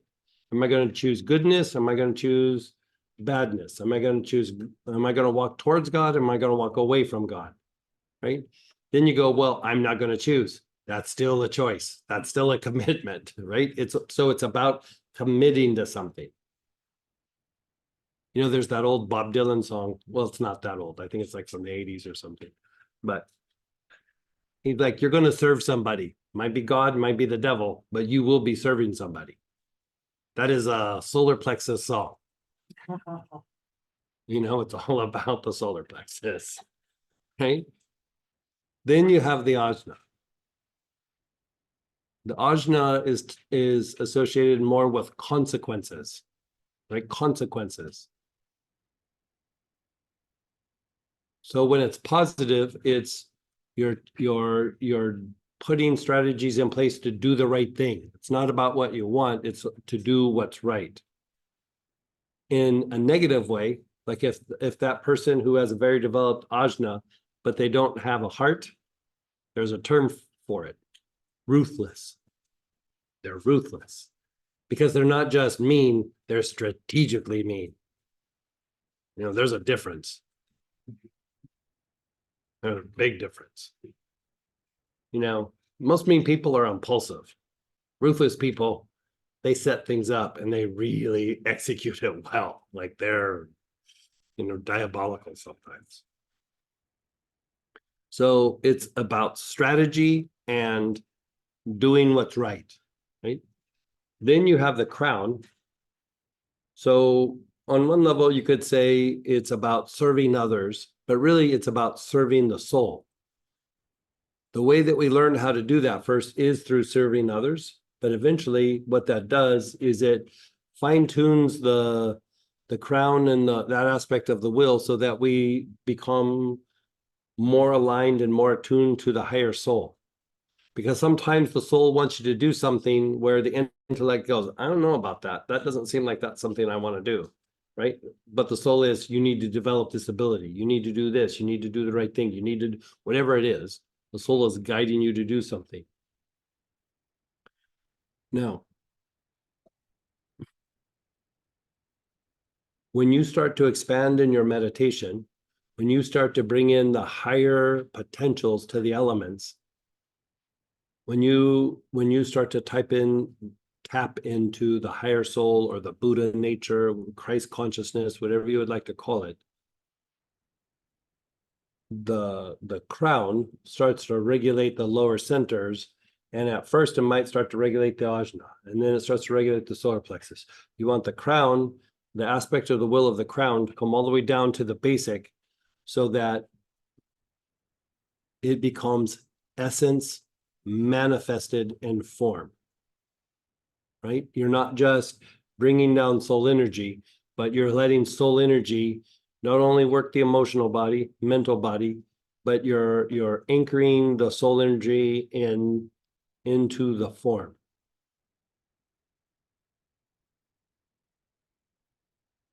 This is where, like when you have debts from the past, like karmas and things like that, when that happens, the debts get paid off very quickly. You know, we were talking about this about a week ago. You know how, like, when the Buddha was sitting under the Bodhi tree and he began to realize his past incarnations, you know, why do you have to realize your past incarnations? Because when you pass, when we're not as developed as a great soul like that, you really don't process the things that happened in your life. You process them a little bit, but there's just how, like, we haven't processed things from like when we were 5, when we were 10. We also haven't processed things when we were in a battle in the 1400s. And when we, you know, did whatever on a ship when we were in the 1700s, when we were, you know, whatever it is.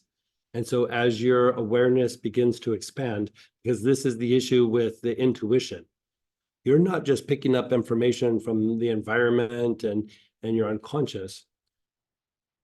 To really truly understand intuition,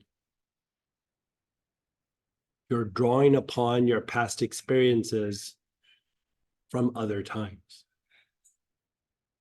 You notice, like, sometimes you have abilities, but you don't know why you have them, because you've done it before, right?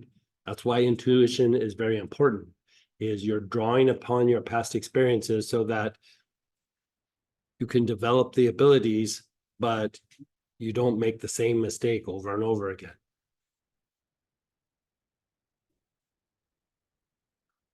So when these aspects, you know, you're refining your energy body, you've gone through and you've cleaned up the aura, and it's like, So in this moment, you want to go, okay, I have a window. Let's bring the higher aspects of the will down so that it can start being the one in charge of the basic. Because the basic is driven by your lower nature until it's not. It's not like, oh, it's getting better. It's like it's either being driven by the lower nature or it's not, right? Now, you refine the lower nature so it becomes easier, but at some point, you inherit the kingdom. I mean, that's what that means. You inherit the kingdom of forms. When this happens, the ability to manipulate matter with energy becomes very, very easy.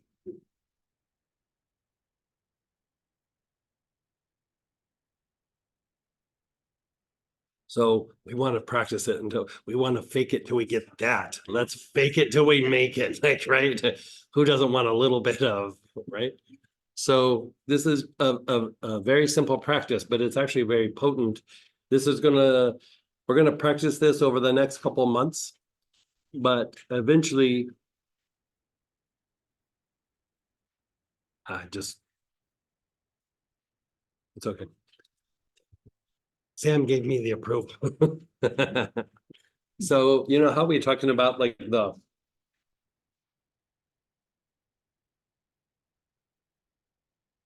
this might be too much, but let's just dabble with it. Let's just play with it a little bit, right? So, you know how we were talking about the zodiac signs, like your birth sign, right? So in a way, what that is, in our life, the physical body, the emotional body, the mental body, there's form and there's essence. And then there's the play of yin and yang, or form and essence is what produces all phenomena in the universe, right? It's the play of yin and yang, or male, female, however you want to say it. And so you're never going to be like, when you're in a body, when you're in a form, you're never just going to be pure essence. You're going to be part form, part essence, right? You're having a physical experience. Because you're in form, there's always going to be the establishment of a pattern, right? So the idea of like archetypes, for example, is you're in a form and you might have an archetype, but it might be in shadow, right? It might be in shadow. And so you work the archetype and you bring it from shadow to light, right? But basically the lower nature is the one that established the pattern, right? Whatever the experience is, including a little bit of essence, it takes it all in and goes, let's take all these building blocks, let's establish a form. And then this is what we're going to do, right? So then over a period of time, you're like, I'm sick of doing this. Like whatever it is, I got to break out of this. You bring in a little bit more essence, you bring in a little bit more essence, and then you change it up a little bit. You grow, you evolve, you spiritualize, whatever you want to call it, right? So at some point,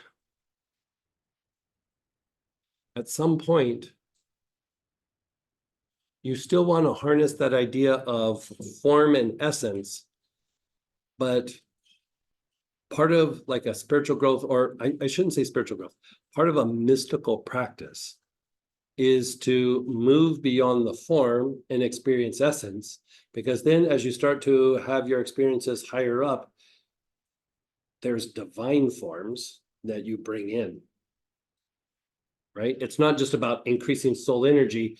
Increasing soul energy is the vacuum salesman that sticks its foot in the door and goes, let me tell you about something else. This is why you need this, right?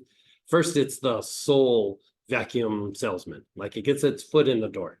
So then it starts to have all these experiences in the form, or like in your body, I should say, right? Then after that's been there for a while, what starts to happen is as you start to experience something even greater, you start to experience forms that are of the essence or are of the divine or divinity. And you actually start bringing down the form into the body, and then the body begins to follow the divine form, right? So you have astrological signs. The astrological signs are the beginning of the divine form. right? That's why you look up to the stars. You look at, you're not looking at the things in your life. You're not looking at the earth. You're looking to the heavens. Ah, I see patterns. Let's look at the patterns of how things move in the sky. Let's look at the patterns of how different planetary energies do things. You're starting to tap into something that's outside of yourself. So you're starting to tap into what you would call a divine form, right? And so you start going, okay, I'm looking for something that I can duplicate, right? I'm looking for something just like we do it in the environment, just like we do it socially, just like we do it everywhere. We also can do it from above. So then you start bringing it down, bringing it down, bringing it down, bringing it down, right? So the zodiac signs are the form.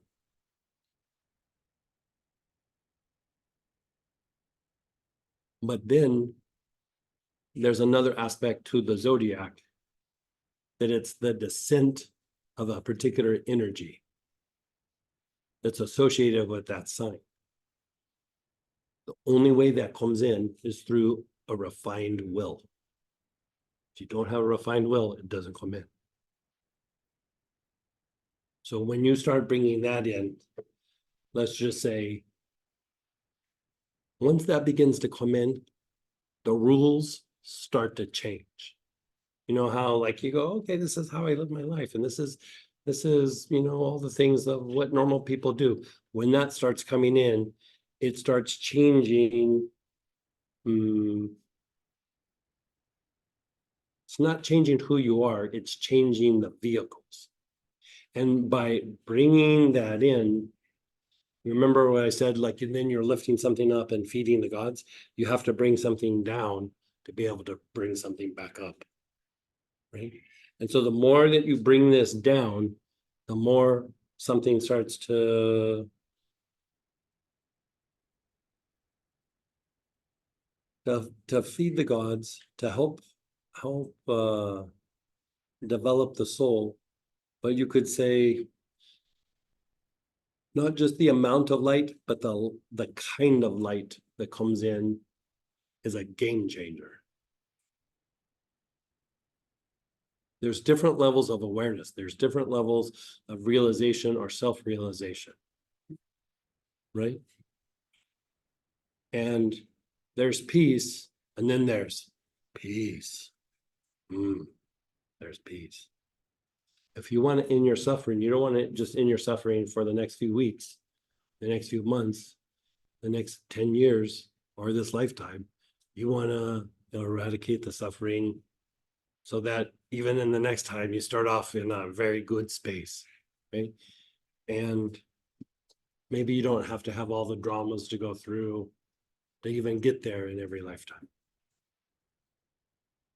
You know, because part of the refinement of the energy body happens over several incarnations. And so sometimes you might not even know, like have a teacher, but you're just starting to be driven like, I need to do this, I need to do that, I need to do this. You're doing something you've done before, and you're starting to recreate it. Every time it gets faster and faster and faster and faster. And then there comes a point when you hear like of great teachers, like, you know, like Christ or Padmasambhava. There's not a teacher that then in a body that is qualified to be their teacher, because they're a great soul coming into form, right? They've refined things to such a degree, right? So this isn't it, but it's like setting the pattern for something to open up. But there's a technique that we'll be doing after the Mastering the Elements class. You know, everything's kind of building on itself. All the things that we've been doing over the last, I don't know, 6 months, year, couple of years, it's all coming together to be in this little system. And so this is the last little piece of this system. It's the movement of the zodiac. It's not just the zodiac in the form. There's a way to bring the zodiac sign and have it descend into the lower vehicles. So that's when you start to experience the higher soul while in the form. Without meditation, without whatever, it's being experienced. You have your foot in the soul and you have the foot in the vehicles in the life. So this starts the ball rolling. I was trying to combine ball and rolling, and so I came up with ball. So here you can use relaxation, you can use galbanum. There is a plant that comes out of Africa called greenheart. Helichrysum, melissa, sitka, tuberose, ylang ylang. Relaxation is a blend. And then also willpower. So whichever ones you have in galbanum. But for Miguel or Michael. Okay. That's the kick element. Hmm?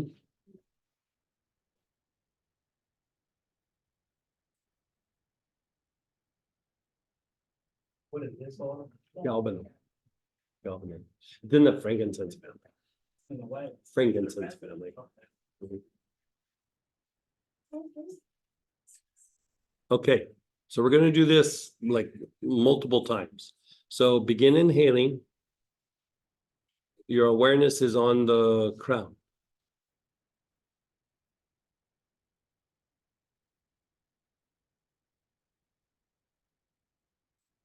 Oh, yeah.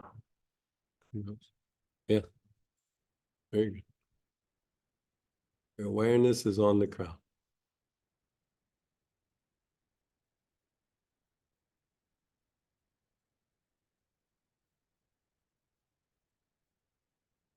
Yeah, it's okay. It's St. Patrick's Day. It's just gonna happen.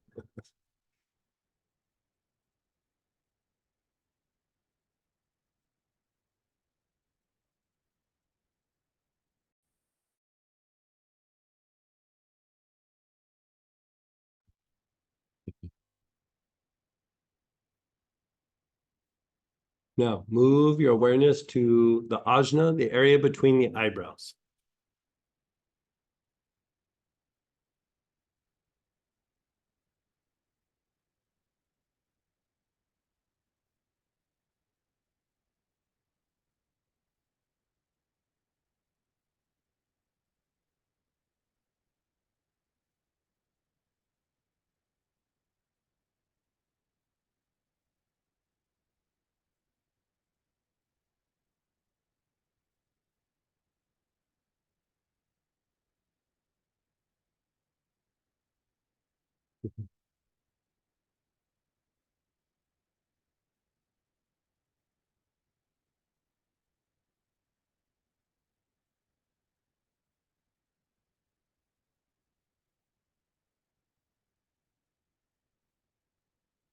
And then your front solar plexus. Just below your ribs on the upper abdomen.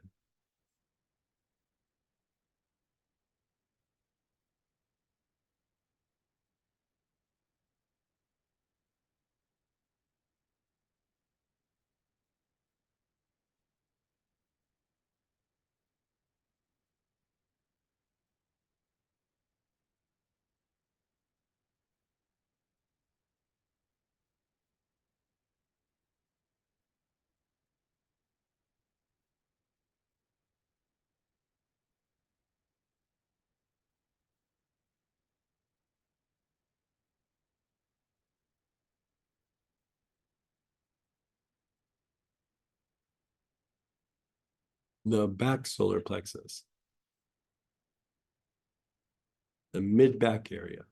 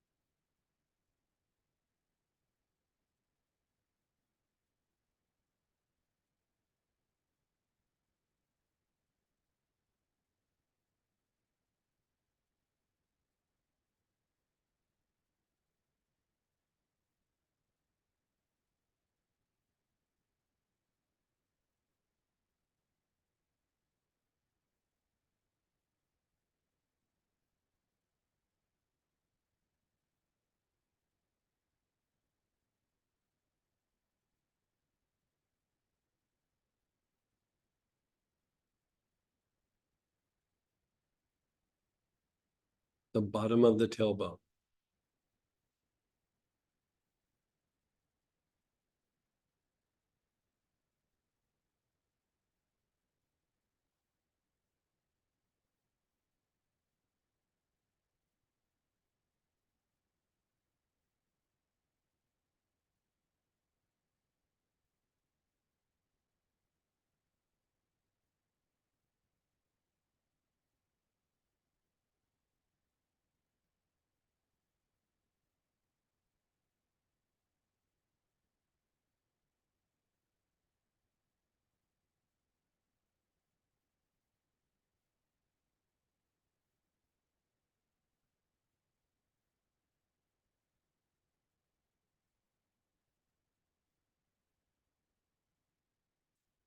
And then pause and let go. Mhm. Just pause and let go.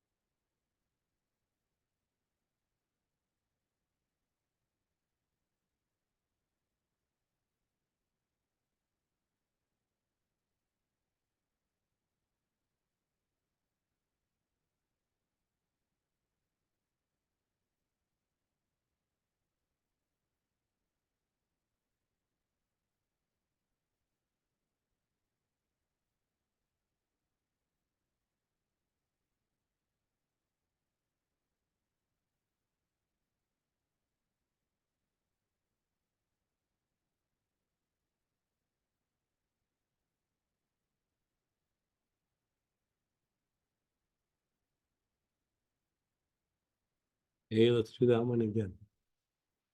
Your awareness is on your crown.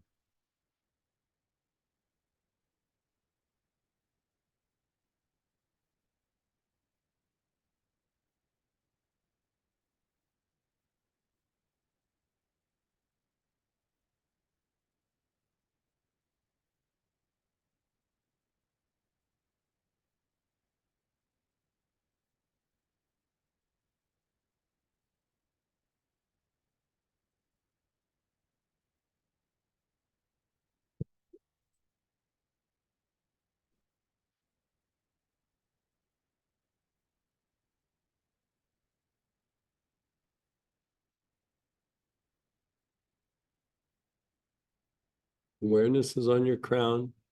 You're taking nice, long, slow, deep breaths.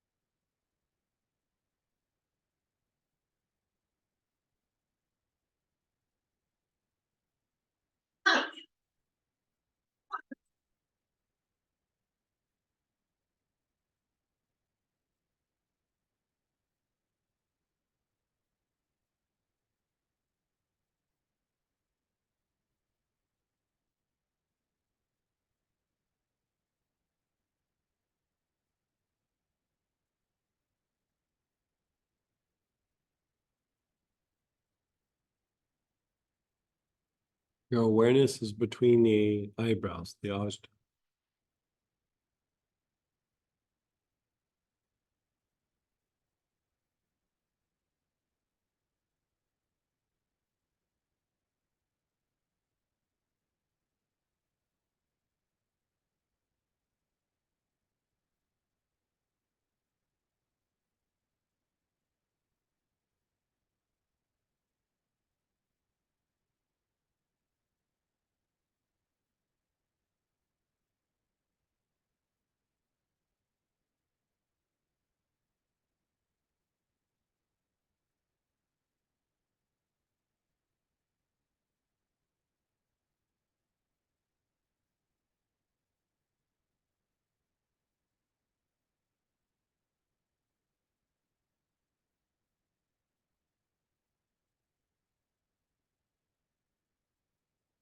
The front solar plexus.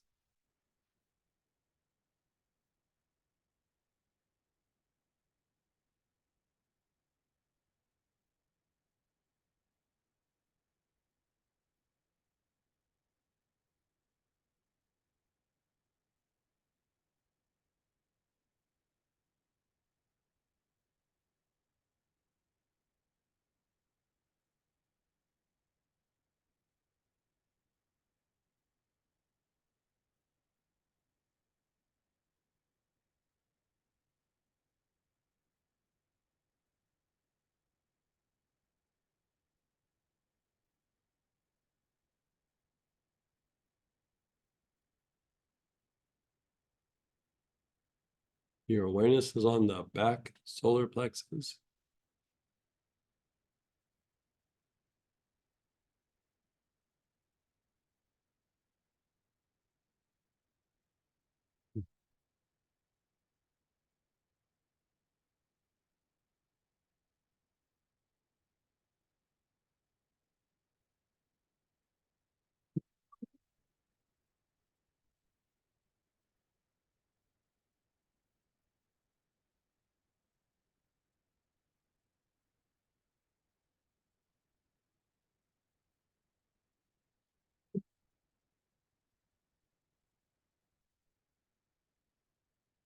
And then the bottom of the tailbone.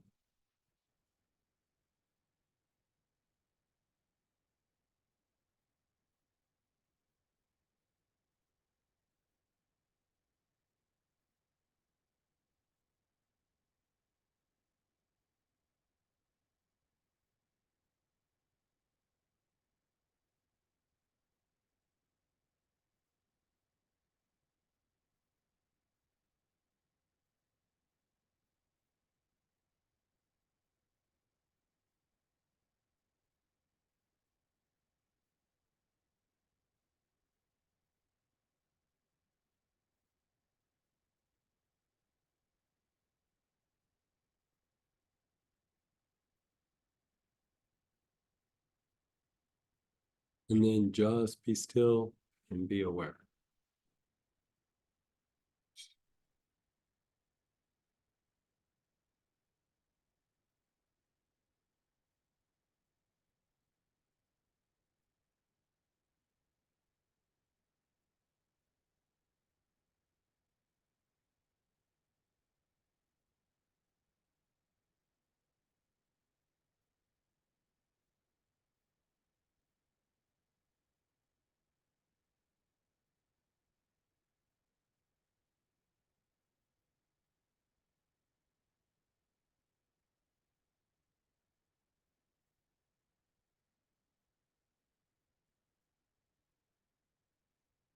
Just be still.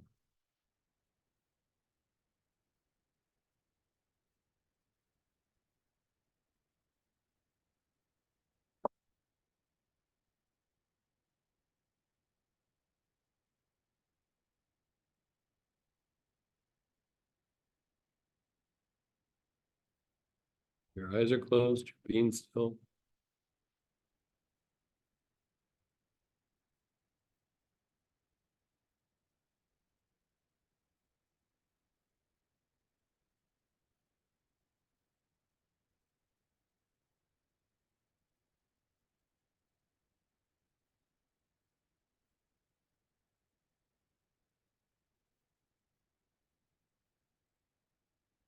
One more time, your awareness is on the crown. Nice, long, slow, deep breaths.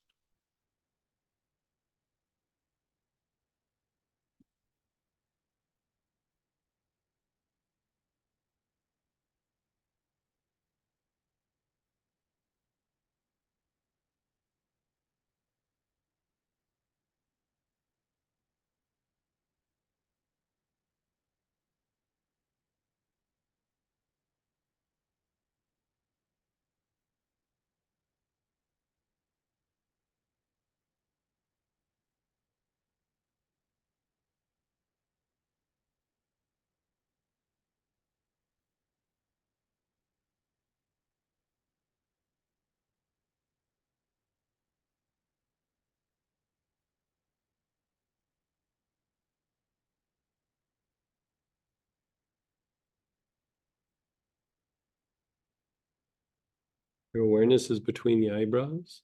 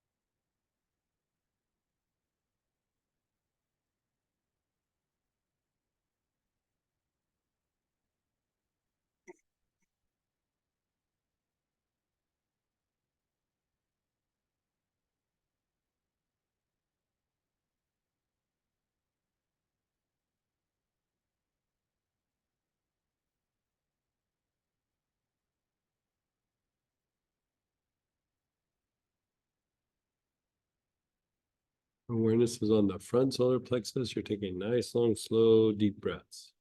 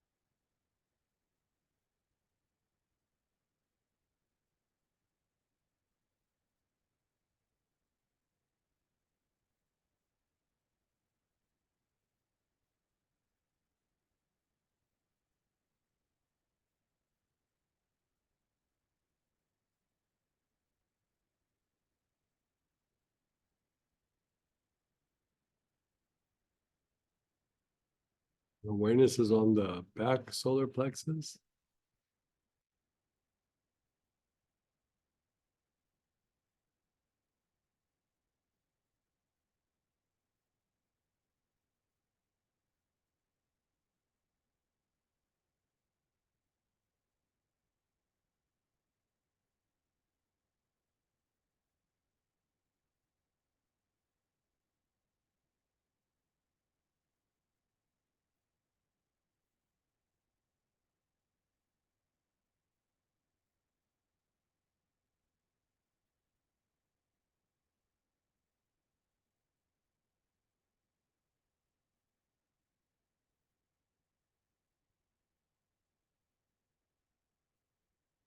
And the bottom of the tailbone.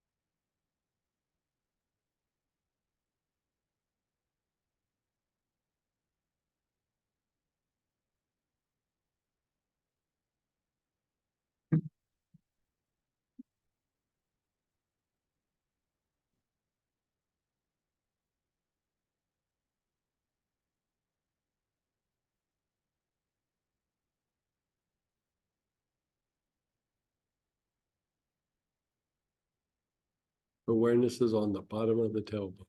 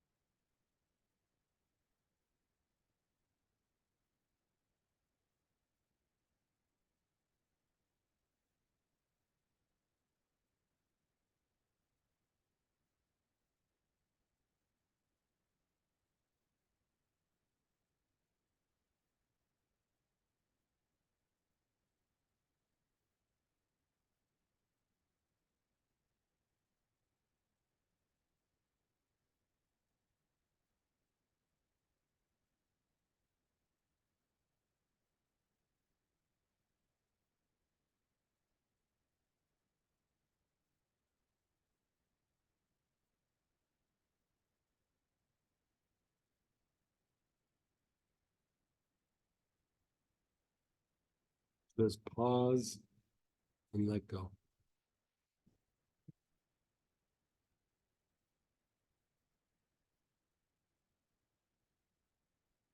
Notice how you feel.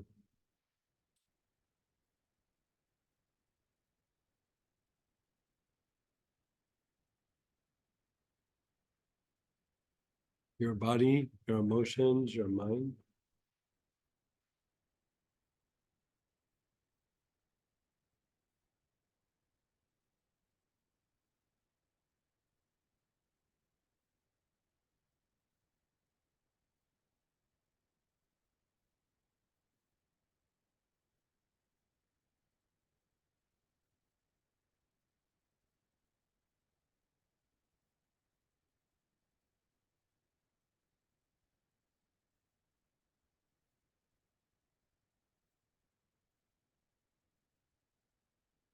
You feel the peace and stillness.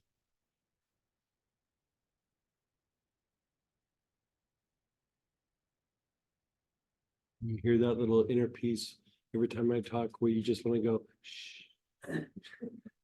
But you don't want to even make a movement to do that. It's nice.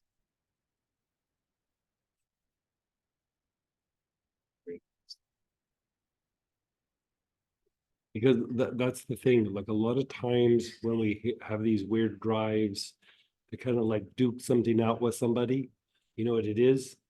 It's the basic chakra or the solar plexus.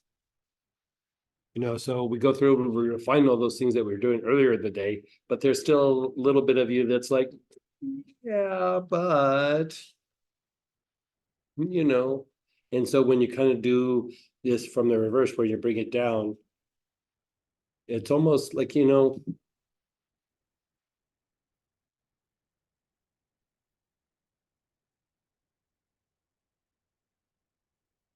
if you let's talk about the basic like it's a person. If the basic doesn't feel safe, then it's going to act in a particular way to make itself feel safe or make itself big. So it's like, I'm gonna attack anybody that tries to hurt me, or you know what I mean? It's not conscious, but still, when you think you're vulnerable, you behave a particular way. When you think like this isn't going to hurt me, you behave a particular way, right? So as much as we try to unwind like drives and thoughts and feelings, some of it is a byproduct of what's active and what's not, what state you're in and what's not.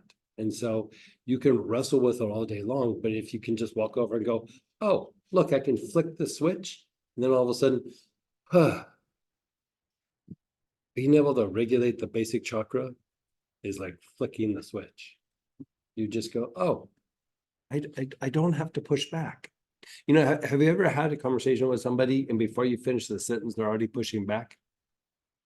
They were like, how about you wait till I finish the sentence before you push back? Like they're pushing back just because on a level, they're feeling threatened. And it's not because you're being threatening. It's just whatever they do, they feel threatened. right? It's kind of like what you were saying, my feelings are hurt by whatever. Doesn't matter what you did, who it is, it's like the feelings are gonna be hurt, right? Just gonna make that. Yeah. And so, as much as you unwind things, some of it, it's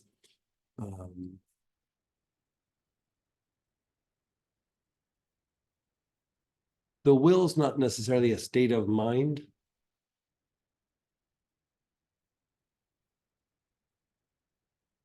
But you could say it generates certain kinds of thoughts and feelings. If you think about like what we have said over the years about emotions, lower emotions, like anger or something like that. Because higher emotions are more like, even a negative higher emotion is like sadness, grief. But higher emotions are love, compassion, loving kindness, tolerance, the ability to compromise, these kinds of things. Lower emotions are actually generated by your physiology for you to take action to thrive in the environment. Stay out of harm. Don't touch the hot stove. If you touch the hot stove, if you don't have that emotional response, you touch the hot stove, your hand would linger there for a couple more seconds.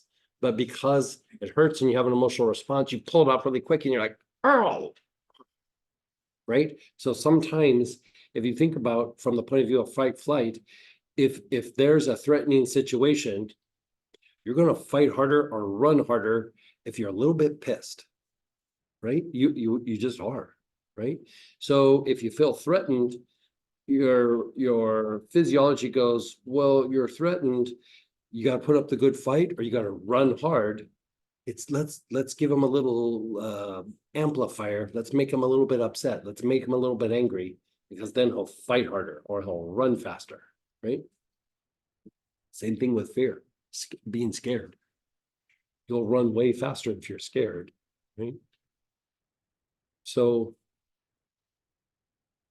if your basic and your solar plexus don't feel safe, they're going to generate, especially the basic chakra, it's going to generate lower emotions. As much as you try to wrestle with it, as long as it doesn't feel safe, it's always going to produce fear. It's always going to produce anger. It's always going to produce the things that you would love to release.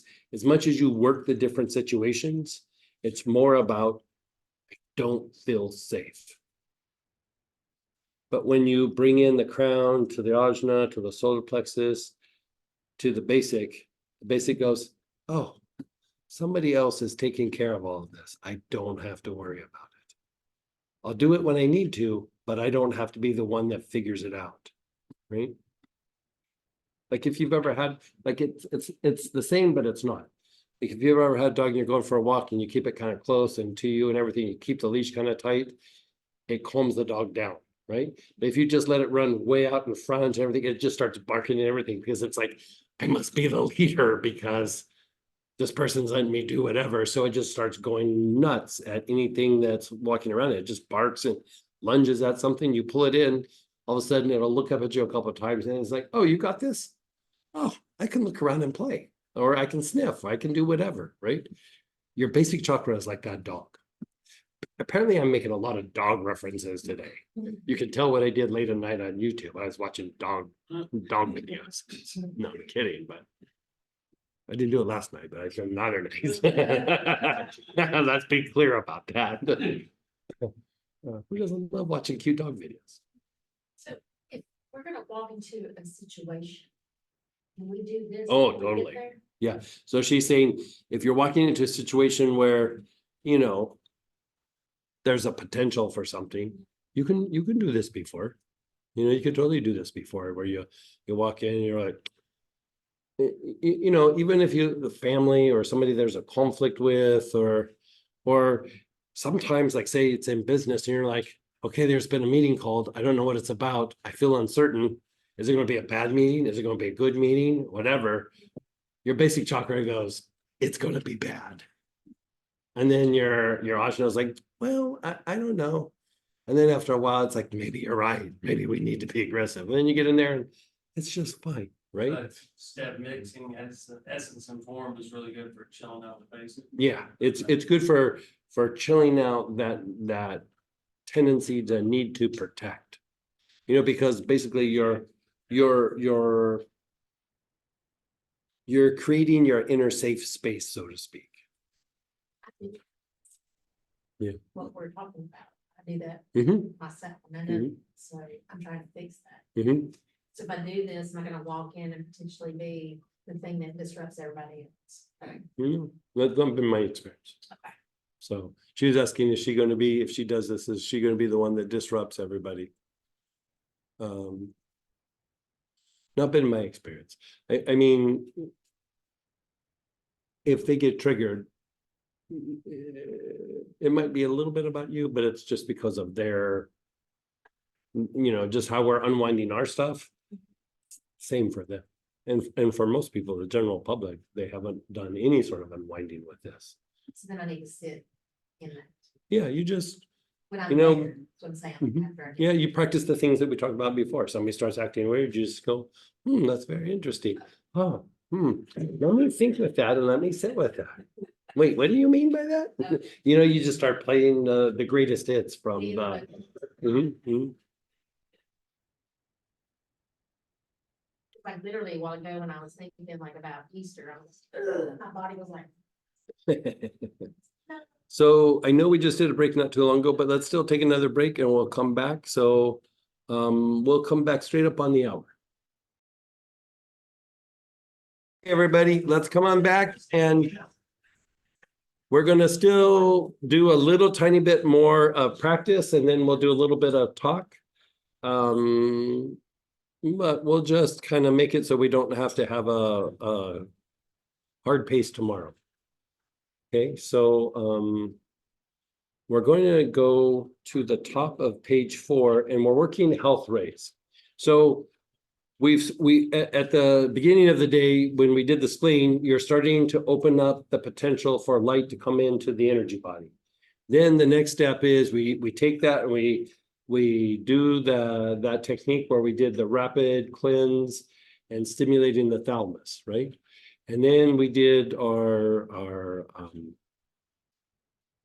God, now I'm drawing a blank. And we did that thing. Where we broke down the energy of thought and we did the back and forth with the environment. We broke down the elementals, the energy of thought, and we did that little bit more of a deeper purification, right? We're cleaning up the aura. Then we did the mixing of essence and form, but basically you're bringing your higher faculties to gain greater control over the lower vehicles is like the best way of saying it, right? And then here, you're starting to have all these shifts, but you still want to open up the level of expansion of the light expanding out of the field, right? You've gone and you've treated the person, the active situations, the past events. You're opening up the potential. First, you start to have expansion in the body, and now it's expanding out, out, out.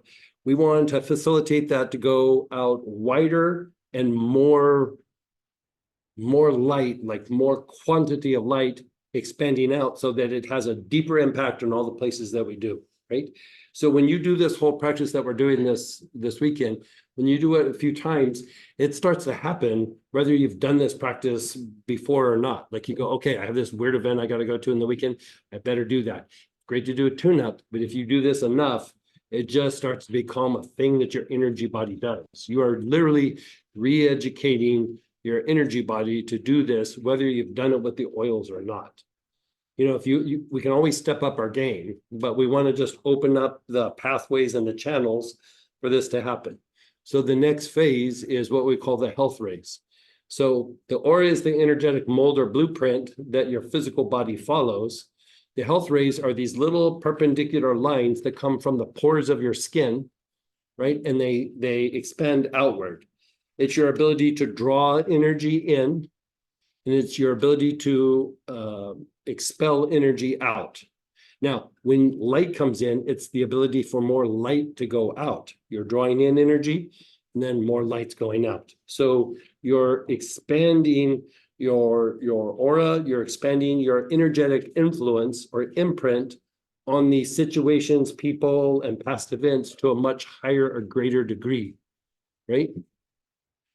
We want to make it so that we don't have to have a back and forth with somebody who's being difficult, where we have to have the verbal back and forth. We want the light and the energy to do all the heavy lifting, where you can just go, let me sit with it. Let me think about it. Very fascinating.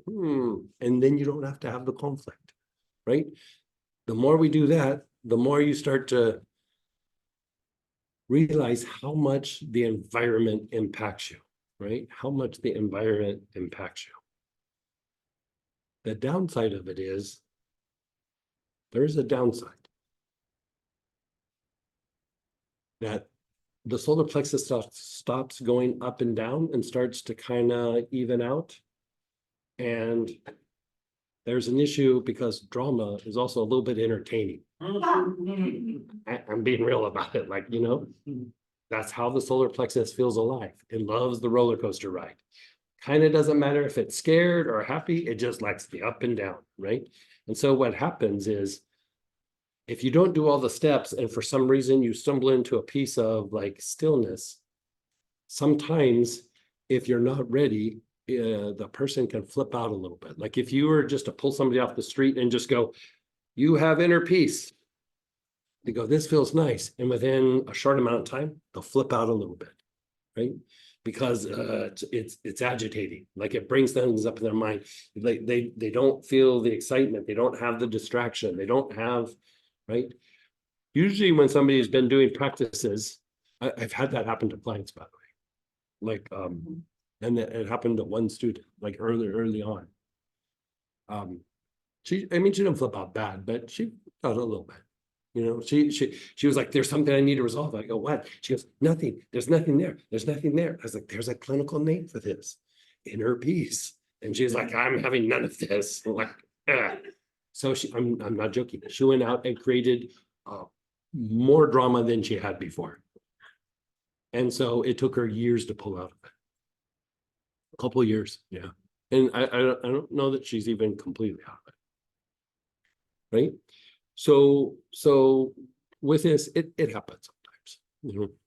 So with this, we're going through and we're prepping things every step of the way. That's why we just don't jump in. We like prep and then prep and then prep, right? So here we want to expand this to an even greater degree.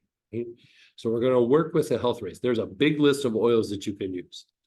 Health rays and spasmophilia are the blends, but you have basil, you have clary sage, you can use galbanum, you can use helichrysum, lemongrass, let's see, cubeba, Roman chamomile, straw flower. Here, we're going to actually just use good old-fashioned lavender.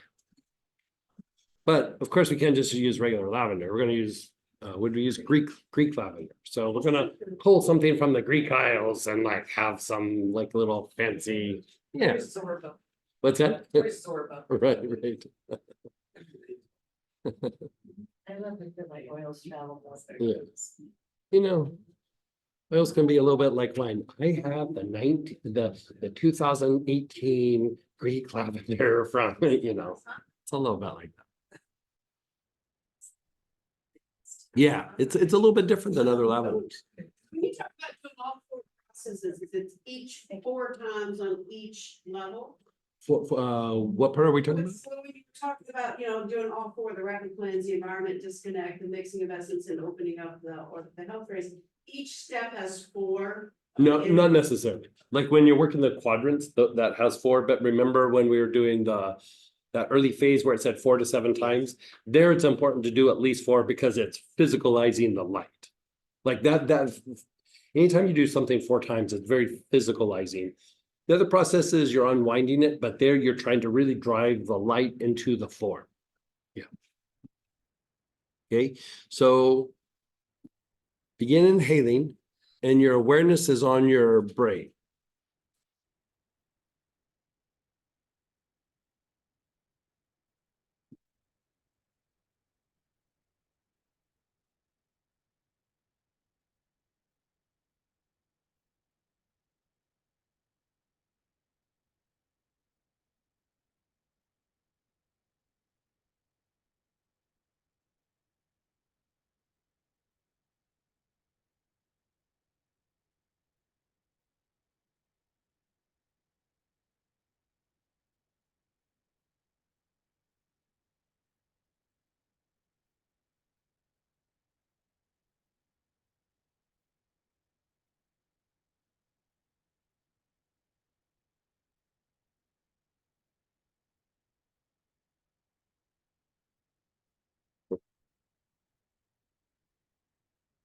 Now, if there's a spot that jumps out in your brain where it's a little heavier, a little denser, or it feels like this area just needs a little attention, fine tune your awareness on that spot in your brain. If you really can't feel, bless you. If you really can't feel that, then just do your whole brain.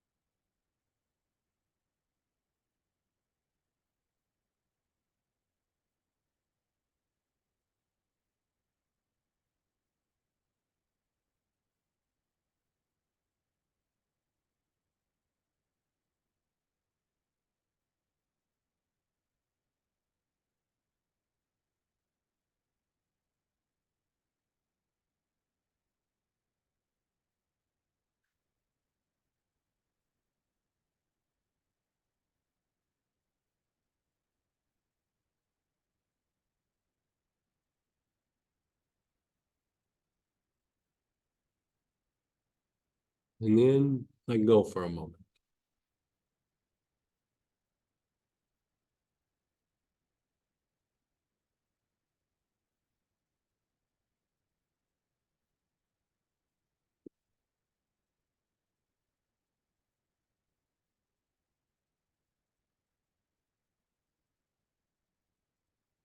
Now your awareness is on your spine. So your awareness is on your spine. You're taking nice, long, slow, deep breaths.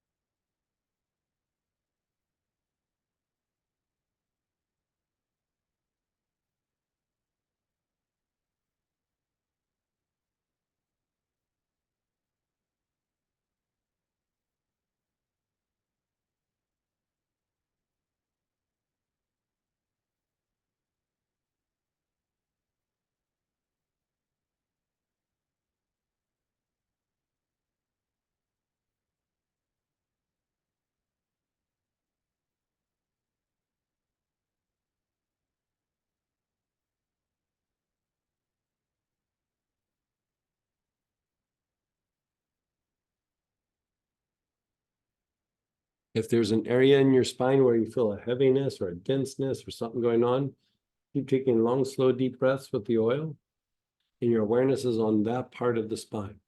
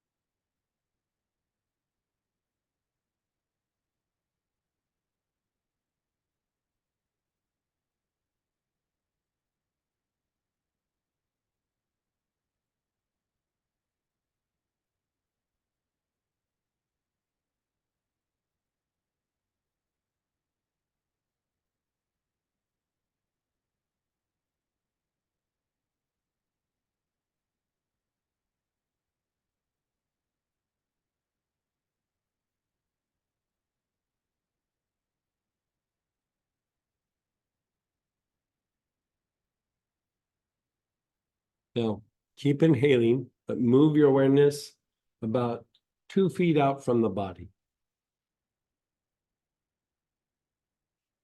Just, yeah, all over. The best that you can. I mean, you're not using anything to anchor your form, so just the best that you can. Mhm.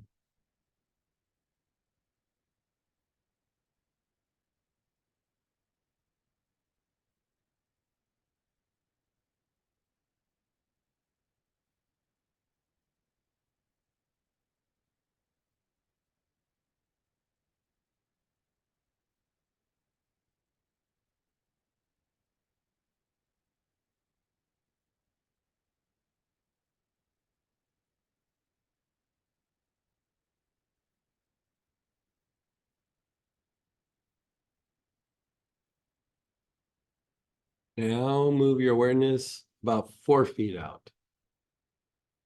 Just expand your awareness about 4 feet out.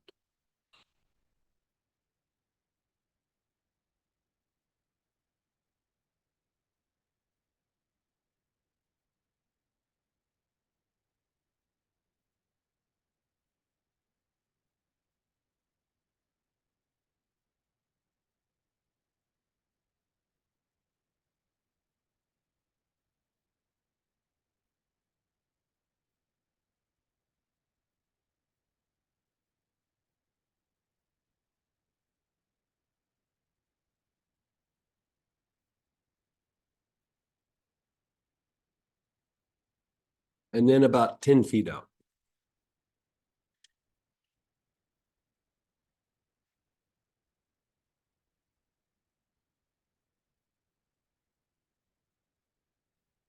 That-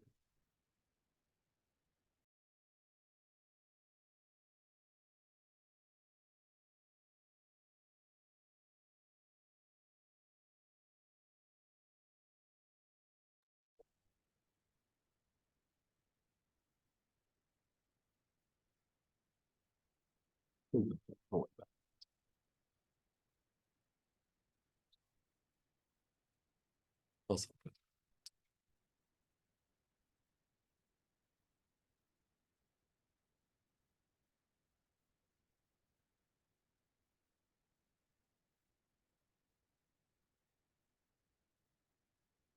And then 10 feet out.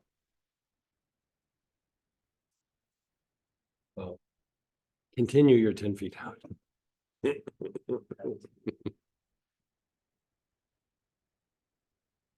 For you, it's 11 feet.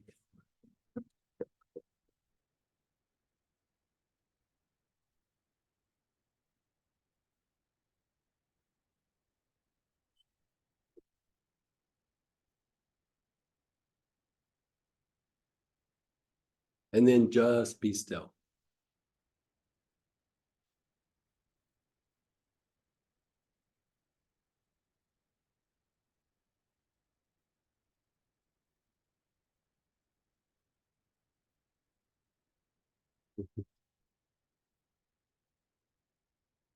Just be still.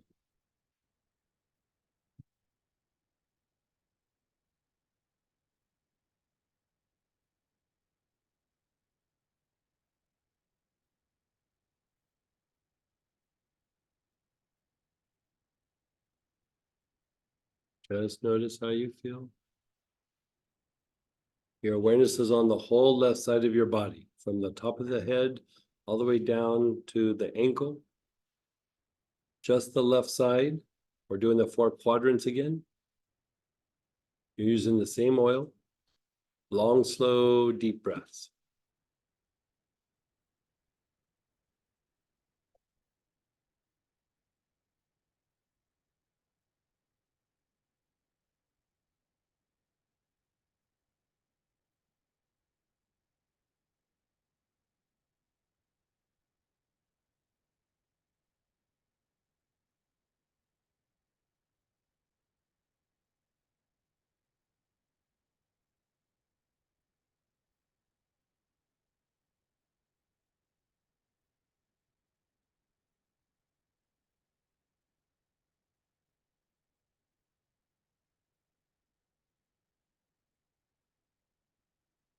Move to the front side of the body.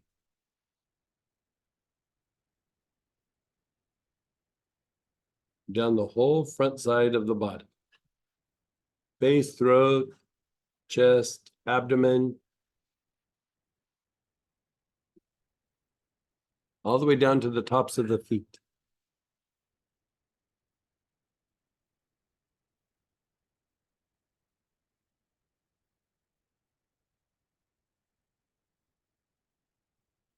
Nice, long, slow, deep breaths.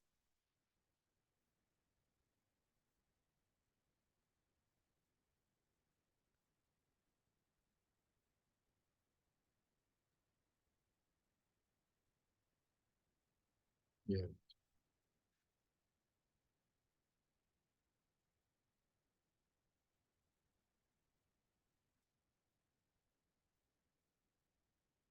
Then the right side of the body. The right side of the body.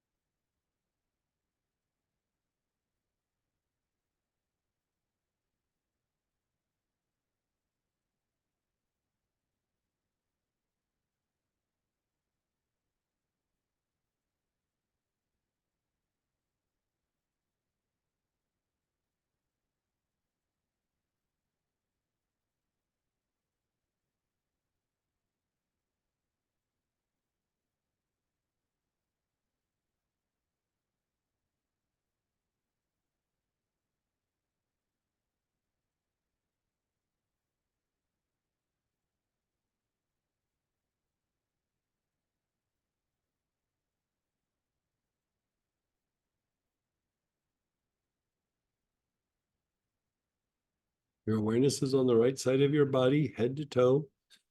You're taking nice, long, slow, deep breaths.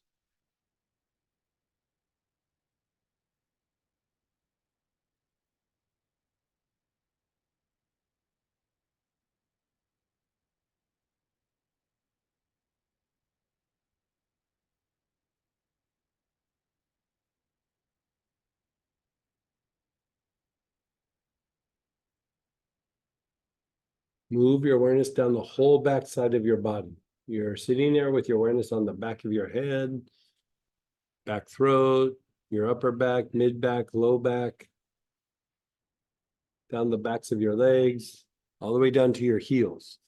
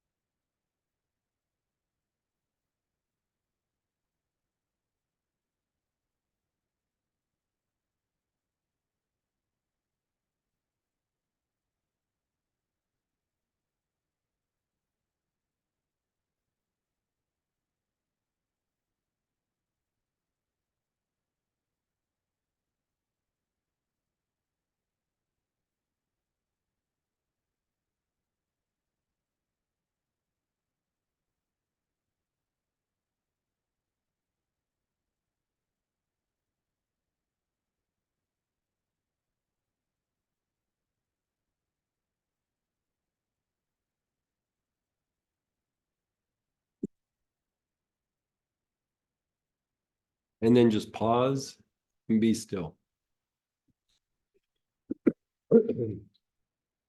Pause and be still.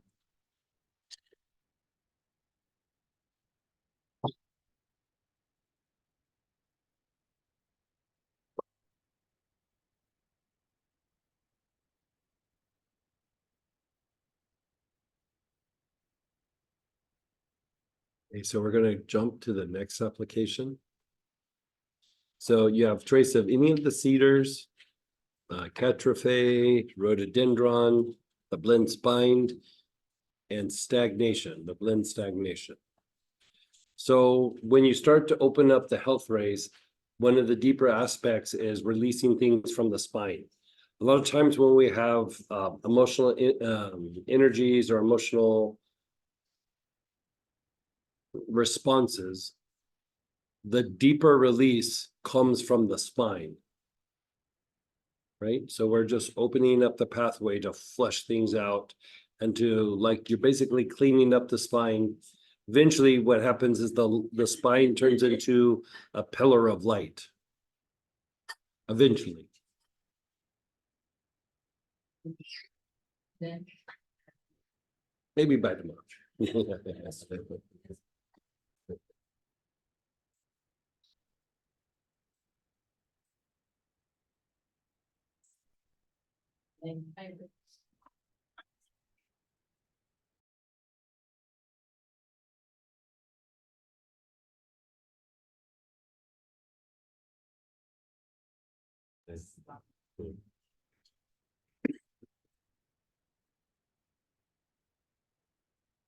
Okay, so what you're doing here is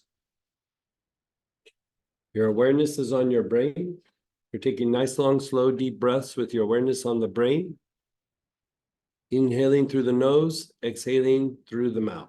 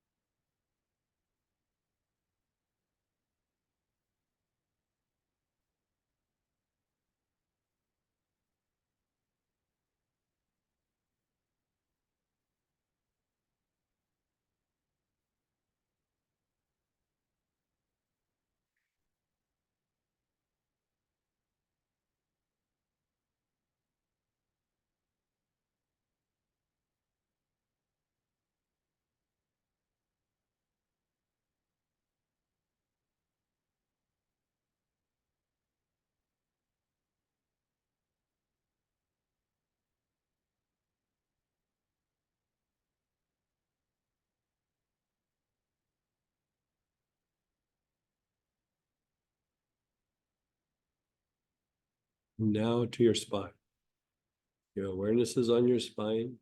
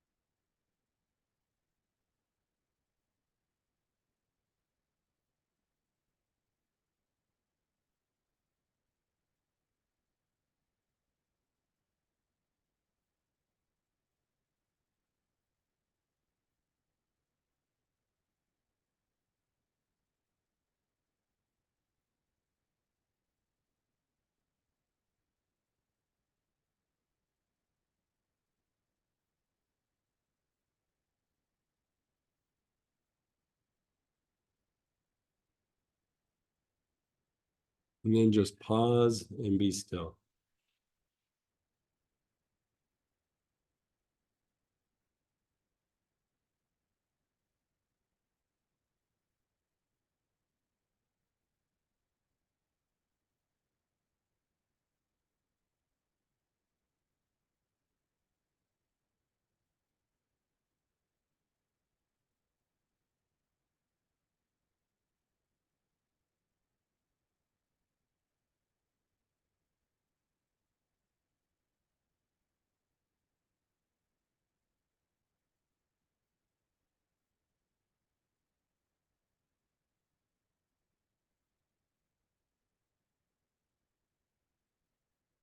Let's do that one more time. Your awareness is on your brain. Nice, long, slow, deep breath.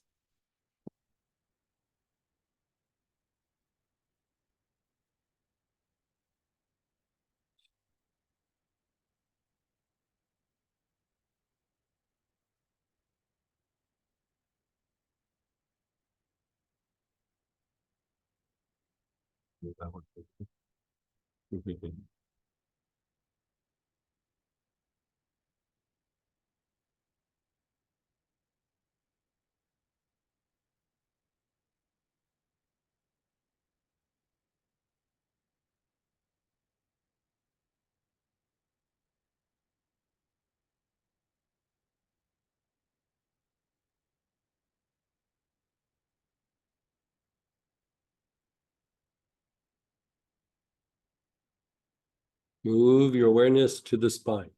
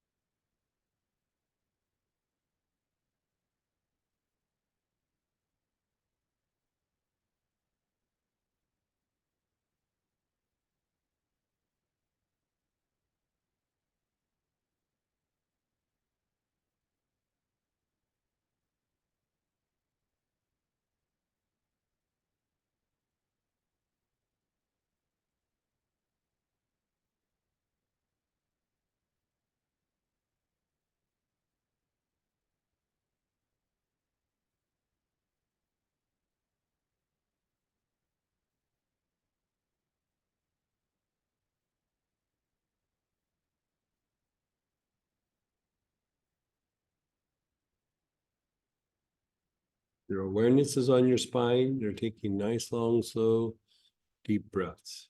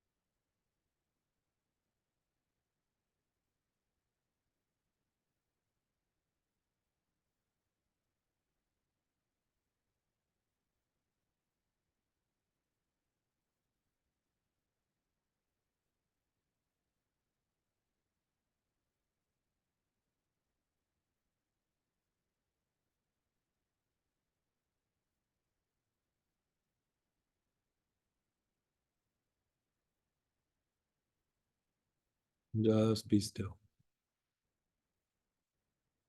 Just be still. Just let it incubate a little bit. Let your eyes be closed.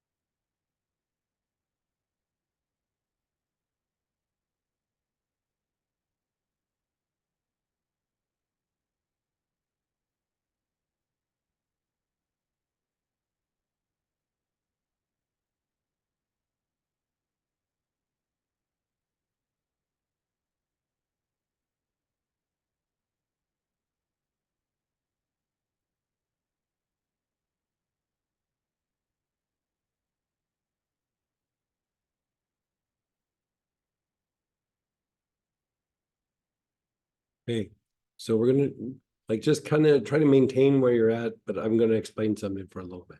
So the health rays are tied to your pores of your skin, right? So what we're gonna do is a little bit of a visualization. You're not gonna use any oil for this, right? But let's go to a compromised area of your body. You're gonna put your awareness on the skin or on the tissue in that area. And as you inhale, you're going to visualize brilliant white light going in through the pores of your skin. And as you exhale, you're going to exhale dirty gray. Right, so you're inhaling brilliant white light into that area. You're exhaling dirty gray. Now, we're going to do the compromised areas of your body because these compromised areas tend to activate the sympathetic part of your nervous system, which is fight flight. When you're in fight flight, it's hard to perceive the light. It's hard to generate the light. You have to be able to go into the parasympathetic, which is rest and repair, right? When you have pain or you have an area that's degenerating, it's a little bit stimulating to the adrenals and the fight flight response. So it's a way to take the level of healing even deeper in these particular areas. We can do the whole body, but let's just focus on a couple of our compromised spots. So if you have a bad back, a bad knee, a bad shoulder, something in your body, not about a relationship, not about emotion, not about anything, just about your body, right? You're working the form, right? So let's do this. Let's just practice for a second. Like move your hands around like this. Feel the difference between your left side and your right side. Okay, they're even or close to even, or maybe you got a bad wrist or something, but just kind of feel that out, right? So now, on the left hand, on the wrist itself, visualize, like inhale, visualizing brilliant white light going into the wrist, and then exhale through the mouth, visualizing dirty gray leaving, right? Inhale, brilliant white light. Exhale, dirty gray. Inhale, brilliant white light. Exhale, dirty gray. Now let's extend it from the wrist all the way up to the elbow. So your whole forearm just on this side, right? Inhale, brilliant white light into that forearm. Exhale, dirty gray. Inhale, brilliant white light. Exhale, dirty gray. Inhale, brilliant white light. Exhale, dirty gray. Now this side of the forearm. Whichever side you didn't do that part. Inhale, brilliant white light. Exhale, dirty gray. Inhale, brilliant white light. Exhale, dirty gray. Inhale, brilliant white light. Exhale, dirty gray. Now focus on your elbow. The whole elbow or whatever part that you can focus on. Inhale, brilliant white light. Exhale, dirty gray. Inhale. Exhale. Now move your arms around. Go like this.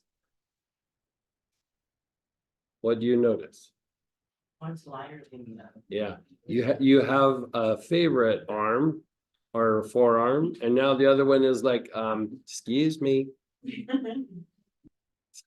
this isn't fair. Right? So we wanna, I mean, that was just a very quick version, but you can see like something's happening. And the more time goes by, it's like this one's feeling stiff. And it's like, for me, it almost will feel a little bit achy. It wasn't achy. It's not like it's getting achy. It was always achy, but you didn't have anything to compare it to. This one feels better. All of a sudden you're like, the right arm's a little bit achy, but it's because the left arm feels better, right? We're always walking around with stuff like this, but we're not registering it that way, right? So we're going to do the same thing, but you get to pick the spot. Hip, shoulder, back, liver, kidneys, your foot, whatever it is. So inhale, brilliant white light. You just keep your awareness on that area. Inhale, brilliant white light. Exhale, dirty gray. Inhale, brilliant white light. Exhale, dirty gray.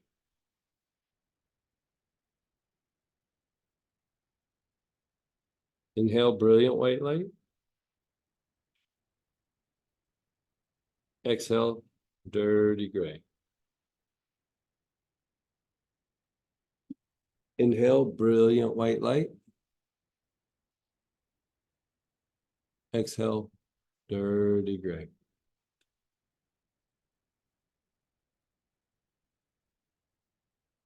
Inhale.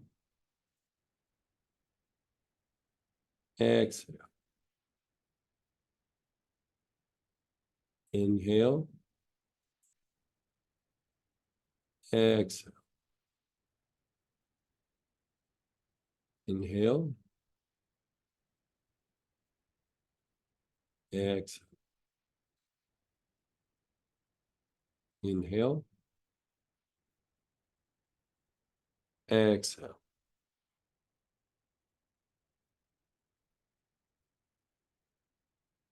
Inhale.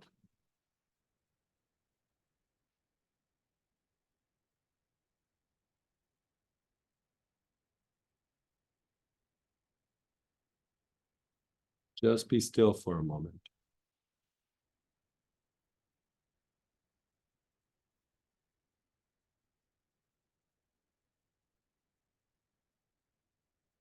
Pick another spot, or you can continue to work the same one.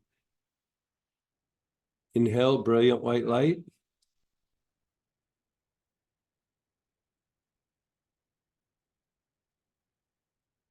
Exhale. Inhale, brilliant white light.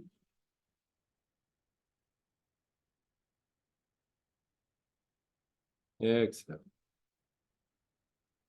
Inhale, brilliant white light. Exhale. Inhale, brilliant white light.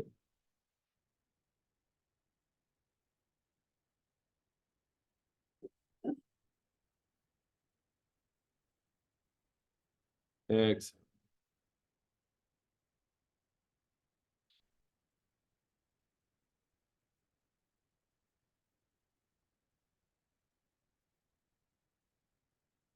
Just be still for a moment.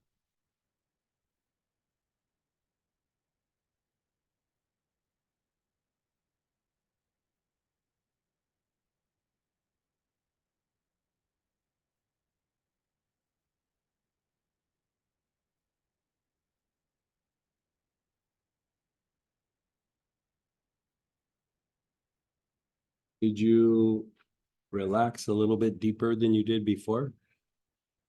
So here's the thing. So it's helpful. It's helpful for calming down the nervous system. It's helping that area to heal, to get the energy that it needs to engage the healing processes. But if we're looking at it from the point of view of, yes, we'd like to heal, but here we're talking about the mechanics of light. When you're in the sympathetic nervous system or fight flight, the light diminishes. When you're in parasympathetic or rest and repair, your aura gets brighter, right? Because you're going into the healing mode, right? You're more relaxed. You're in a deeper state. You're in an intuitive state. When you're in sympathetic or fight flight, you're in intellectual state, right? So the intellect is tied to fight flight. Intuition is tied to rest and repair, right? The nervous system is a manifestation of the difference between intellect and intuition, right? So when you want to increase the light, like when you sleep, your energy body gets brighter. And then you get up and you start moving around, you go, gotta have that meeting today. The light diminishes. And then you go back to bed, it gets brighter. And then it diminishes, right? And then it gets brighter.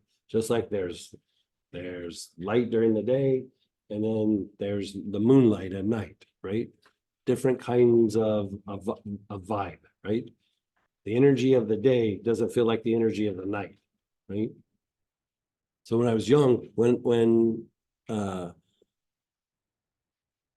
don't know, it just feels more peaceful, like late at night, like everything's quiet, everything's calm. You have the energy of the moon. During the day, not always super comfortable, right?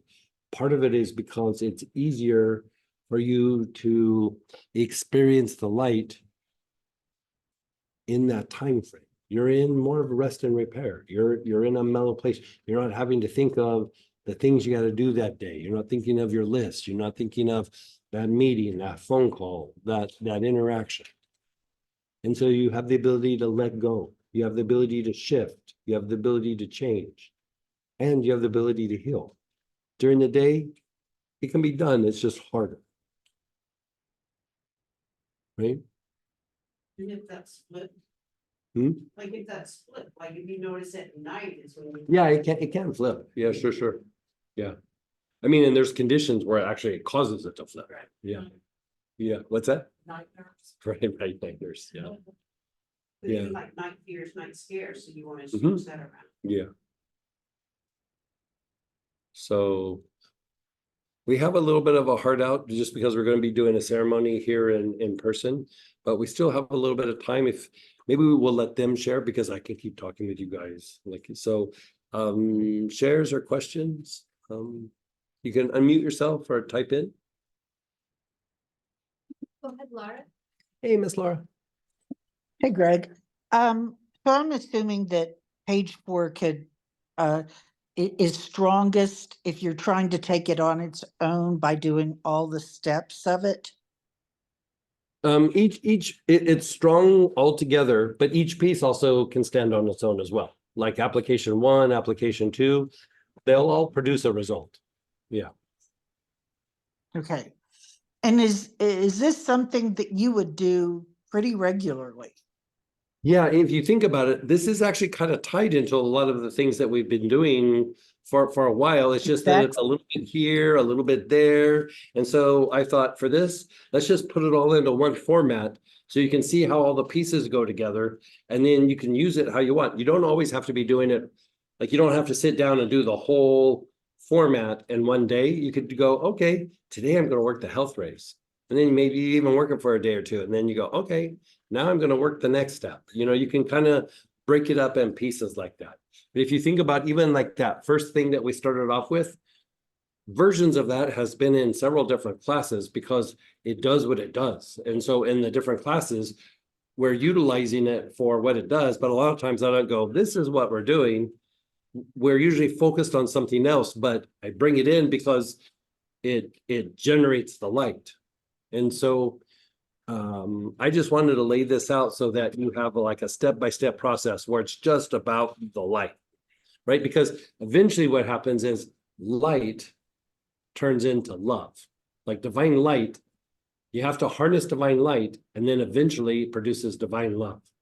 Like in a nutshell, you have creative destruction, where basically you're removing something so that soul energy or the Buddha nature can come in, right? Then you have divine love. Divine love is providence. It's what stabilizes the life and what stabilizes your biology. It's the stabilizing factor, right?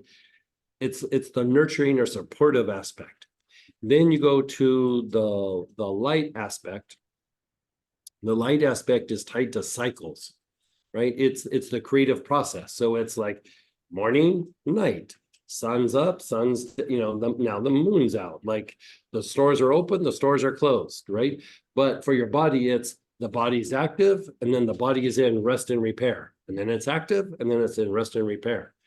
So when you harness divine intelligence or the law of cycles, and you really utilize it, right? Because like if you notice, like even when you have a health issue, it's not constant, it's transient. Like your knee will hurt really bad, and then it won't hurt for a little while, and then it hurts really bad, and then like the pain levels goes down. And then even in relationships, you guys are getting along, and then you have that same old fight, and then you're getting along, and then you have the and then you're getting along. It's like that thing comes in cycles. So harnessing cycles, a lot of times what you're doing is you're doing a practice so that when the negativity comes up, you have a scheduled practice or a practice that you do semi-regular. So when something comes up, the practice just knocks it down. It's like, let's keep the healing happening. Let's keep the process moving in the right direction so we don't downward spiral, right? And in harnessing the law of cycles, how you regulate the nervous system and the way the mind, the intellect, and the intuition work, in harnessing that, you produce divine love, which is the stabilizing factor, right? And then from that place of stability, every once in a while, you do a body cleanse. You don't do a body cleanse when your body's in chaos. You do it when it's strong and stable, right? And so if you're trying to let go of something emotional, you do it from a place of stability, not because you're all, I got to get rid of this. I'm in crisis, da, da, da, da. When you're in crisis, you stabilize. Then you go, okay, I have this issue. I'm in a place of stability. Let's get rid of this, right? So you're doing that with this, you're initiating that first step. You're initiating the harnessing of light and using it to first heal the body and then heal the situations around you, and you keep expanding the light so that you're healing here, but you're also healing in the environment. You're healing your active situations, your past experiences, your past traumas, the difficult people that are in your life. And in that produces a stability that then allows you to go even deeper and eventually go, okay, whatever this is, let's eradicate it and bring soul energy into this. So all these pieces have been in motion, but I'm trying to put it in a place where it's a step-by-step where you can go, light, let's do this. And then we'll lay out the other pieces here, over the next couple months. But that's even what the mastering the elements is going to be. And then even the study group, did we ever put a name on that study group, by the way? So I'll put the name on the study group for the Saturday before Easter, because we're still going to be building on this. It's a free class. It's just a one-day class, but we're going to still be building on this so that you almost have like this little format that you can go, okay, whatever's going on in my life, I can go to this format and I might pull in different things, but we're going to work this format. And then when you do symptom-oriented relief, it sticks and works better. But if you try to do symptom-oriented relief when you're in fight-flight, it doesn't stick. If you try to do symptom-oriented approaches and you're too in intellect, it doesn't work because you're not allowing for movement. Healing is movement, right? Healing is movement. And like we said earlier today, the intellect never resolves anything. It maintains things. The thing that resolves something is intuition, right? So we want to mix the two. We want to resolve it, and then we want to maintain it. Does that make sense? Well, I got about half of it, maybe. Probably not that. But like going through the steps today, you're getting it because we're practicing it. And it's like, so even if it's like intellectually, I mean, that's the perfect example. We're practicing it. And it's like, well, I don't know if I completely understand it, but you're doing the steps. And so after a while, you start to have experiences, and then you'll start going, oh, and then the intellect starts going, yeah, this is amazing. Let's maintain that. Let's like, this is working for us. Let's maintain this like little process or this little momentum that we have going. Great. I'm sure I'll have other questions another time. Thanks, Greg. Good. This is a great class. Good. How did you do today? How do you feel? It's been great, but I have to admit, I don't think I've, in the several years I've taken classes from you, after lunch, I fell asleep for over an hour. Honestly, good for you. Solid. Like Solid. that's like when your body is shifting and you start to feel sleepy or tired, you're unwinding something, you're shifting something, you're going into that deeper parasympathetic state. Like just lean into it. Let your body have that time of relaxation. I'm glad you made that into a positive. Yeah, Thanks. it's very positive. I think I was saying like maybe it was like about a month ago in one of the classes, I go, when you start dropping the bottle all the time, or you start falling asleep, or I hear somebody snore, that's such a compliment. It's such a compliment because it's the process is happening. You know what I mean? The process is happening. Thank you. Have a good weekend. Thank you. And go ahead, Dan. Hey, Dan. Hi. Hey, how are you? Good. How you doing? Good. Good. You got the Kriya Shakti thing going on there with the red and the gold there. Oh, it looks so gold behind you, right? Oh, does it really? I didn't. Yeah. Well, I love that. I totally planned that. I thought so. You were talking about the gift to the gods, feeding the gods, right? And is that Essenes? How do you say that? Essenes. Essenes, like ASSINES kind of thing. Yeah, is it? I think it's ESS. Yeah. Okay, ESS, Essenes. Oh, like essence, right? Okay. Yeah. So that's actually bringing divine light down, or divine essence down. You're bringing it down, but you're offering up.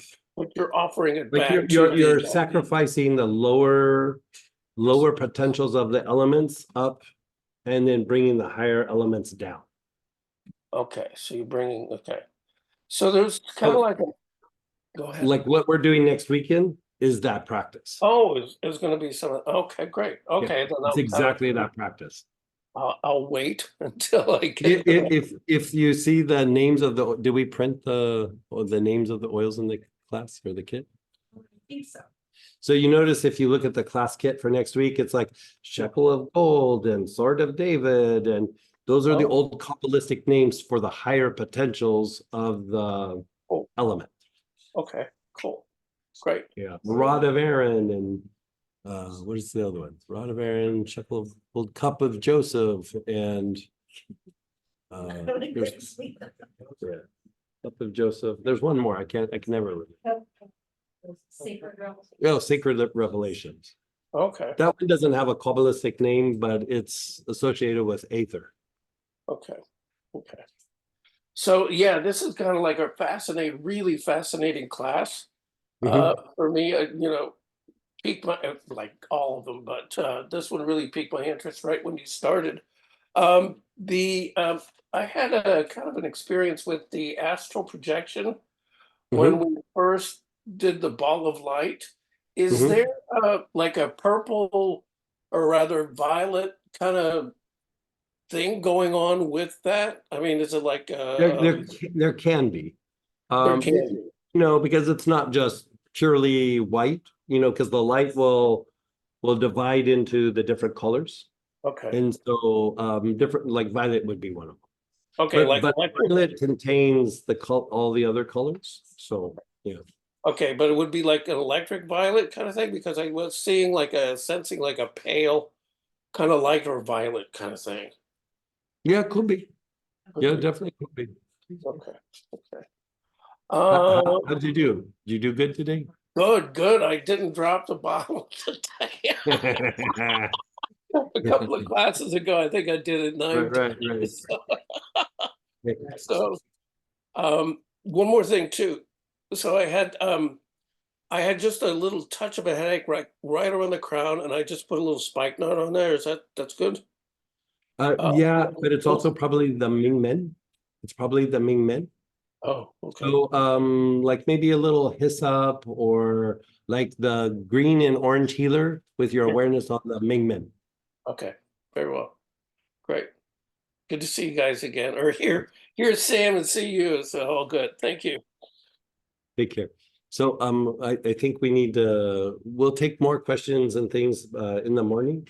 So we start at 10, but we do have a thing that we need to get going here. So, we'll continue this, right off the bat in the morning.